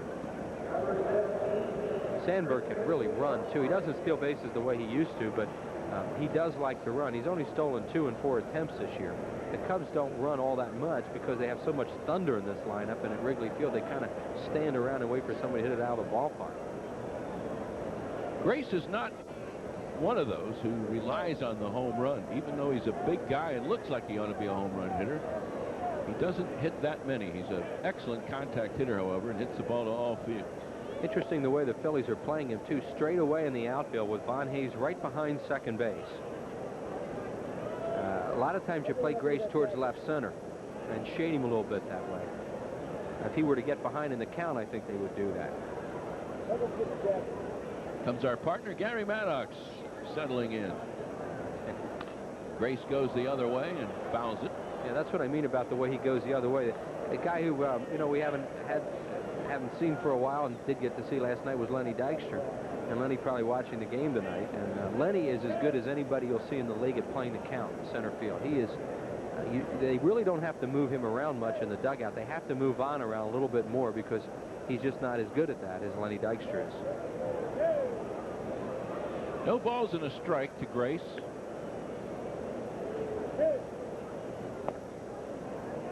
And he looks at one low. I would imagine both Lenny and Darren peeking in tonight. We certainly extend our best wishes and hope to see you guys in uniform real soon. It was great seeing both of them last night. Darren was here again tonight hitting and doing all the things he's trying to do to get back. And, of course, Lenny, it's going to be a while for him. There goes the runner. There goes the ball. Hit sharply, but right at Charlie Hayes. Sandberg makes it on to second base. Phil's had no chance to get him, and Charlie Hayes gets the sure out. 2 gone. There's Grace going the other way, too. He's trying to, on a 1-1 count, I don't know whether that was a hit and run or a straight steal, but he was trying to hit the ball through on the left side, and he hit it right at Charlie Hayes. The Phillies were covering with the second baseman, Backman, figuring that he was more likely to hit the ball the other way, which he did. George Bell.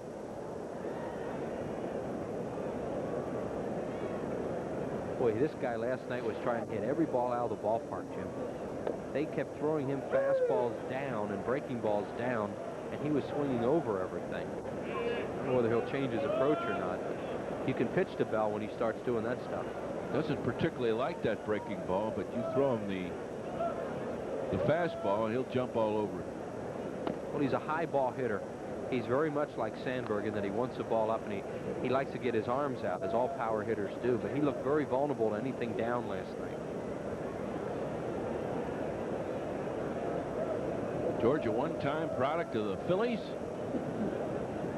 down there in San Pedro de Macorís. This ball hit like a bullet, but right at Von Hayes, who drifts over a couple of strides and makes the play. And Danny Cox out of any harm here in the first inning. And at the end of the top half, the Cubs and Phillies, no score. The way I look at it, I have one of the most exciting jobs on this ball club. Sometimes I'm a starter. Sometimes I come in to get a key pinch hit with the game on the line. I can play a little infield and a little outfield. The thing is, whatever they need me to do, I'm always ready. Win an instant vacation courtesy of Rosenbluth Travel and Guest Quarters Friday, May 31st when the Phillies play the Pirates at 7:35. To be eligible to win, arrive at the truck ramp between gates G and H with your bags packed by 6 p.m. No purchase necessary. Coming up here in the bottom half of the first inning, the Phillies will lead it off with Von Hayes. He's in center field. Wally Backman hits second tonight. John Kruk, the number 3 man, followed by Ricky Jordan in the cleanup spot. Charlie Hayes in the 5-hole. Darren Fletcher, the catcher tonight, bats 6. Followed by Dickie Thon. John Morris getting a start in right field in the number 8 spot, and Danny Cox, the pitcher, going up against Sean Bosky. And defensively for the Cubs tonight, Mark Grace at first base, Ryan Sandberg at second, Sean Dunston, the shortstop, and wild swinging Luis Salazar at third base. George Bell in left, Jerome Walton in center, and Dwight Smith will take Andre Dawson's spot in right field tonight. Damon Berryhill behind the plate, and on the mound, the right-hander Sean Bosky. Bosky pretty much a power pitcher, good fastball, and he's got a sharp breaking curve. You see his numbers, 2 and 4 on the season. The Cubs have been searching for young pitching now for a couple of seasons. They know they have the offensive lineup. The 8 guys they put on the field are pretty confident are as good as any 8 in the division, and feel that they need that starting pitching to come around consistently if they're going to make a real charge at things. Mark Hirschbeck behind the plate. Bruce Froemming, the veteran, at first base. Greg Bonan at second. Over at third is Ed Montague. And here comes Von Hayes.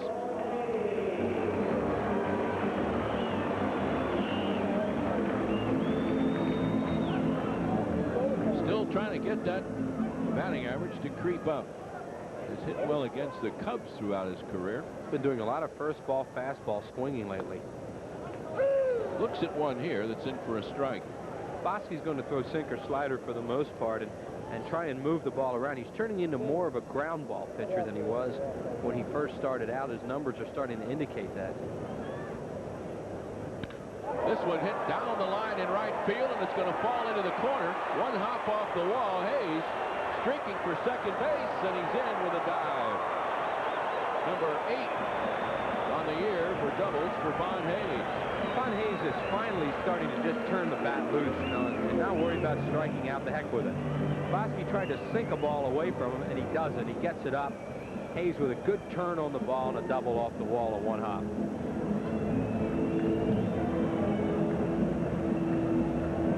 The right fielder, Dwight Smith, making the play. Those head first slides, Jim, can be a little hairy first couple innings because that dirt's still a little wet out there. You could see Hayes almost popped up too soon. Wally Backman will try and get him over to third base now.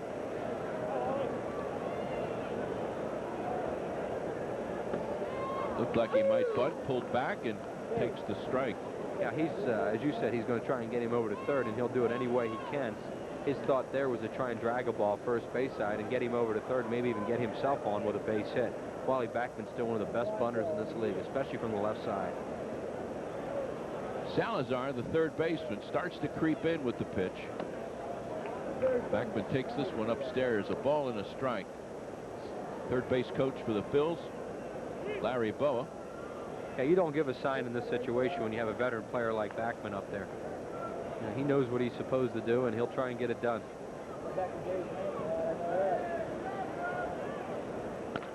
Bouncing ball to Sandberg, and there is the job done efficiently as over to third goes Hayes. And the crowd, appreciative crowd, giving a hand to Backman, and now also to John Kruk, who heads up. Backman 4 for 6 lifetime off Bosky, a guy he likes to hit off, and you see his teammates congratulating him because he's 4 for 7 now, but he gave himself up to get the runner to third base. Cubs are going to play the infield back.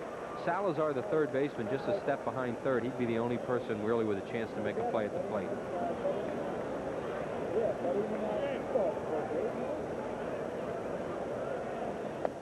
John Kruk looks at ball one.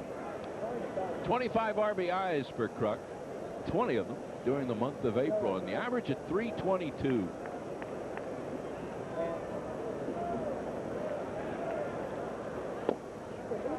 Like a slider that just missed the inside part of the plate. When runners are in scoring position, Kruk's average at 375.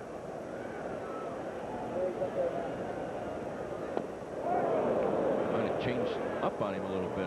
Yeah, breaking ball. Yeah, Mark Grace is having trouble down at first base with his son right now, believe it or not. There's a little peak coming in through the stadium, and he was down there shielding his eyes before that pitch. 2 balls and a strike to Kruk. Hayes, a 1-out base runner at third base. Missing, no. Kruk bounced away and thought that ball was inside, and Mark Hirschbeck signaled strike 2. 2-2. This guy's a pretty good home plate umpire. Mark Hirschbeck is one of the better young umpires in the league, and he will call those pitches in, as he did for Cox in the first inning on Walton.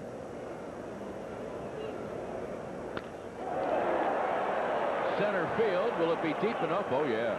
Drifting back now and making the play is Walton, and trotting home with the Phil's first run is Von Hayes. Given RBI to John Kruk, his 26th of the season, and what took the Phil's 16 innings to accomplish last night, they pull off here in the bottom of the first. Really, that's a good point. You know, you think it's so easy to score a run as John Kruk gets congratulations, and it took him 16 innings to get one. That's a textbook run right there. A double, move him over, fly ball to center field. 2 guys getting the job done right there after Hayes' double.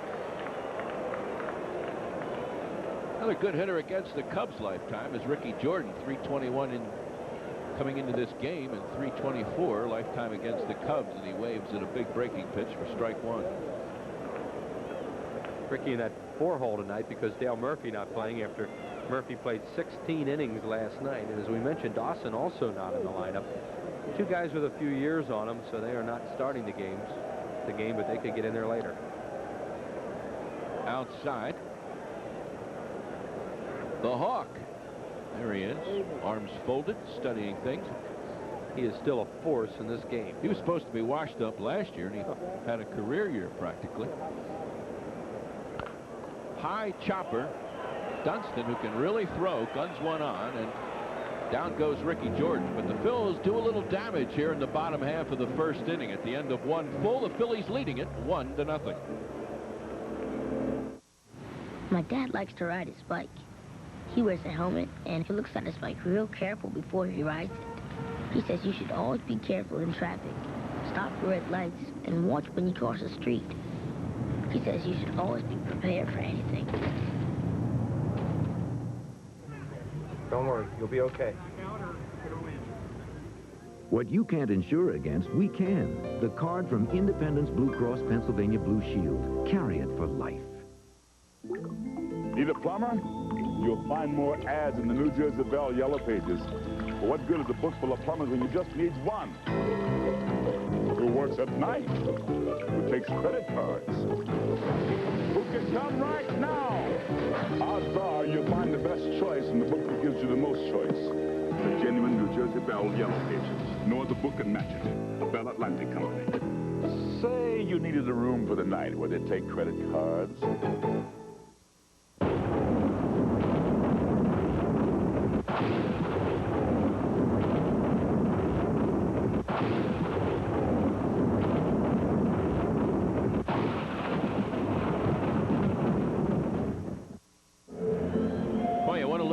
Down at the beach this summer, or lakeside in the Poconos or wherever, check in tomorrow night. Women's Cooler Night. All women 15 and over will receive a handsome cooler bag with the Phillies logo on it. Compliments of MAB Paints. And note the starting time tomorrow night, Phils and Cubs at 8 o'clock.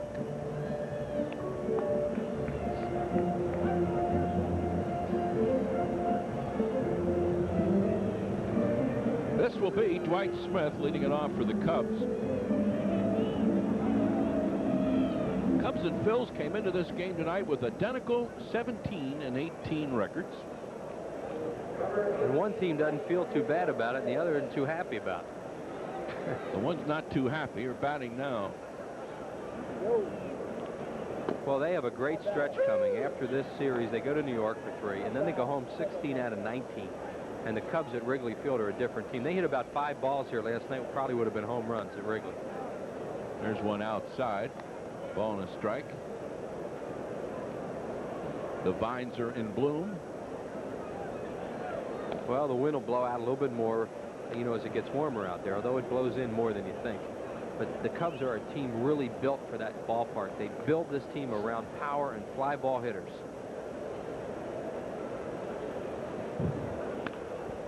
Little nubber off the end of the bat. Charlie Hayes on the run makes the play. Dwight Smith is retired. Talk about pitching inside. You know, there's an example of how Danny Cox will jam hitters, even left-handed hitters. Luis Salazar is next. There is always a Luis Salazar. Keeps battling his way back onto rosters. He's been with the Padres 3 different times. Cubs keep looking for a third baseman. Salazar ends up getting steady work there. He is from that school of, if the guy lets it leave his hand, I might swing at it. Although he walked last night, it was amazing. He walked the lead off the 9th inning, and everybody was shocked. He is one of the all-time free swingers, and he's also hit a ball in the upper deck here at the vet in left field. There are not a lot of those on record. Salazar had a year with the Tigers.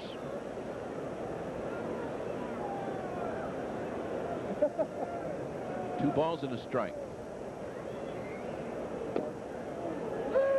Good hard pitch on the outside. 2-2.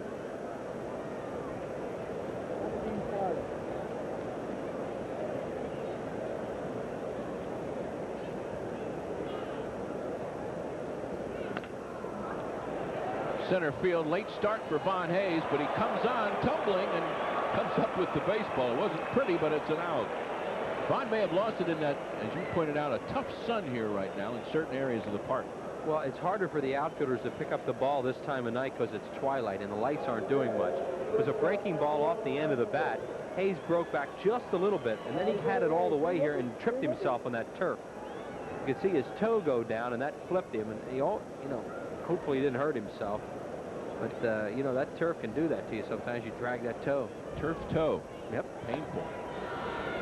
Keeps a lot of football players on the sidelines. Here's Dunston. Ball and no strikes to him, off to a slow start with the average. One of the more potent hitting shortstops, though. Home runs and extra base hits. He's another guy really tough to walk. Danny Cox has a good slider tonight. This is one of the better breaking balls he's had since he's come back. And the Cubs have a lot of right-handed hitters in the lineup, which will help him. He can throw that slider over the way he is. Ripped to shortstop. Thon with the backhanded play and the long throw, and down go the Cubs. They hit the ball hard here in the second inning, but 3 up and 3 down. We head to the bottom half. The Phillies won, and the Cubs nothing.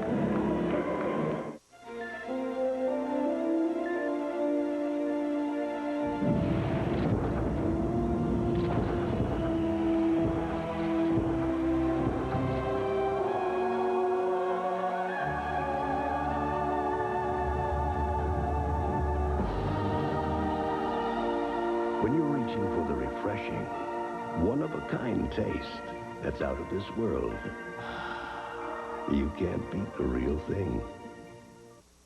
We believe in the power. Annie said that there was no way in the world anyone would open a bank for us at 7:30 in the morning. I did say that. 2 of our customers were leaving on a trip on Saturday morning and forgot to get their passports out of their safe deposit box. The next morning, 9 a.m., we were leaving for our cruise. She could have been in bed. It was her day off. And they came and opened the bank at 7:30 in the morning. And we got the passports, and we went on the cruise. And it saved our marriage. We believe in the power. We believe in the power of relationships. Well, you've heard us talk about Dream Week for the past month, and now there's less than 20 roster spots still available. So do yourself a favor, call now for all the information. If you're over 30, it's your chance to play Big League Baseball in Clearwater next February with the guys we've been talking about like Bowen, Lazinski. But we don't want to leave out others like Hebner, Rojas, McBride, Jacoby, Rick Wise, and many, many more. So don't miss out. This year we'll be staying right on the beach at the beautiful Adams Mark Caribbean Golf Resort Hotel. So call now for all the details. You see the number on your screen, 215-938-1200, 215-938-1200. Make that call right now for Dream Week. Charlie Hayes will lead things off for the Phils here in the bottom of the second. And Kent Jacoby is going to do a little work on our Sports Channel telecast this summer. He will do a terrific job. Teak is a student of the game. Eloquent? Well, I wouldn't go that. Semi-eloquent? For a reliever. Great guy. People really enjoy listening to Teak, I'm sure. Charlie Hayes fights off the pitch upstairs. 1 ball and 1 strike. I worked with him last year in one of our Sports Channel games, and he did a terrific job. Charlie hitting at .235. This one is low. 20 RBIs on the season. That's what you like Charlie to do, is come up with those RBI hits. Doesn't have to hit 40 homers. Another Sports Channel analyst is doing a pretty good job managing this team. That's right. I think we're going to have a tough time getting him back. I don't think he wants to come back to the booth. I think Jim Fergosi's very happy in that dugout. Ripped to center field.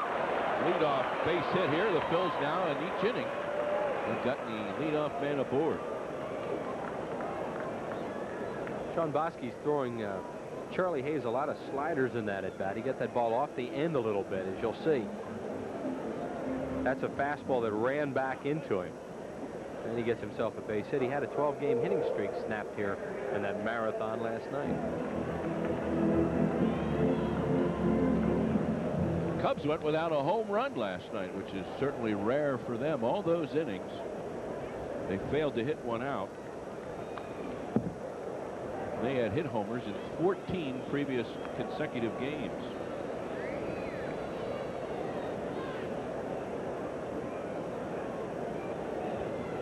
Darren Fletcher's done a terrific job.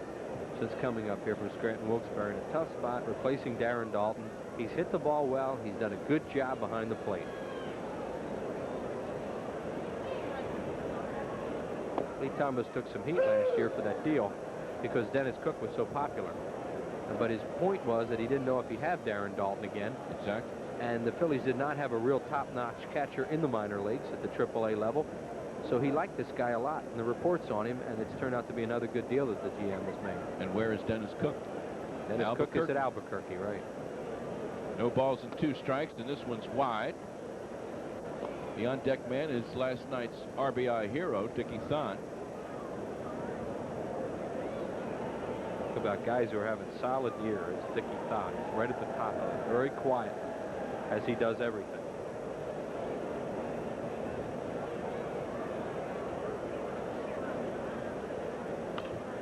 Fletcher fouling this one back and into the seats halfway down the third base line. So the count stays there at 1-2. Fletcher has started 6 games since being called up and has hit safely in 4 of those.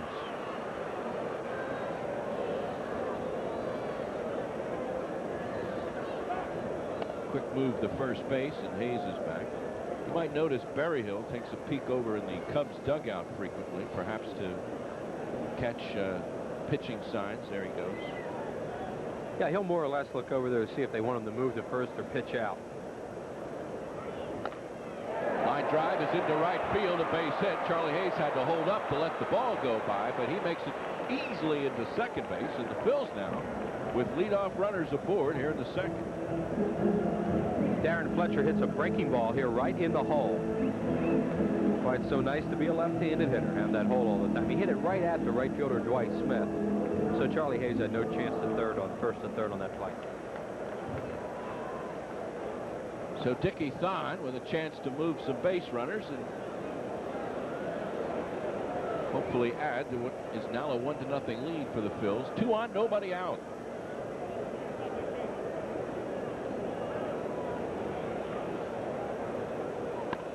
High pop-up coming right back to the edge of the seats, and it's going to get into the first row. A little wind helps that one for Thon. It's an important game for the Phillies tonight.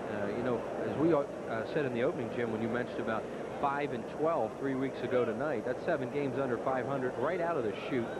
And it looks like, boy, it's going to be a tough road back. You're going to have to win a lot of games. Well, they're 12-6 since then.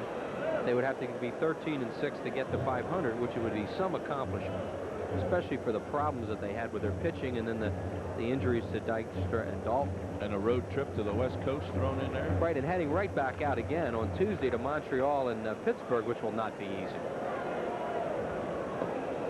Dickie Thon holds off, and this one's a ball, 1-1. Phillies are in a streak right now of a lot of road games, you know, sandwiched around a brief weekend at home. So they would really like to play well here this weekend and win some more games.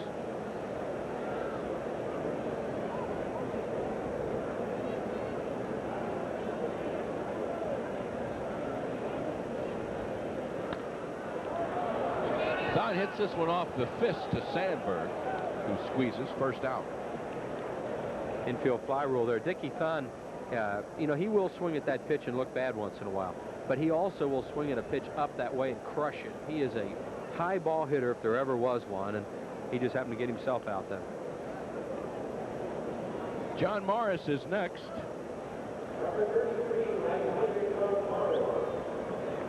This is the 4th game that he has started, and he has gotten a hit in each of the previous 3, hitting .310 on the year.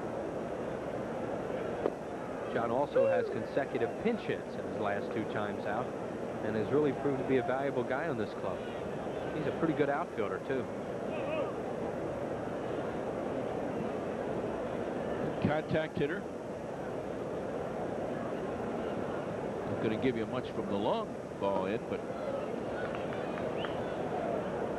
young man played his college baseball at Seton Hall University. He was a very, very highly sought-after prospect at one time, signed by Kansas City. In fact, Tom Ferrick signed him, Tom Ferrick from Havertown. And he's had a lot of back problems in the last couple of years, and it set his career back. little number that's found. I don't see Tom here tonight. He doesn't miss too many. Kansas City scout that lives in the Philadelphia suburbs.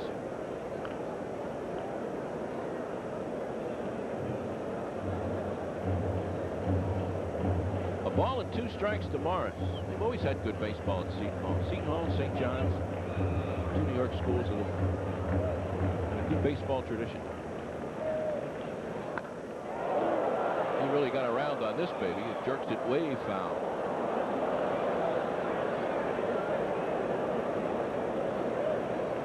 So the count stays at 1-2.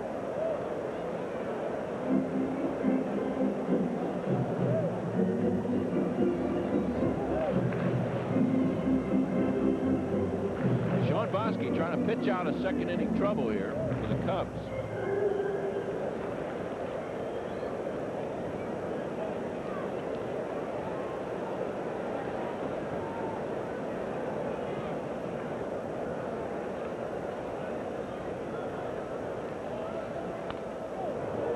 Like a good pitch to hit. Hung up there, and Morris just missed it.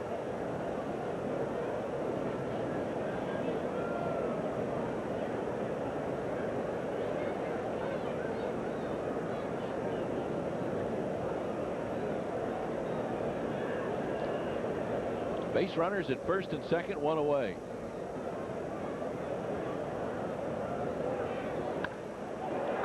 Oh, a line drive right to Salazar. He tries for the double play, and the ball skips away from Grace. Charlie Hayes doesn't see it. Now he does, and he makes a U-turn and makes it back to third base anyway. Boy, Salazar messed up there, though. I mean, he makes a great play, and he's got Charlie Hayes hung out from here to Camden, and he didn't see him.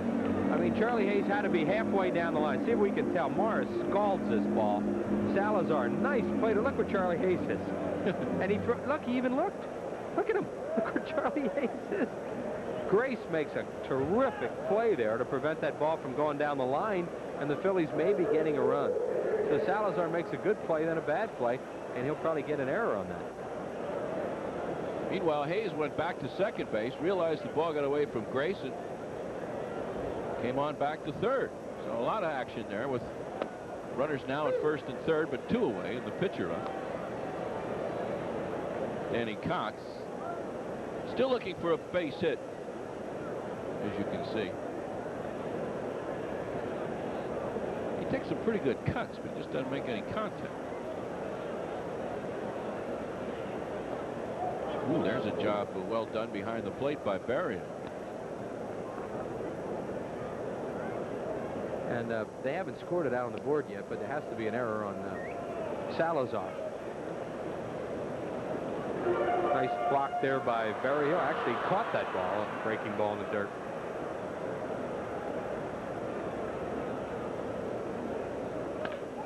High chopper to Dunston. Takes the shortcut. And the Phils threaten but do not score here in the bottom half of the second inning. And we're through 2 full. Phillies leading it 1-0. Well, spring, I felt like I was on a seesaw with all the trade rumors. First I was going, then I was staying, then I was going again. But I'm glad I was finally traded. I like being with the Phillies. I know we're going to have our tough times, but I really believe in this ball club, and I want to be a big part of it.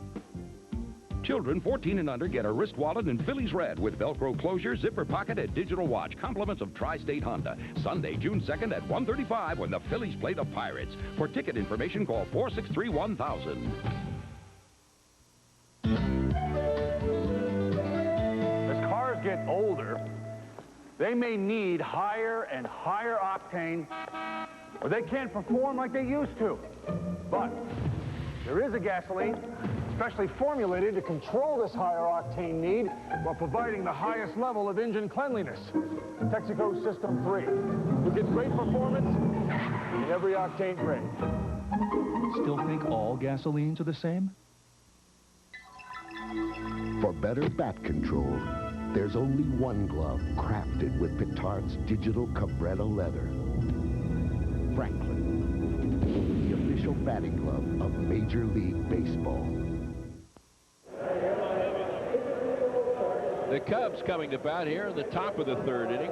It'll be Damon Berryhill, the pitcher Sean Bosky, and leadoff man Jerome Walton. You look at the Cubs bench. And Sean Bosky, the pitcher, is a very good hitter.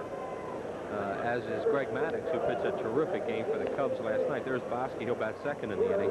So you don't have an out man in that 9-hole tonight for the Cubs. And the one-time broadcast. 4-9 were the Phillies when he took over. Johnny Padres not with the club this weekend. Johnny had an operation on Thursday, a hernia operation, and he went back to his home up in New York State, and he will join the Phillies on Tuesday in Montreal. So any trips to the mound tonight will be done by the manager, not by base coach. No, we try to hide him as much as possible. That personality of his, you know. Hal Lanier, a lot better guy. Yeah. Barry Hill will lead things off for the Cubs. A switch hitter who hits much more effectively as a right-hander. Here's one popped up, way up, way up. And Backman takes a long time watching that baby come down. The Cubs are having problems with their catching right now, Jim, because Girardi is hurt. He has a bad back. Barry Hill is really struggling offensively, and Hector Villanueva is a hitter who catches. Well put.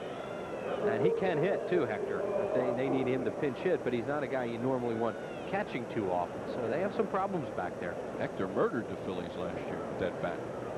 Murdered the Cubs with a glove. See Danny Cox respect for Bosky. First ball slider. You don't see pitchers throw first ball sliders to their opposite number that often. The numbers on him, 200 hitter. With some power. There's one that took a funny little hop by Charlie Hayes, and he has... Oh, he turned the wrong way. He did turn the wrong way, and the quick play back to first is not in time as Morris hustled for the loose ball down there. Got it.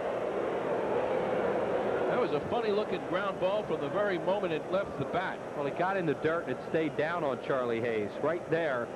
Problem is here he makes it on 2 bounces. You know, 1 bounce they'll get him. Jordan might have still had him, but watch Bosky turn the wrong way, and Morris sees that. They throw in behind him, and Bosky does get back. Bosky's a good athlete, and he showed it there by the way he was able to run and then get back to first base.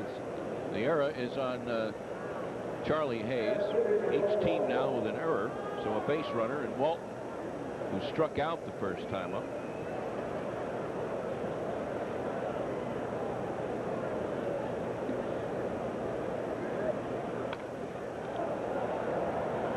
John Morris credit there too for backing that play up as well as he did, and they almost got Bosky as he made that turn towards second. There's Morris, who, as I mentioned, did a really good job in spring training in center field and is a good outfielder.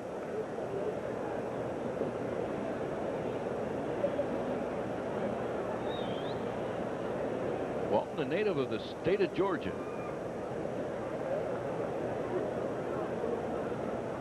Be the most open stance in the National League right now. Acts like he might want to bunt. The only thing I can think of close to him is Jose Oquendo batting left-handed for St. Louis. You just don't see many guys that open.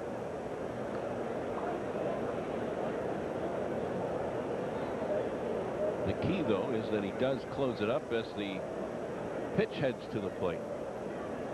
Well, he likes the ball away, and he likes to go to right field. Again, acting like he might want to bunt. Looks at the pitch. 2 balls and a strike. Walton at 226 now. Excuse me, Jim. John Morris is playing fairly shallow in right field, which is a way to play Walton because he hits a lot of line drives towards right that sink in front of the outfielder. You see, Morris is quite shallow.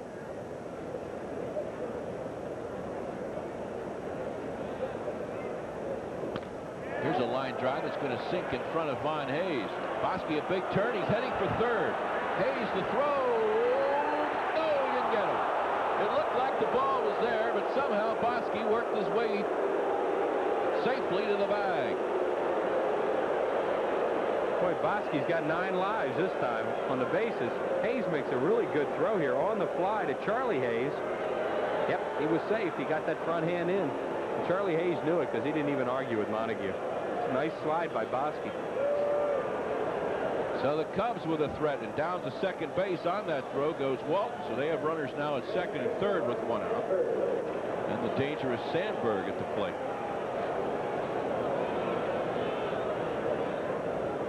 Infield back for the Phils. They're going to concede a run if they can get Sandberg to hit the ball on the ground.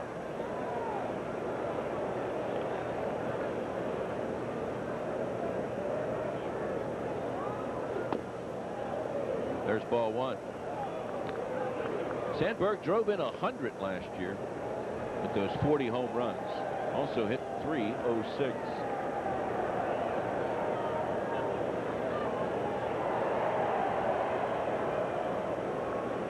Only been 5 second basemen in Major League Baseball history have hit more home runs than this guy.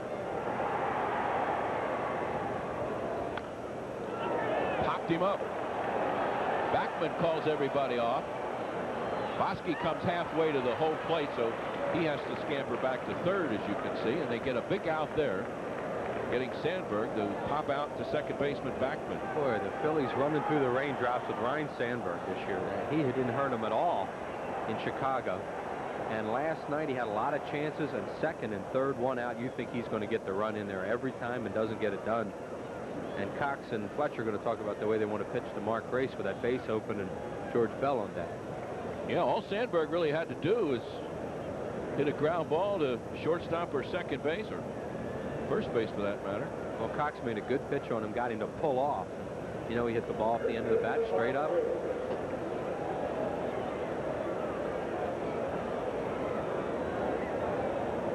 Here is Grace.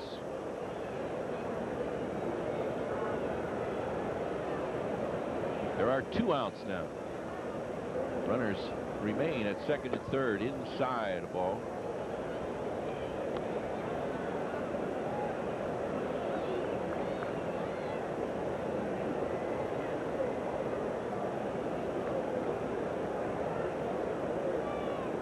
Well, this guy just looks like he could flat out hit.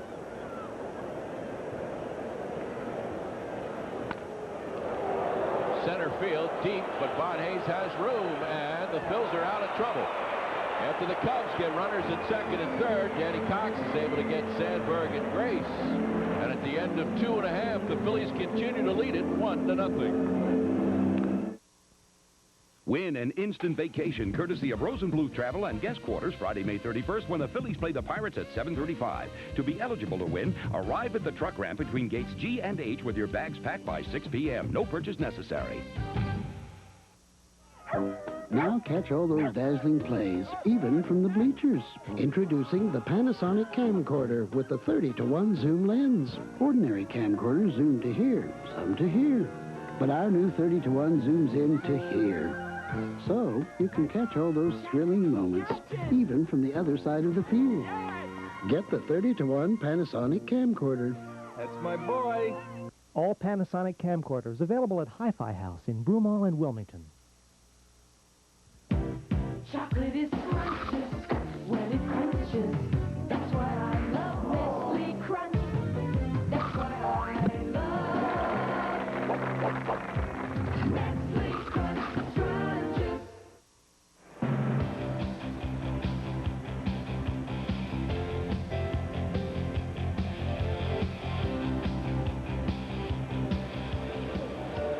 Here come the Phillies in the bottom of the third. They lead it 1-0. They scored back in the first when Bon Hayes led off the game with a double.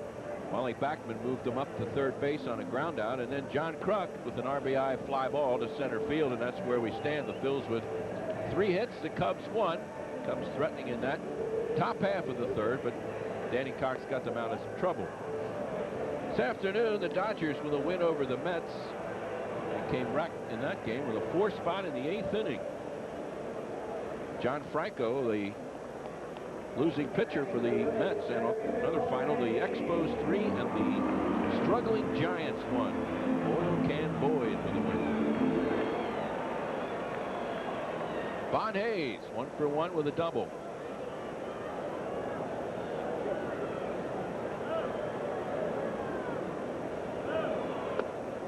Those Giants are starting to find out it's getting late early. as somebody used to say. They really are. You use the word struggling, Jim. They are having a tough time.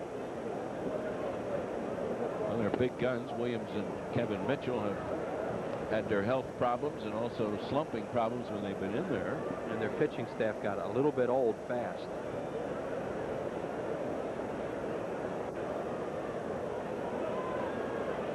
Folks pitch around at Will Clark and makes for a long day.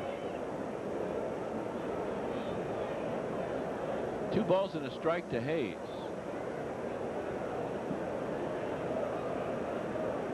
Still looking for his first homer of the season. Hit sharply, but a great play by Grace, who stretches out and then makes the play on to first base and takes a base hit away from Von Hayes. Well, Von Hayes just can't quite get it going. He gets a double. Now, this looks like a base hit off the bat. It is for most guys at first, but what a play by Grace. Bosky covers, and Hayes just kind of shakes his head like, man, I should be 2 for 2. Mark Grace, as Jim says, a very good hitter. He's also an excellent first baseman. That big glove on the right hand, too, helps on a ball like that. Backman looks at a curveball that's in there. Grace is playing Backman way off the line, figuring he's more likely to hit a ball towards the hole than, say, pull one down the line. He is a .500 hitter against Bosky. 5 out of 10 lifetime. There's one upstairs, and we take a look at how the Cubs are playing, and you almost can't see Jerome Walton until we pan over. Yeah, you see Grace way off the line at first, and then they play Backman as an opposite field hitter. Sandberg looks like a softball short fielder like we saw in that game 1. Here's one back to him from the deep second base position. He gets the out. 2 up, 2 gone, and John Kruk. Cubs have done a nice job with their uniforms. They're really sharp. I like it. Yeah, they got away from those blue tops last year. Their road uniforms are really attractive. They kept the home uniform the same, but the road uniform was the one they had changed, and they're back to more of a traditional look. There it is on Sandberg.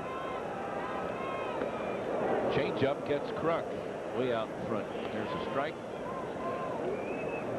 Can't wait for those new Phillies uniforms to come along. I don't know. Am I the only guy excited? I don't think so. I think as it gets a little bit closer and they start to promote them a little bit and talk about them, people will get into that. Nobody knows what they look like yet. Big secret. Strike 2. Locked in the vaults of Bill Giles and Dave Montgomery. Kruk not happy with chasing that high fastball there.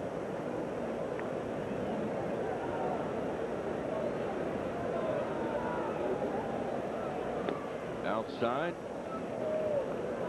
Cubs had actually lost a 1-0 game that was longer than last night's game. Their all-time record was back in '80 against the Astros. They lost a 17-inning 1-0 game. 3 big breaking pitches, and John Kruk retired here in the 3rd. And at the end of 3, the Phils lead it 1-0. Gary Maddox will be joining us in just a bit. Meanwhile, we're going to head to our Prism Sports studios and meet Phillies pitcher Wally Ritchie. All right, thanks, Jim Barnett. Larry Rosen back in the studio. After toiling for the last few years at AAA, Wally Ritchie is indeed back in the big leagues as the middleman for pitcher Jim Fregosi. He was a spring training sensation 4 years ago, making the club at age 21 before being sent down at midseason. Wally says it's not exactly the same pitcher you'll see in this incarnation wearing a Philadelphia Phillies uniform once more. I think I'm a little bit different pitcher. I think I won't rely on the changeup as much as I used to. I've improved my other pitches a little bit, and I think I've matured a little bit and learned exactly what I have to do to get people out here.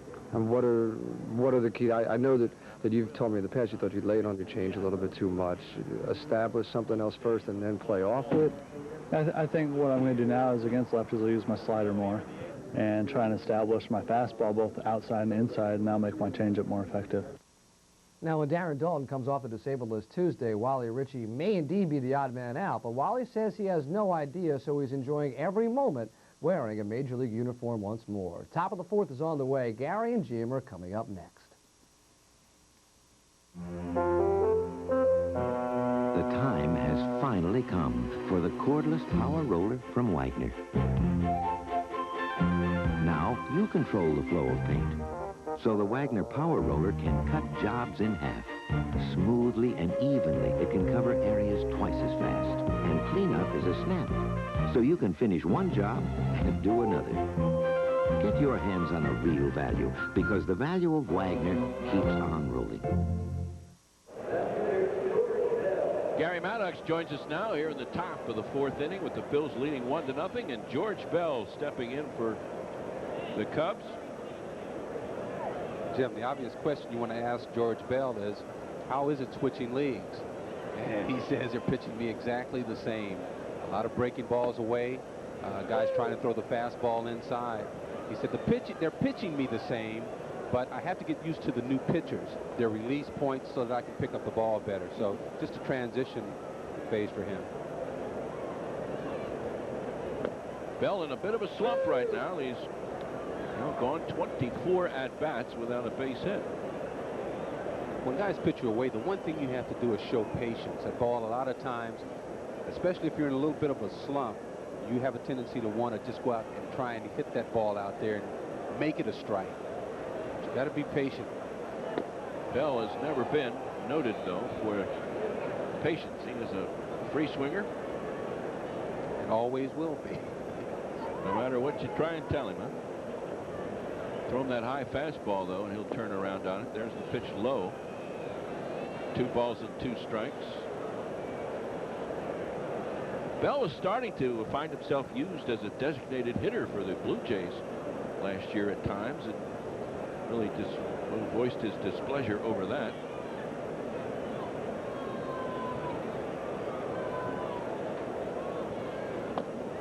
Breaking pitch just misses. 3-2 to Bell. Boy, he didn't want that breaking ball that far inside, because Bell could have just opened up and crushed that. But Cox is a tough guy. If you're not a disciplined hitter, he usually moves the ball around, has pretty good movement on his pitches, and can get you out. Oh, there was another breaking pitch. It nearly fooled Bell. Yep. Oh, no, it fooled him. Not nearly. It definitely fooled him. He was able to get just a piece of that. I'm Jim Barniak along with Gary Maddox. We're in the 4th. Phil's leading it by a 1-0 count.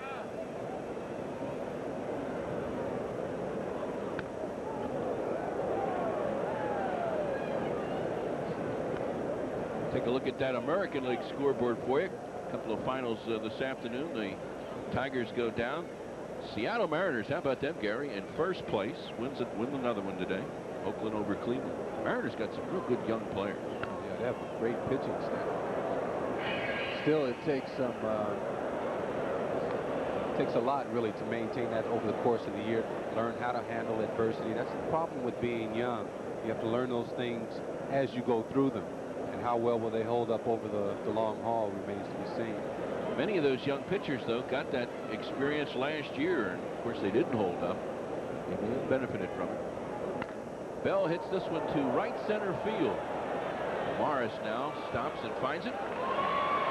George Bell is out number 1.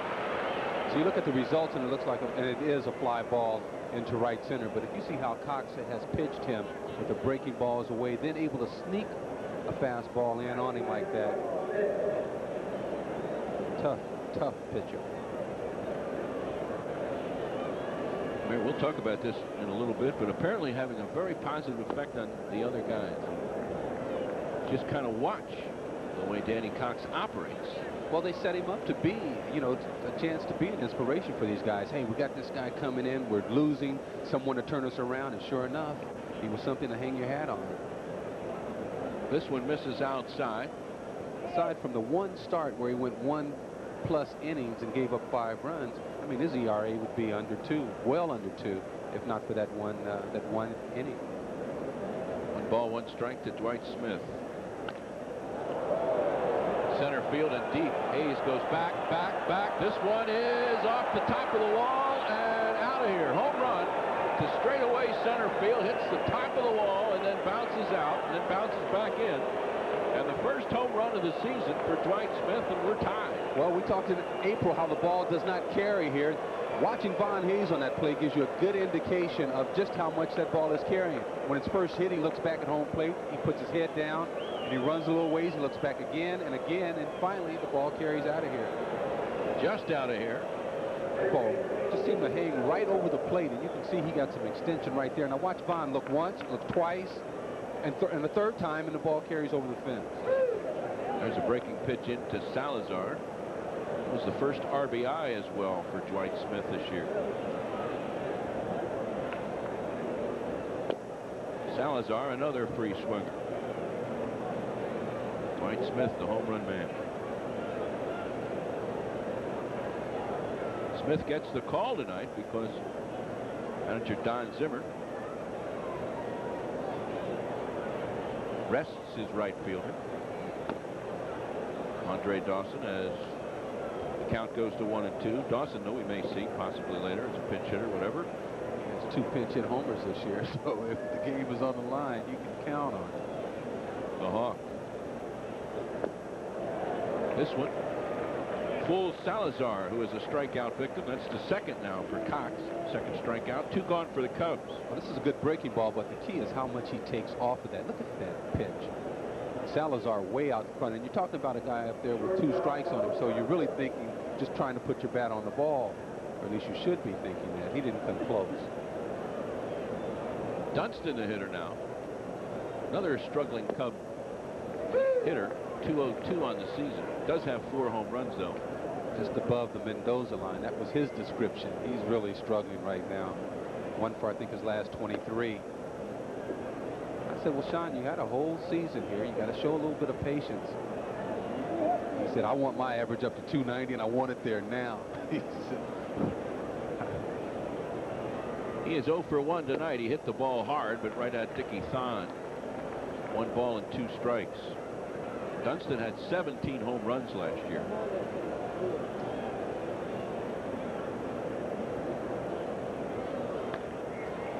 Fists this one over near the Phillies dugout, and it's up on the roof. Now to play. Seems like just a couple of years ago he was breaking in to the game. He tells me he's been in the big league 7 years. This is his 7th season already.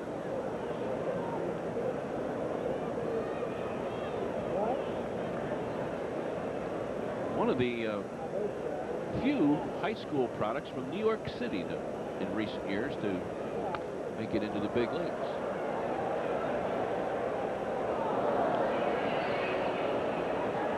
One ball and 2 strikes. Dunston was telling me about a comment last night after the game. He went out with former Phil Chuck McElroy. He said McElroy couldn't believe he went 0 for 7 last night. Ground ball that Backman gobbles up, and Dunston is easily retired here to end the top of the 4th inning.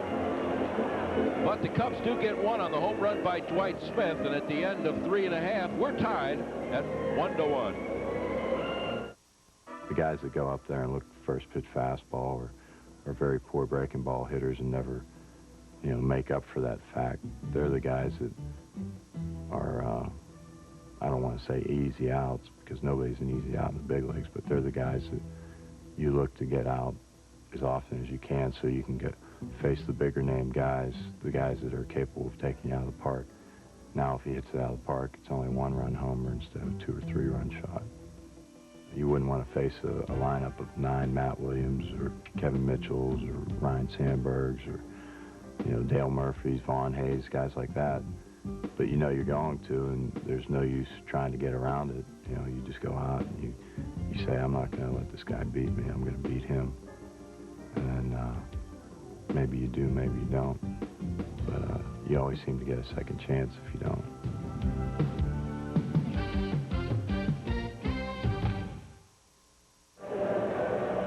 Well, Gary, you've had a chance now to observe the Phillies, in particular the way they've played with adversity, losing Lenny Dykstra and Darren Dalton for a while. Pretty impressive. Well, yeah, that accident that has sidelined Dykstra and Dalton has really had an effect on 4 players for the Phillies. You look at John Kruk, Ricky Jordan, you look at John Morris out there. These guys are now getting a chance to play. Before Dykstra got hurt and he was in center field, they were playing who was doing the best would get in the lineup. Now with those guys out there, they know they're going to be in the lineup. They're playing relaxed, and so they've been able to pick up some of the slack right now. And that's been very helpful to get those victories in, especially on the West Coast. And Von Hayes, another one who is settled in now to knowing he's going to be in there every night. Right, that was the fourth guy. Just knowing that you're going to get a chance to play every day helps you to relax.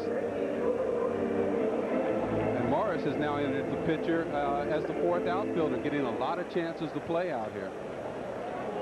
And a guy who did carry the Phils a good bit on that West Coast trip steps in, Ricky Jordan.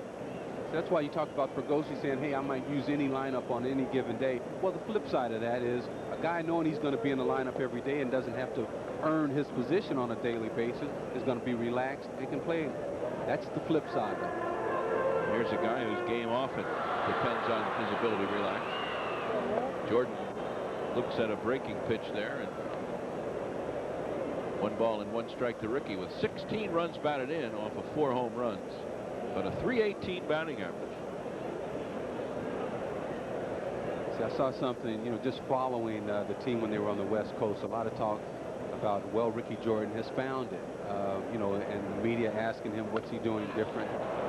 It's a lot of pressure. You're just going to have those ups and downs, and you got to be able to work your way through them. So I hate to hear guys say, I found it.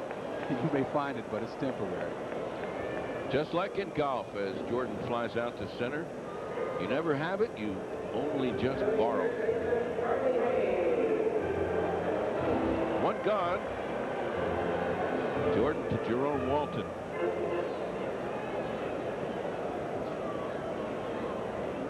Charlie Hayes now steps in. Also stepping in is that Larry Christensen behind us. Yeah, you got to watch out for him. Larry played in the celebrity softball game before tonight's Phillies-Cubs contest against the Hollywood Stars. You know what the highlight of that game was? Rick Sutcliffe, Andre Dawson, and Mark Grace were trying to dump a bucket of Gatorade on Mark Harmon. They had him set up. We watched the whole thing from the bench down there. Didn't pull it off? Nah, they threw it at him, but it missed him. Just missed him. But if you see Andre Dawson fooling around like that before the game and he's not playing, I was telling him, I said, man, when you have your game face on, I can't even talk to you. Now he's out there having a good old time. A lot like our former colleague, Mike Schmidt, used to do. And he wasn't playing. Right. 2-2 to Charlie Hayes. Sutcliffe, of course, there's no excuse for him. He is wacko at all times. Hayes to shortstop Dunston, who guns it over there. And there are 2 away. And this will be Darren Fletcher next. Well, Bosky, if he can keep this ball away on these right-handed hitters and they continue to try and pull those sliders, that's going to be a lot of ground balls to short and third. And Charlie Hayes had a ball a little bit away from him, tried to pull it, and ended up hitting a ground ball to Dunston. We're in the bottom of the 4th. This one tied at 1. Fletcher hit a sharp single to right field back in the 2nd. The Phils threatened in the 2nd, and they got the first 2 men aboard on base hits, but could not get a run. 338.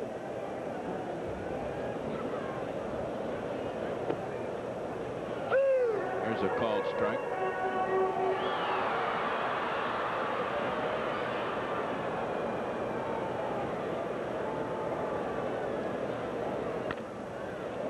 This one foul down the first base side. In his first at bat, Fletcher hit a ball inside, down and in, that he pulled for his base hit. You come in there, boy, he'll wear you out in there. That's where he likes that ball. Now, that doesn't mean you can't pitch him in there, but what you do is you make sure you get it so far in that if he swings at it, it's something that he'll pull way foul. But I think when they want to try and get him out, they want to do it away.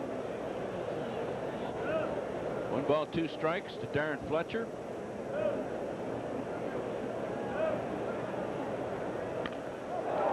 This one hit sharply to right field on the run and won't get it. White Smith fields it off the wall and makes a strong play, holding Fletcher to a long single. Well, he likes the ball inside. Barry Hill asks for it away. Look where he's sitting on the outside part of the plate, but the breaking ball comes right back inside. He is all over it.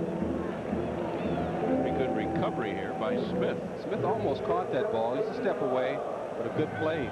That's a tough play for an outfielder when he runs close to the wall and then has to turn around and play it off the wall. The fact that he was running that way helped him quite a bit, but an excellent play to hold him to just a single.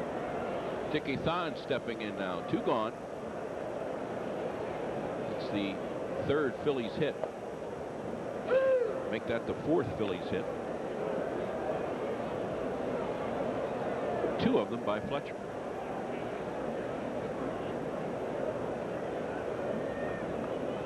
Cubs have 2 hits, but one was a homer by Dwight Smith. Just got over that center field wall. Low.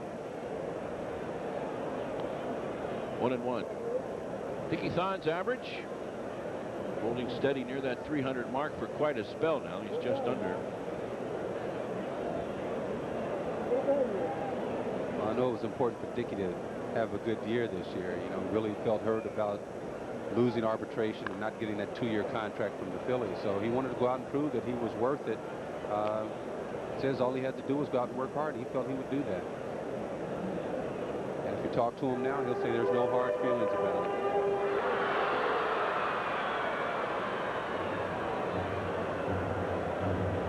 One ball and 2 strikes to Thon. John Morris would be next. Dickie flails this one off as Bosky tried to sneak a fastball in the outside part of the plate.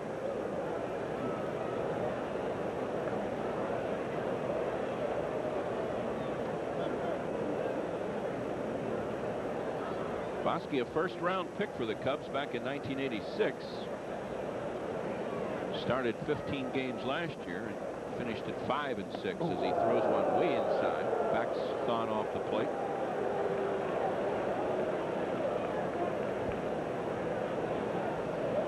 You know Dickie Thon's history. You know how scary that can be. Well, you do, but you have to recognize that pitchers do have to pitch inside if they're going to be effective. And that's why, because you can then break one over the outside and he gets the strikeout. The Phils go down here in the 4th inning. The second strikeout for Bosky. We're tied 1-1. Children 14 and under get a wrist wallet in Phillies red with Velcro closure, zipper pocket, and digital watch. Compliments of Tri-State Honda. Sunday, June 2nd at 1:35 when the Phillies play the Pirates. For ticket information, call 463-1000. Hey, Phillies fans, be a celebrity bat boy or bat girl this season. Milk Duds Candies and the Phillies are teaming up to offer kids 6 to 16 this once-in-a-lifetime opportunity. Winners receive a jersey, bat, and ball and go on the field to meet a Phillies player before a home game. Winners also receive 4 tickets to stay and enjoy the game with family and friends. Entry forms can be found at advanced ticket windows and at the fan accommodations room at the Vet. Hurry, offer is limited, so don't miss your chance to be a Milk Duds Phillies celebrity bat boy or bat girl. No purchase necessary. Don't miss the action.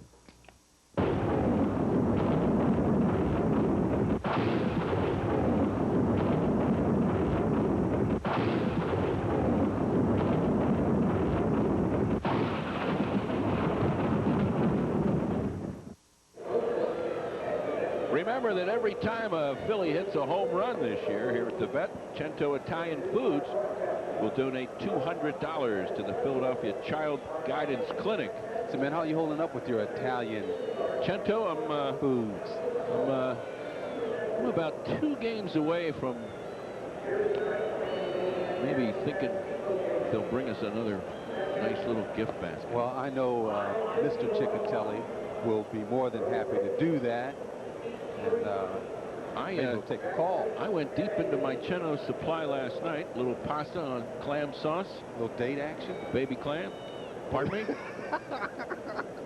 Little date? Well, kind of, yeah. Did you cook her? Of course I did. I love to cook. I guess that's not the right Women are over-liberated now. It's hard to find one that likes to cook after they find out you can cook.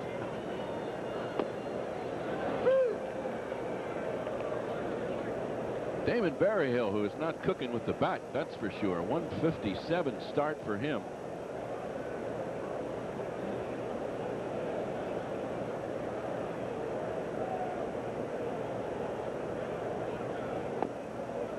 And looks at one low.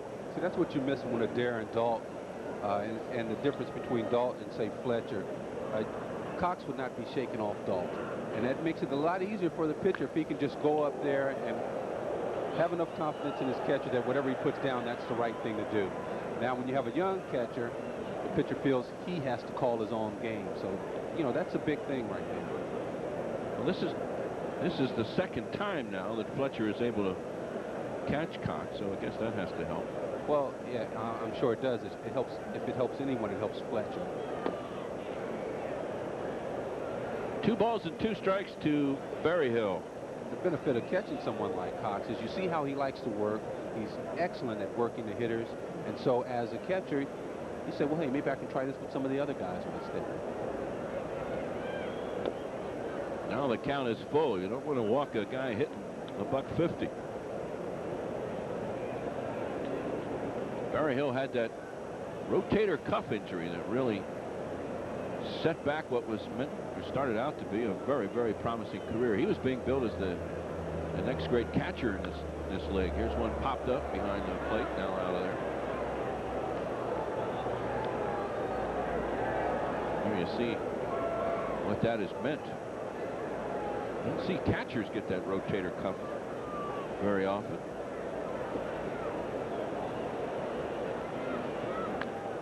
He's out in front. Count remains at 3-2.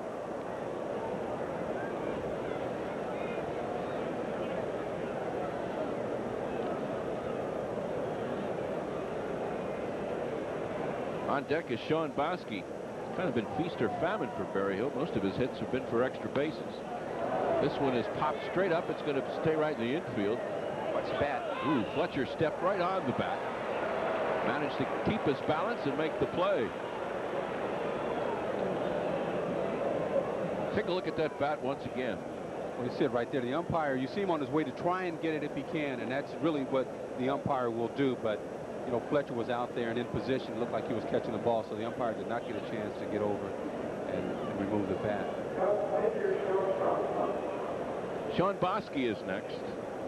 He reached on an error, hit a 22 hopper to third base that hugged the dirt down there. Charlie Hayes had to wait on it, and when he came up throwing in a hurry, threw it away. Bosky reached.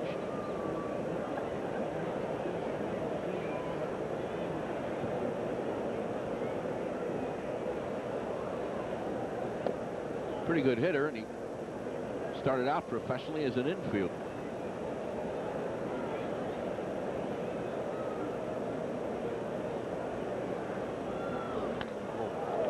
Strokes this one to left center. The ball dying, though, and coming on and making the play is John Kruk.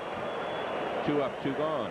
Well, that shows Bosky has a pretty good idea up at the plate because he jumped on a breaking ball there, a hanging curveball that stayed up. And you'll see him, his eyes get big, and he swings at this pitch up in the strike zone. It just kind of hangs up there. He jumps on it. Took a big swing. Kruk broke back, but was able to come in and recovered quite nicely. Next is Jerome Walton.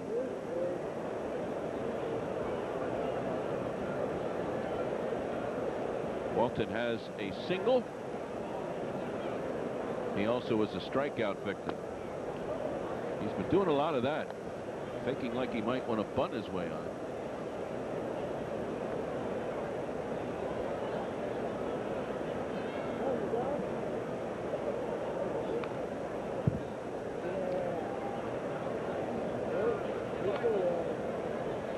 Wally Joyner is on some kind of tear now. He's leading all the major leagues now in hitting.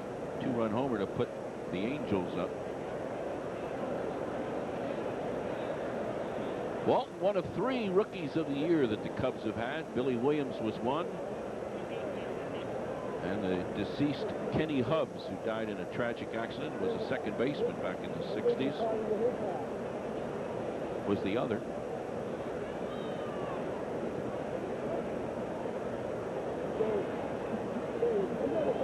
Two balls and a strike to Walton.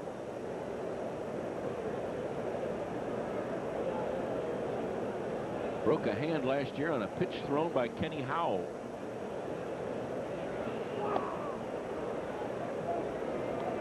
His average really dipped. It ended up at 263.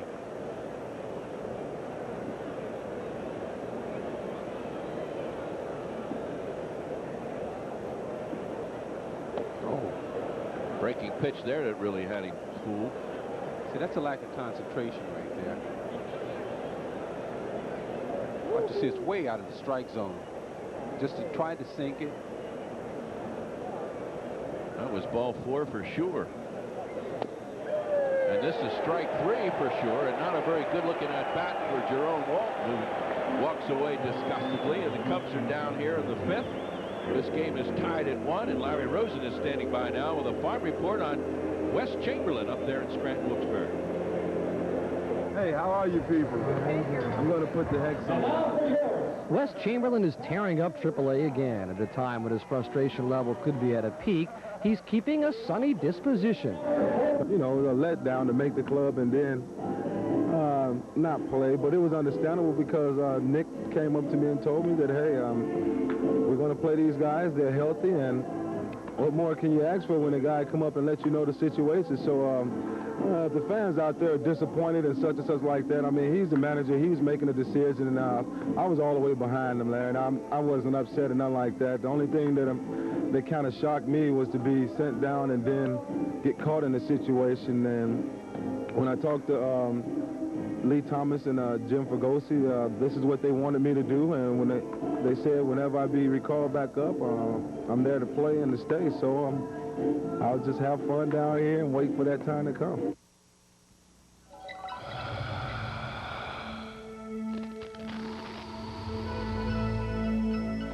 For better bat control, there's only one glove crafted with Petard's digital Cabretta leather.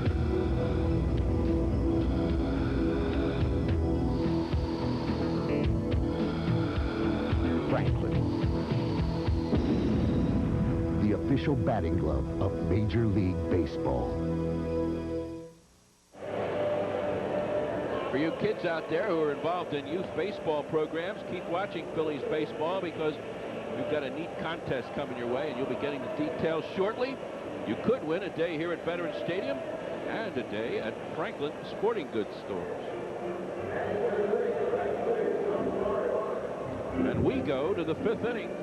Bottom half is John Morris, Danny Cox, and Bon Hayes. The scheduled hitters for the Phillies in a 1-1 tie. Morris had a chance for a couple of RBIs his last time up. He hit a ball right on the button, but into the glove of Luis Salazar at third. Here's one fouled out of play. He did hit it good, and you sure can't guide them. So we'll get into tough luck. Maybe one will fall in off the end of the bat at some point to even it out, as they say. But Morris, I know during spring training, the Phillies really wanted to test him and see what he could do as far as playing the outfield. I was down there, and they really worked him, and he was impressive. Takes one off the fist here and is retired by Sandberg.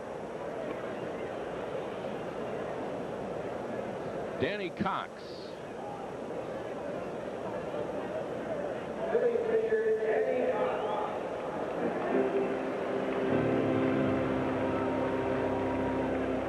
Danny 0 for 1 tonight, 0 for 7 on the season.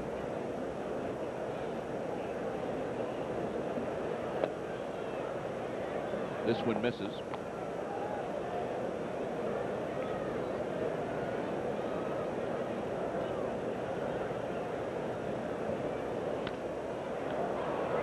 Behind first, Grace to the tarp. He wanted to climb over it, it looked like, huh? Out of play. 1 ball and 1 strike to Cox.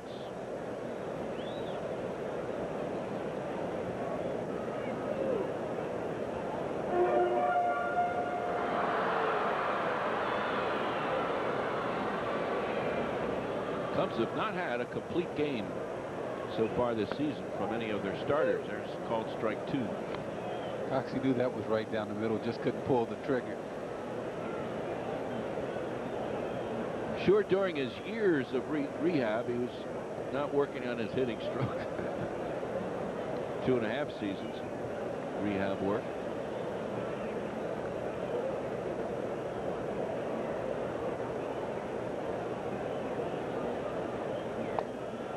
Big cut and a big swing and a miss, and another strikeout for Bosky. That's his third. 2 away. Von Hayes, another guy who hit the ball hard his last time, but a great play by Mark Grace at first base robbed him of a base hit. But Bond does have a double and scored the Phil's lone run.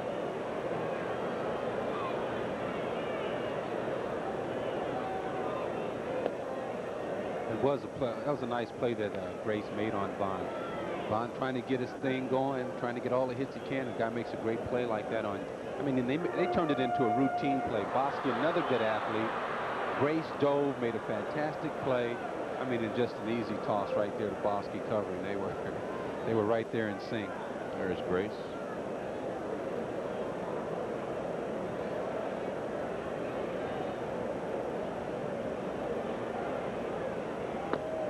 Curveball is in there. 1 ball and 1 strike to Hayes. Bond only needs about 3 games of some hot hitting and get right back to somewhere near respectability. There's one to right field, hit deep, but now starting to die and coming in a few strides. In fact, is Dwight Smith. Excuse me. Phillies retired here in the 5th, and at the end of 5 full, it's the Cubs 1 and the Phillies 1. Well, I was a starter my whole minor league career, and I was going nowhere fast. I kept telling them I wanted to be a reliever, and no one would listen. And then finally, in 1985, they sent me to winter ball, and I did some relieving. I kept proving to them over and over again I can throw 2 innings, and they had to choose whether it was going to be the first 2 or the last 2. So it finally came down to they put me in a reliever's role, and that's where I've enjoyed most of my successes as a reliever. Well, there's our friend about ready to do something nasty with some Cubs batting helmets.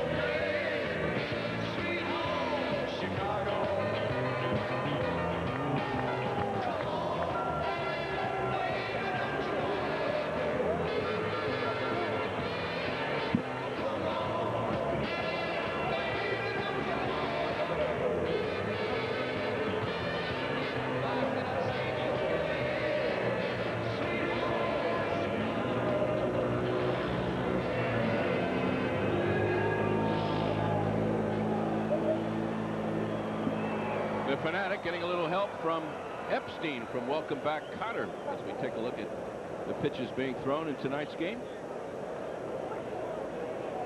Well, you look at the strikes, and they stand right out there. Bosky, really good control. So we're in the top of the 6th.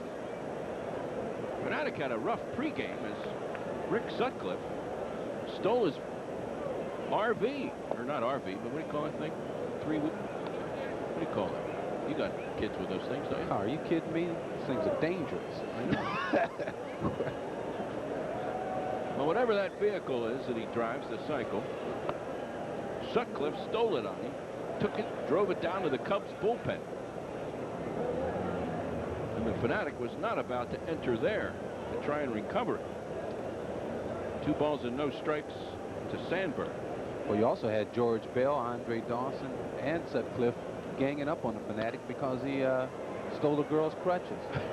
You saw that. Zahn gets Sandberg. The Cubs got the Fanatic. 1 away. The ever popular Rick Sutcliffe. He is one heck of a nice guy, however. Good friend of 76ers trainer Tony Harris. And Sutcliffe is in Philadelphia often visiting with Tony. In fact, they Played in a golf outing last year that I had the chance to attend and meet Sutcliffe. Mark Grace steps in. A 1-1 ball game. Grace to center field. Hayes moves to left center. Has the beat. 2 gone. They're moving right along. Now it appears that Cox may have hurt something. Comes the Phillies trainer Jeff Cooper and Jim Fregosi quickly to the mound. I was watching the ball in center field, and apparently Cox. Yeah, it looks may have pulled a groin. Yeah, looked like it, and he knows it too.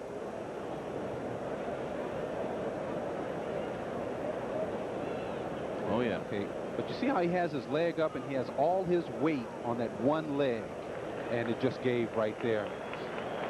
But you knew right away from his expression that it had gone on. Well, you know, he does not want to come out of this one, but has to, and the Phils will have all the time they need down to warm up a new pitcher. Cox, a real gamer, is smoke coming out of both those ears as he heads to the clubhouse. Well, that's a real tricky injury, and that you have a tendency to come back. And, you know, it feels good. You come back. That's the benefit of Jeff Cooper down there has the Cybex machine, where before spring training or during spring training, just before the games get underway, you test everyone and you record it, what their strengths are, so that if an injury does occur and you have to rehab them, you can test them again to see how close they are to 100%. That has gone a long way in helping. But still, with that groin injury, you go out there, you feel pretty good, and then you reach down and try and go on it, and you can easily pop it again. All right, as you can see, the new pitcher will be Joe Baber. He'll get all the time he needs. So Danny Cox leaving here in the 6th with 1 out, and we'll be back right after this message.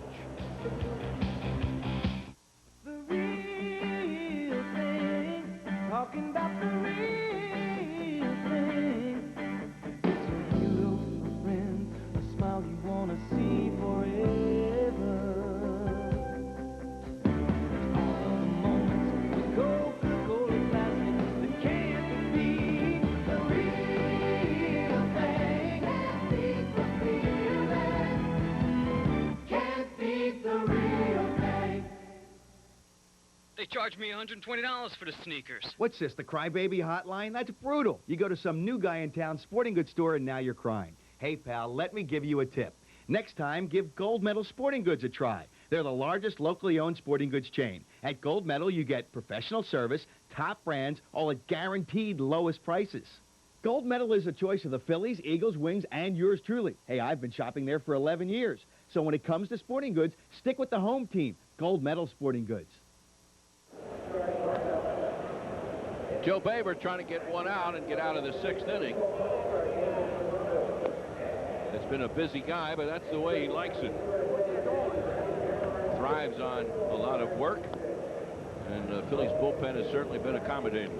Well, one of the key things right here for the Phillies, though the pitcher gets as much time as he wants to warm up, you know, there's always pressure to go ahead and start before you're ready. You got guys standing around and things like that. But Fregosi, he says all it takes for Baber to warm up is a handshake.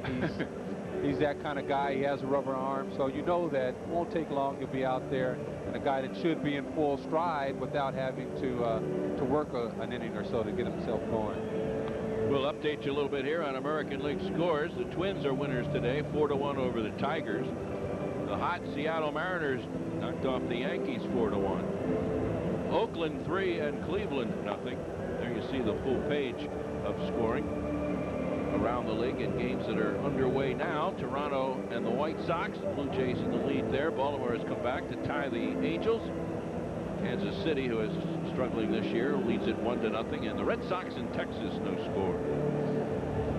National League activity, 2 finals today. The Expos and Dodgers win. The Dodgers got 4 in the 8th inning to win that ball game. Atlanta has having some rain.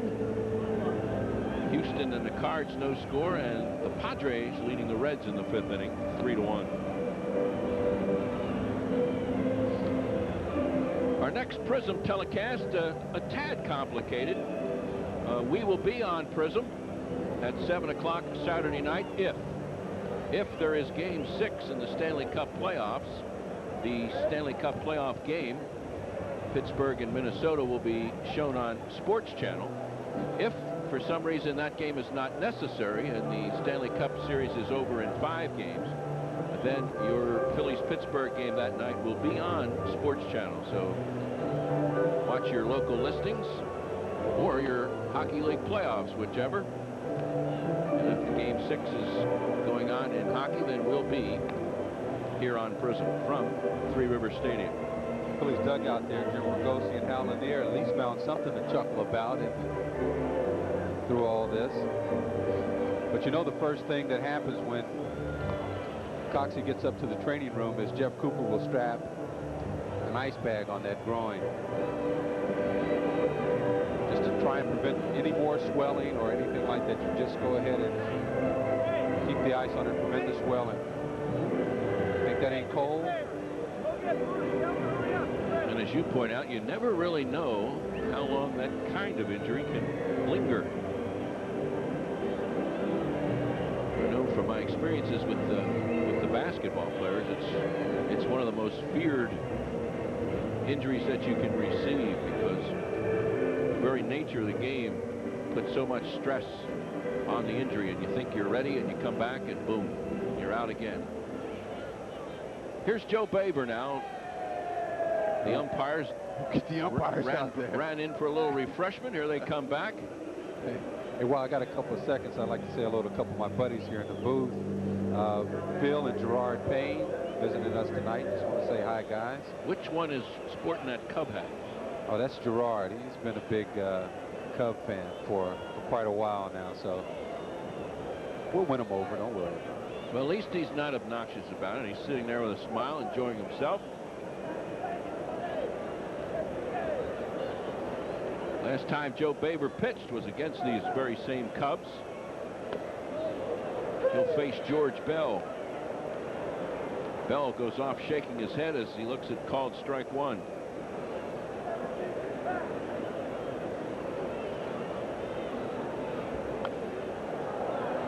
It's a big cut there and fouls it away. 0-2 to Bell. I had mentioned earlier how Bell is trying to look for the release point on the different pitchers that he's seeing for the first time, and that's just so important. As a hitter, you're watching that ball in the pitcher's hand. Now, if you're familiar with the guy, you know exactly where to look, where he's going to let that ball go. Now, this is a whole new experience for him. Now, there's the slump breaker. 0 for 25, and he bangs one up the middle.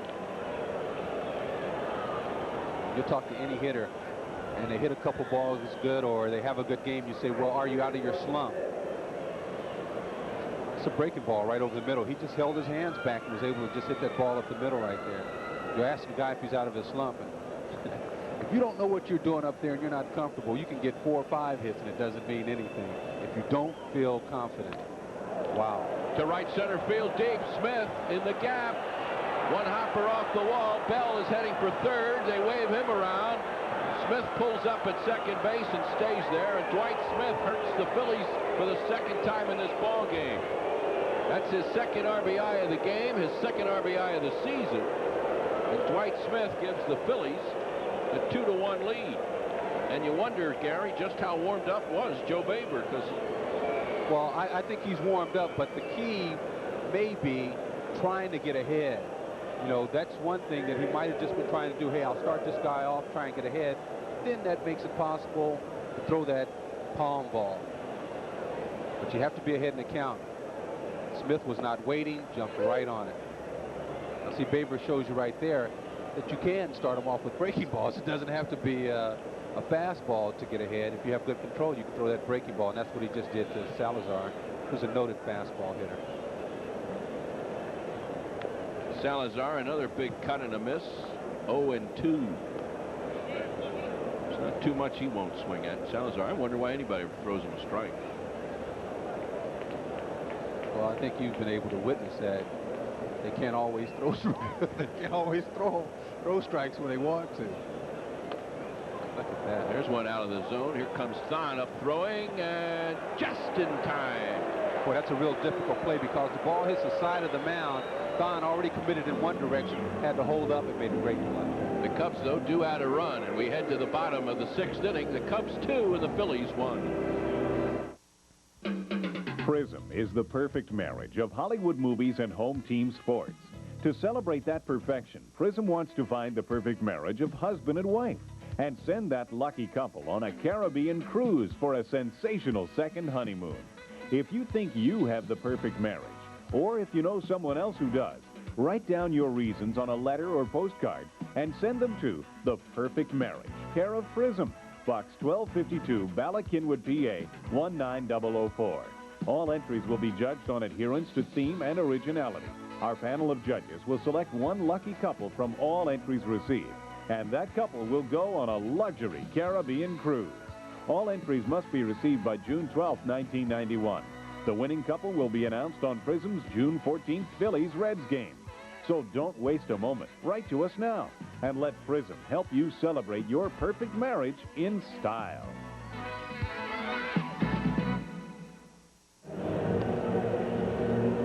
Some lucky fans are going to win an instant vacation. It'll be Friday night, May the 31st, 7:35. The Phillies are scheduled to play the Pirates. Meanwhile, couples are invited to report to the truck ramp between gates G and H beginning at 6 o'clock.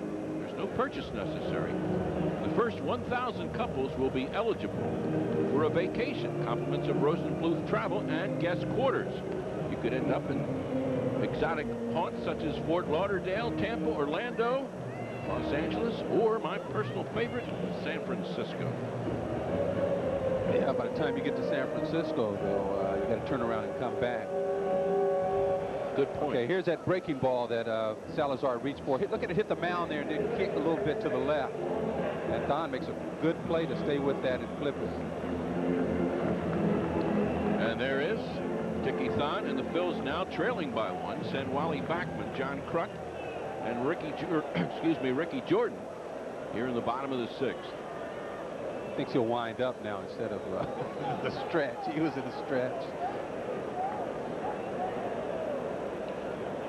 Backman gave himself up to move Von Hayes in scoring position. See, that's what you have to do with those pitchers. You got to tell them everything. I mean, the ground ball, you got to tell them to get over cover first. You got to remind them. Well, they get focused out there, you know. But I mean, in the clubhouse, when they're not pitching, completely different guys. For 4 days, you're the greatest guy in the world. Then the day they're pitching, they're crazy. He started to ring them up. Inside, though. 2 balls and no strikes to Backman.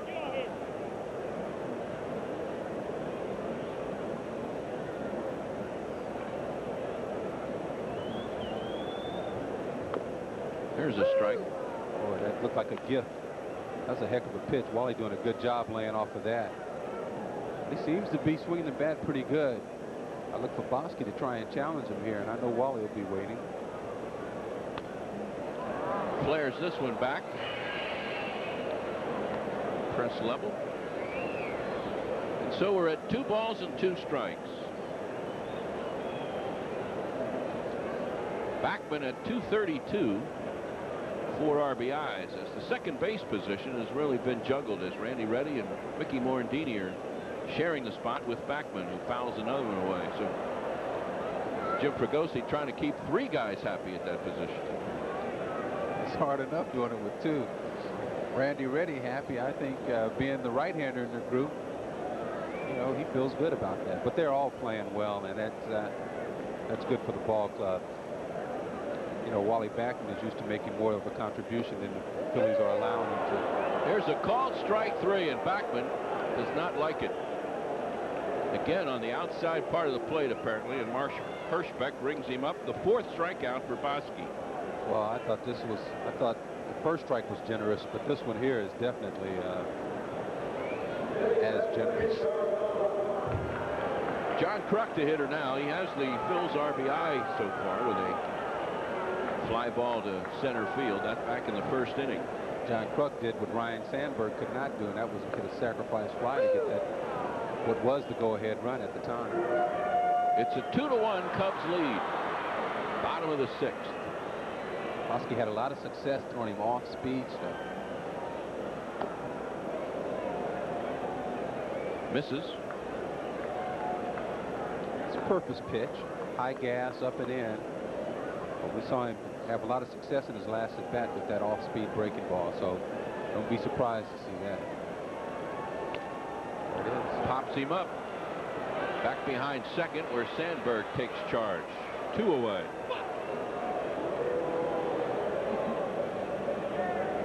Ricky Jordan is next. John Kruk that time got himself out. That's what hitters say, I got myself out, because that was a change up a little bit in the strike zone and just got, he let the ball get too close to him. He ends up jamming himself.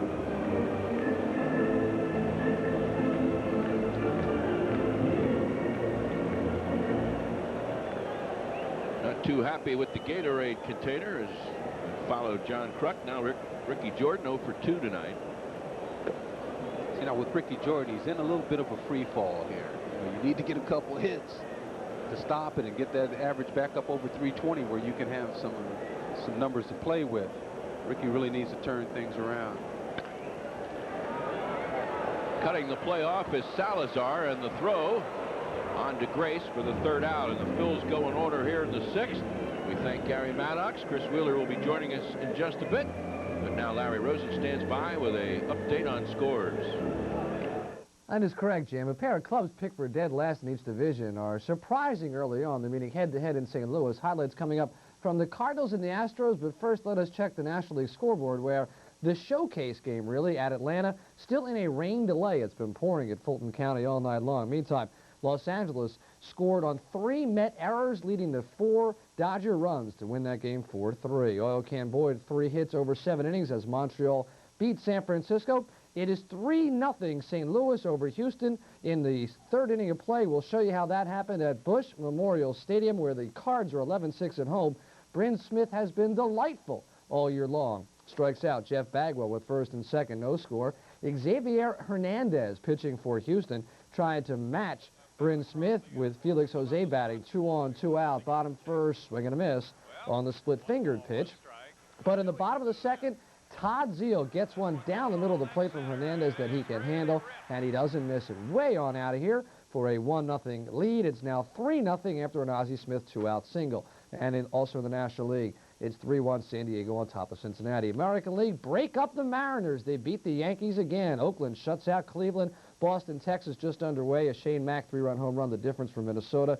It's 7-2 Toronto, 2-2 in the 3rd at Baltimore, and Kansas City and Milwaukee are 1-0 in the 3rd. We'll have complete scores and highlights should time permit on our post-game report. Now, though, back to the vet for the top of the 7th. Well, we're moving right along. We're in the top of the 7th inning, and a 2-1 Cubs lead. Will be Sean Dunston facing Joe Baber.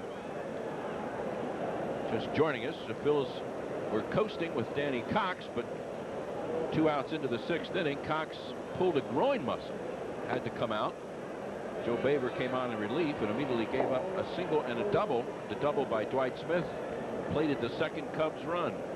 That's where we are, each team with 4 hits. And Baber faces Dunston, 1 ball and no strikes. 2-0. I think everybody held their breath because you thought his elbow right away, you know, when that happened. Thank goodness it's a groin pull. I mean, that's serious enough because that'll be some downtime, obviously. But, you know, with that elbow, you always worry about it. And Danny Cox has worked so hard to get back. Dunston looks at a strike.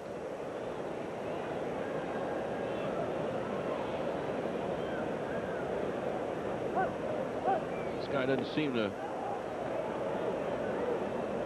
What's this pitch? An appeal was made, and now they're going to call it 2 balls and 2 strikes. See, Jim, that's what happens to wild swingers.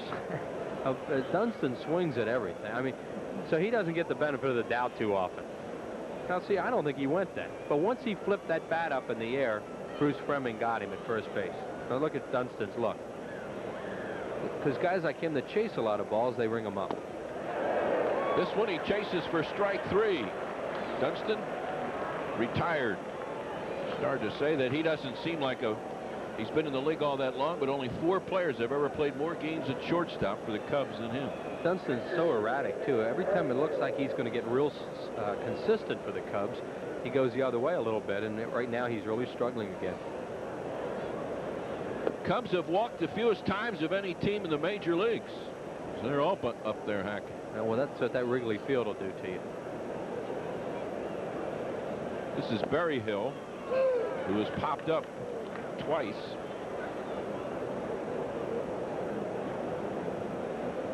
There was a lot of talk that he might get traded in the offseason. Now with Girardi on the shelf, Cubs are happy they still have him. They have another guy in their minor leagues, Rick Rona, who has seen some big league time.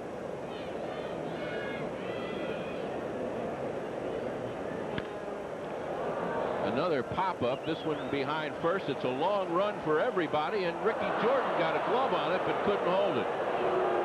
That was a tweener. Probably the only spot on the field the ball hit that high couldn't have been caught. Well, that's that over-the-shoulder catch down there, and Jordan just didn't come up with it. He has to go a long, long way looking over his shoulder like a wideout, and the ball goes off the tip of the glove. They did not give him an error on it. They just scored it no play.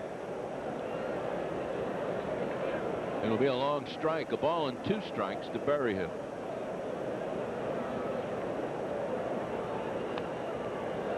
Swings and misses. He didn't tip it. There'll be a play at first base, and down goes Berryhill with the second strikeout.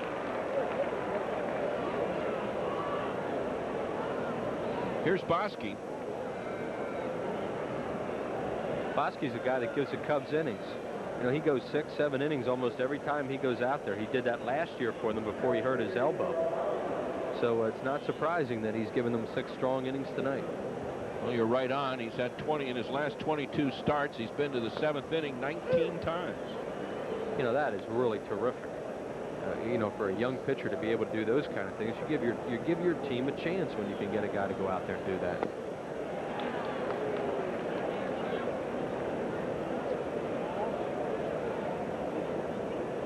Nothing in 2 as Baber threatens to strike out the side. Baber struck out 5 last night.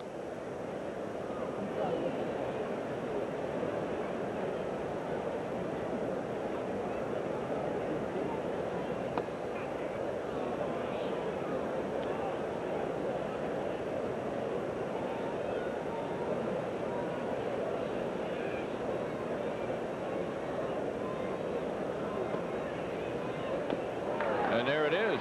Baber striking out the side in the 7th. We head to the bottom half, but the Phils trail it 2-1. Children 14 and under get a wrist wallet in Phillies red with Velcro closure, zipper pocket, and digital watch. Compliments of Tri-State Honda. Sunday, June 2nd at 1:35 when the Phillies play the Pirates. For ticket information, call 463-1000. We believe in the power. You would have thought it was their own taxes that had to be in the mail that night. She almost missed her tax deadline, and that's the reason she called us. Yes, Miss O'Neill. And I told them I needed a loan today. Today? I called the guys at Credit. They were great. They approved it almost immediately. Went straight to the post office. Charged over to the bank, and almost left the bank without getting the check. I was so anxious to get to the post office to get my taxes paid. It worked out nice. We believe in the power. We believe in the power of relationships. As cars get older, they may need higher and higher octane to perform like they used to. But there is a gasoline specially formulated to control this higher octane need while providing the highest level of engine cleanliness. Texaco System 3. You get great performance in every octane grade. Still think all gasolines are the same? Holy cow, it's Harry. Fans are looking up at him, trying to get him to sing Take Me Out to the Ballgame. You know, he had a very emotional week, did Harry. Monday, the Atlanta Braves were in Chicago, and Harry, of course, worked the Cubs games, but his son and his grandson were part of the Braves broadcast team, Skip and Chip. Certainly baseball's most popular announcer. He's a terrific guy. Harry Carey just loves baseball, and he's been great for the Cubs. He's really taken a lot of the thunder away from the White Sox since he's come over to the Cubs in about the last, I guess he's been there 8 or 9 years now. And he's a delightful guy to be around. He has a terrific restaurant out in Chicago, and he is in that restaurant almost every night. What an ambassador. Sits at the same table all the time, welcoming people. He plays the role of Harry Carey very well, is what he does. Is there a bud anywhere near that table? Oh, yeah, there's always a bud near Harry. He's just fun, Jim. You know, what you see is what you get with Harry Carey. Charlie Hayes doesn't like what he sees. He goes back to get a bat as Wally Ritchie, and he's the left-hander. Darryl Ackerfeld's behind him. Start the throw. Phil's trail by 1. They'll have Charlie Hayes, Darren Fletcher, and Dickie Thon scheduled to hit. We're in the bottom of the 7th. Imagine having your son announcing big league ball, and now your grandson. Man, that's a lot of carries. Some kind of bloodlines right there.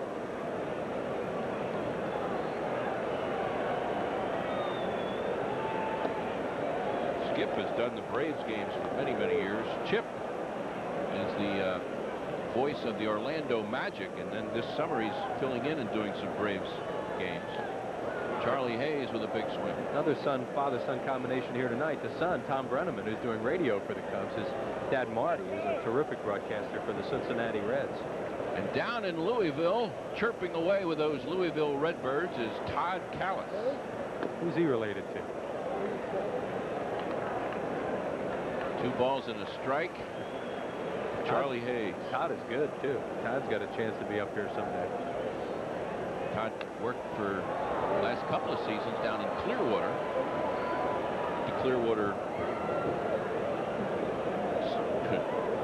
I'm losing it. That's their nickname. Wait a minute. Phillies. I almost said Suns. That was their old nickname. Yeah. Has the newspaper.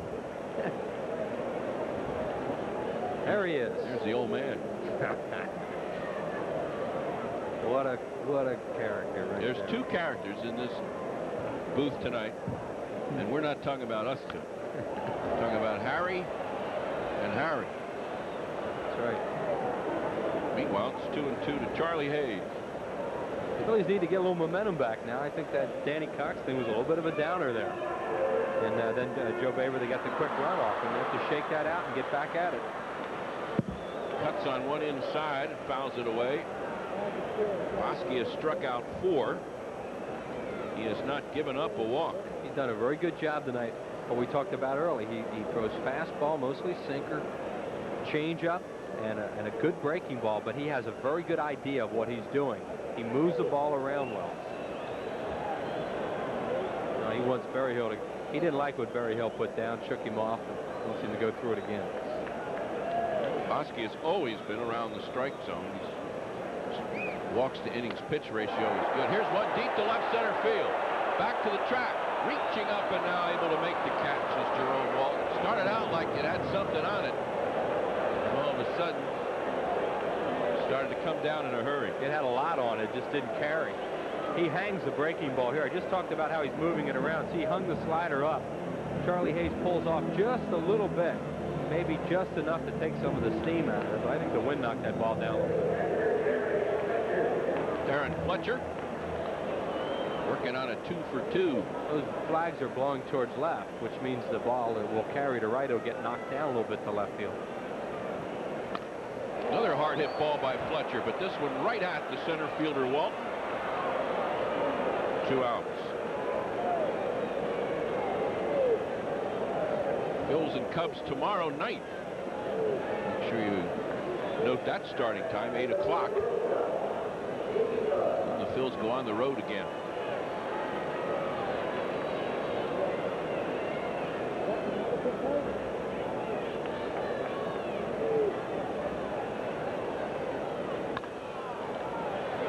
Thon, 1 hops, 1 to Salazar, and a quick inning for Bosky. 3 up and 3 downs to Phils, and at the end of 7 now, the Cubs lead this one 2-1. Before I even got pregnant, I gave up coffee and colas. I even gave up junk food. That was hard. I didn't drink an ounce of alcohol, not even a glass of wine. I stopped running because I was afraid of the bouncing. I really don't know what else I could have done. He's going to be fine. What you can't insure against, we can. The card from Independence Blue Cross Pennsylvania Blue Shield. Carry it for life. What would you do if someone took away your yellow pages? My yellow pages? The New Jersey Bell yellow pages? You and what army? No. People want to hold on to the book with more choices. No, hey. No. My yellow pages don't even think about it. It's the book 9 out of 10 use, and when asked to choose, most people won't let go. The genuine New Jersey Bell Yellow Pages. No other book can match it. A Bell Atlantic company. Chocolate is scrumptious when it crunches. That's why I love Nestle Crunch. That's why I love Nestle Crunch Crunches. Well, there's been a great reaction to Dream Week this year, and there are only 20 roster spots still available. So do yourself a favor and call right now for all the information. You see the number right there on your screen. All you have to do is be over 30 years of age, and you can play Big League Baseball in Clearwater next February with the guys we've been telling you about, like Larry Boa, Greg Luzinski. How about Richie Hebner, Cookie Rojas, Fake McBride, Kent DeColby, new Sports Channel analyst, and Rick Wise, lots more. So don't miss out, and we'll be staying right on the beach at the Caribbean Gulf Hotel. That's the Adams Mark Caribbean Gulf. Call 215-938-1200 for all the information. 215-938-1200, and we will see you at Dream Week next year. And we are also going to see Andre Dawson. Dawson coming up here to hit for Jerome Walton. To think Don Zimmer was not too pleased last time when Jerome Walton ran up as if to bunt on a 3-2 pitch. And looked at it. It was amazing. So here comes Dawson out to hit for him. There is Don Zimmer right now. I have to think that had something to do with it, whether they'll say that or not. Zim is one manager who keeps a doghouse. There's usually somebody in it all the time. By the way, that Caribbean Gulf, great place after a tough day at the ball yard. You got a few aches and pains. Get yourself a beverage and just lie on the beach and watch those spring breakers right outside the grounds. The only problem is you're over 30 and they're not. Now you watch the Pelicans out there. You know, little tiki bar. Nice place. Great sunsets. Sunrises are pretty good too. He won't be there. Dawson flails, and he becomes the 4th consecutive strikeout victim for Joe Baber. Joe Baber came in and gave up 2 straight hits for the run that has the Cubs ahead, and then he started to get warmed up. He throws the high fastball by Dawson, who loves that high fastball. The Hawk might not have been quite ready. Well, he had a couple pinch hit home runs already this year, and they both came on the first pitch. Phils have gotten Sandberg twice. He's walked once. Phillies are asking Joe Baber to get him through one more tough inning with the top of this very potent Cub lineup up right now, and then they'll hit for him. He's gone 3 innings one other time this year, Jim, against the Mets here today. Grace is next. Here's Sandberg popping one up. Ricky Jordan squeezes it. There are 2 away. That has been his longest outing. Of course, if he gets through this one, it'll be 2 1/3. But he has pitched 3 innings. Back-to-back nights of work also.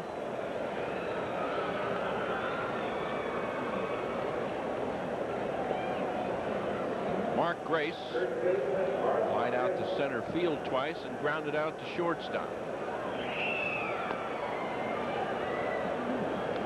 Looks like he'd be a power hitter, but only 9 homers in Wrigley Field last year.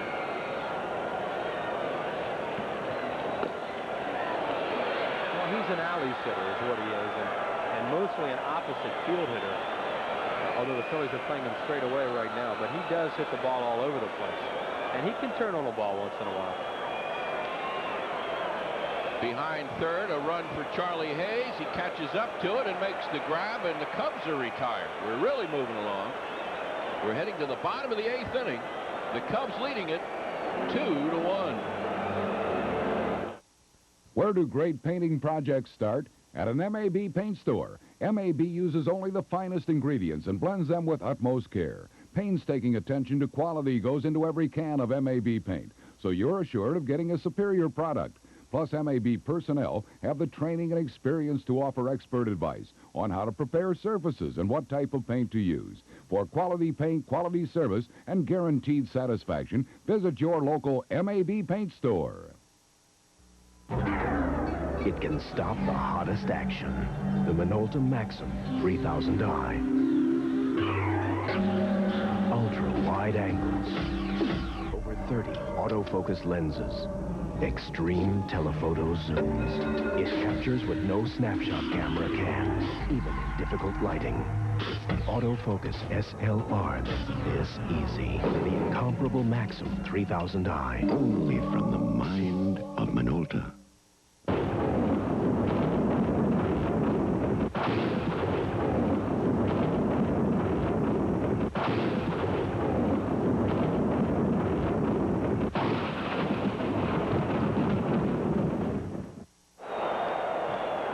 Well, that's Doug DeCenzo, a fine little defensive outfielder, goes in at center field for Jerome Walton. He's been at a streak going now of 193 games without an error.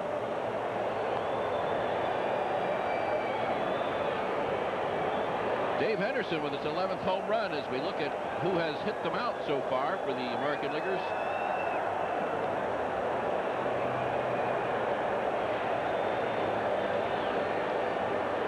And how about the National League home runs, you ask? Dwight Smith did it right here back in the 4th inning. Give the Phils, or the Cubs rather, their first run. Phils trailing at 2-1 now as John Morris leads things off here in the bottom of the 8th. And Dale Murphy is in the on-deck circle to bat for Baber.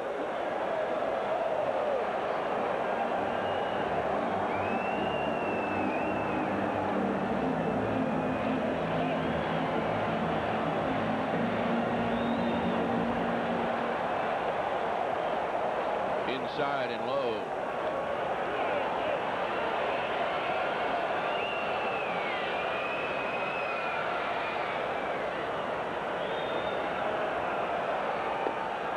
Now a strike, 1-1 to Morris.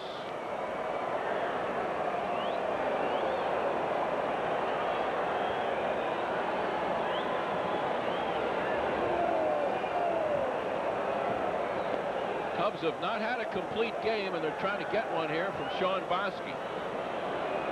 Phils, of course, have not had a complete game either, as Mitch Williams starts to throw.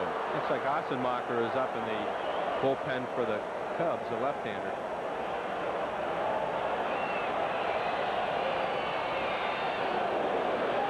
Taking something off that. He had Morris well out front. Well, he got Mark Hirschbeck, too. What a shot off that umpire's mask. He's checking his neck to see if it'll still turn. Watch this. Bonk. What, the mask or the head? Oh, both. Listen to the way it twisted his head. That'd either give you a stiff neck or take one away. It's like a chiropractic move.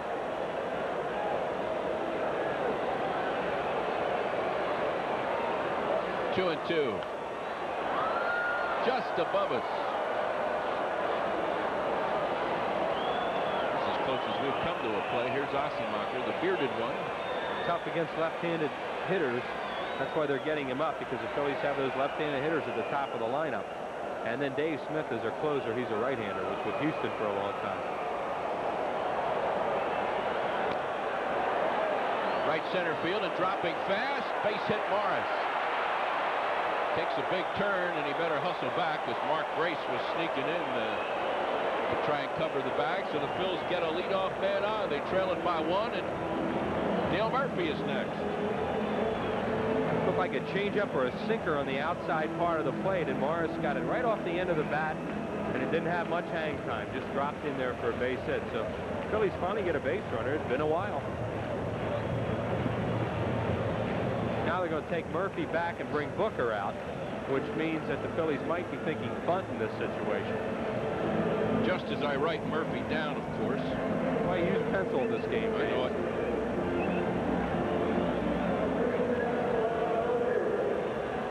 He is now being officially erased. And here comes Don Zimmer to probably officially erase. Well, he has Sean a Bosky. right. Well, he has a left-hander out there. We mentioned what Ossenmacher's like against left-handed hitters. And Don Zimmer makes a quick point to the bullpen. So Bosky goes 7 real good innings. And in a 2-1 game, Zimmer's going to go to his bullpen, which he thinks is his strength anyway.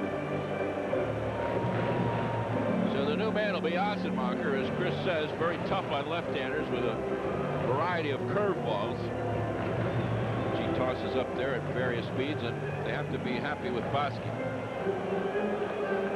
Left-handed hitters have not done all that well against Ossenmacher, hitting just 135 against him. He's limited them to 5 hits and 37 at-bats. There's Dick Cole talking to Bosky in the dugout. Here comes Ossenmacher, the former Atlanta Brave, who's really done a good job. Dick Cole is the pitching coach for Don Zimmer. Does not have that mustache this year. Doesn't look as mean as he used to. Goes my eraser again. As down goes Booker and back comes Murphy. Oh, yeah. Well, this is a matchup that Zimmer knows he's going to get. You know, Don Zimmer, you don't fool him with anything. And he knows that he's going to get Murphy against Ossenmacher. But he'll take his chances here as opposed to Bosky against Booker, who had a good chance to bunt the runner in the scoring position. Phillies will not be bunting with Dale Murphy, so he'll take that matchup.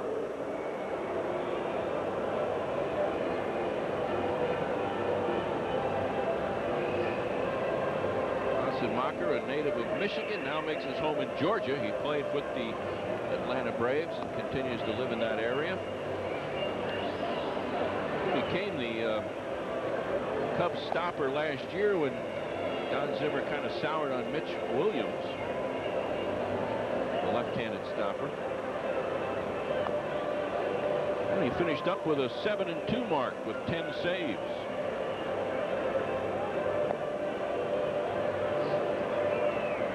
Quick look at our scoreboard to catch you up. Cardinals have added 4, go ahead of Houston. San Diego 5-1 over the Reds. Still raining in Atlanta. In fact, that game now officially is history. They've postponed the Pirates at the Braves. They're tied at Baltimore. Toronto leading comfortably. KC and Texas up 1-0 each. And there are your finals on the right-hand side. Dale Murphy is 2 for 6 lifetime against Ossenmacher, 0 for 2 against him this year. Then the left-handed hitter Hayes comes along, and then Backman, who managers want to turn around to the right side. So that is why Ossenmacher is in the ballgame. Well, in the last 2 years, Ossenmacher has allowed 13 home runs, but only one of them has been hit by a left-handed hitter. So the managers doing some juggling here to play those percentages as Murphy steps in. Zimmer does not have a right-hander up in the bullpen. So after all that erasing, Phils have a base runner at first, nobody out, trailing 2-1. Long drive, left field, but going to hang up now. Again, the wind knocks it down. As Murph had a rip at that one, but put away by DeCenzo. Ossenmacher is a lot like a guy we saw in the softball game tonight named Sparky Lyle, in that he doesn't throw a whole lot of fastballs. He throws sliders. He came right out and threw Murphy a slider, and Murphy hit it on the end of the bat. He just didn't drive it.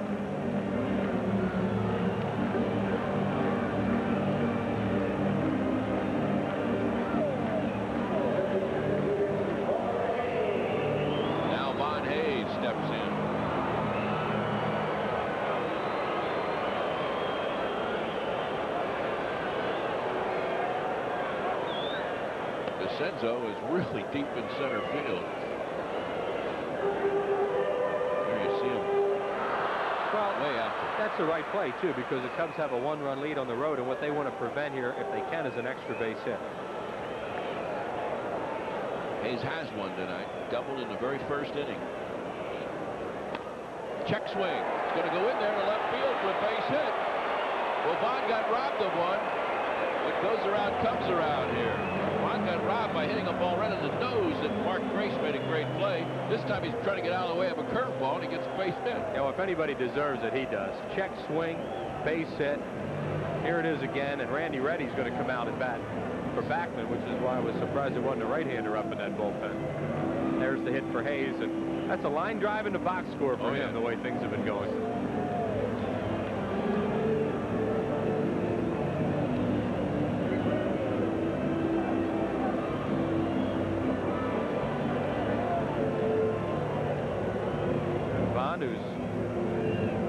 to have that second hit tonight.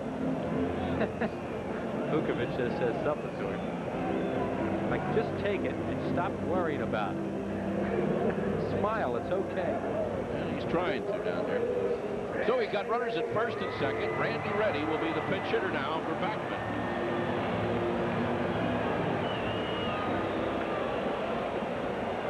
Randy Reddy, a lifetime .333 hitter off Assenmacher, 4 for 12. He's 0 for 1 off him this year.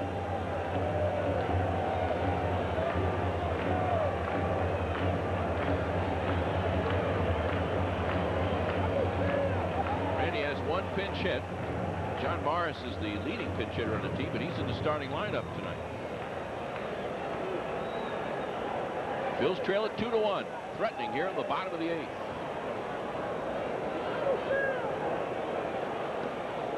Curveball is low. Assenmacher will throw that hard curve, and then he's got 2 or 3 other speed variations. They've got Bilecki up in the bullpen now, who's normally a starter, but is being passed over this time, so he's available, and there he is warming up. Curveball is low. See all those breaking balls? You know, that's what he throws. He just doesn't. He's so much like Sparky. You know, he throws slider, slider, slider, occasional fastball. Now, will he throw one here? We'll see.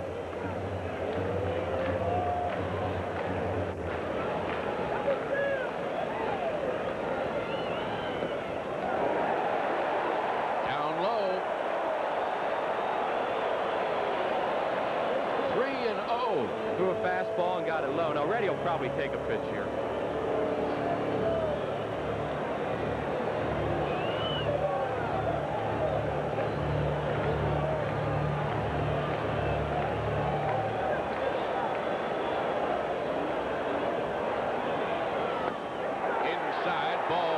Bases loaded. There's one out.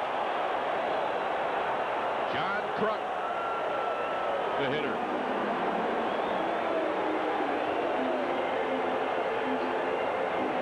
.333 lifetime hitter, 5 for 15 with a home run and 2 runs batted in for Kruk off this tough left-hander. And an excellent clutch hitter, and the Phillies RBI leader with 26.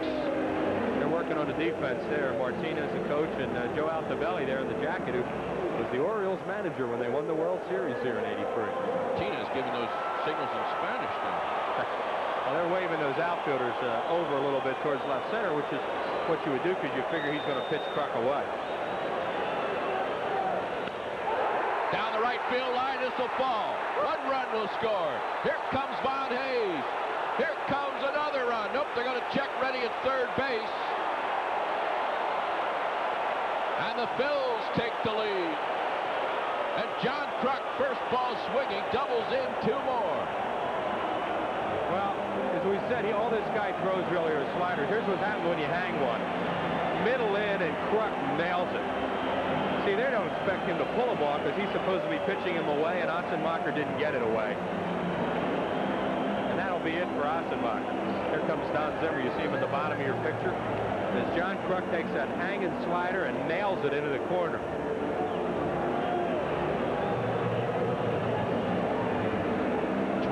RBIs for Kruk now as Zim's moves backfire here. Bottom of the 8th. Still only 1 out. Well, you gave those numbers on Assenmacher. And not many left-handed hitters hurt him. Here we go again with his hanging breaking ball. See, he wants to get this way away. Look where Berryhill set up, and he hangs it right middle in. Bang. I mean, Kruk, his eyes had to get big as saucers when he saw that baby. He couldn't ask for a better pitch to hit.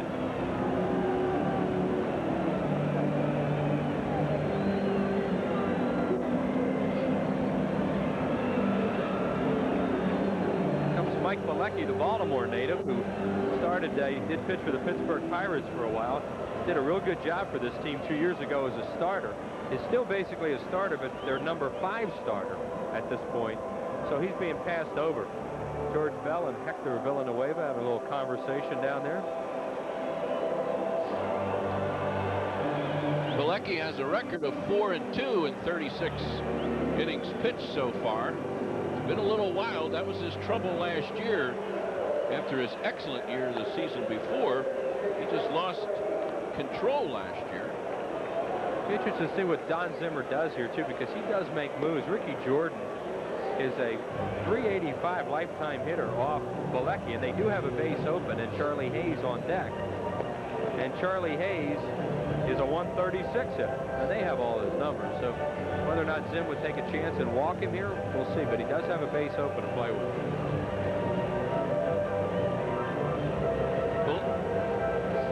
Jordan studies Bilecki. Bilecki was an 18-game winner in '89, fell to 8-11 last year. The difference was about 2 inches. Pitches that used to be on the block were 2 inches outside or inside.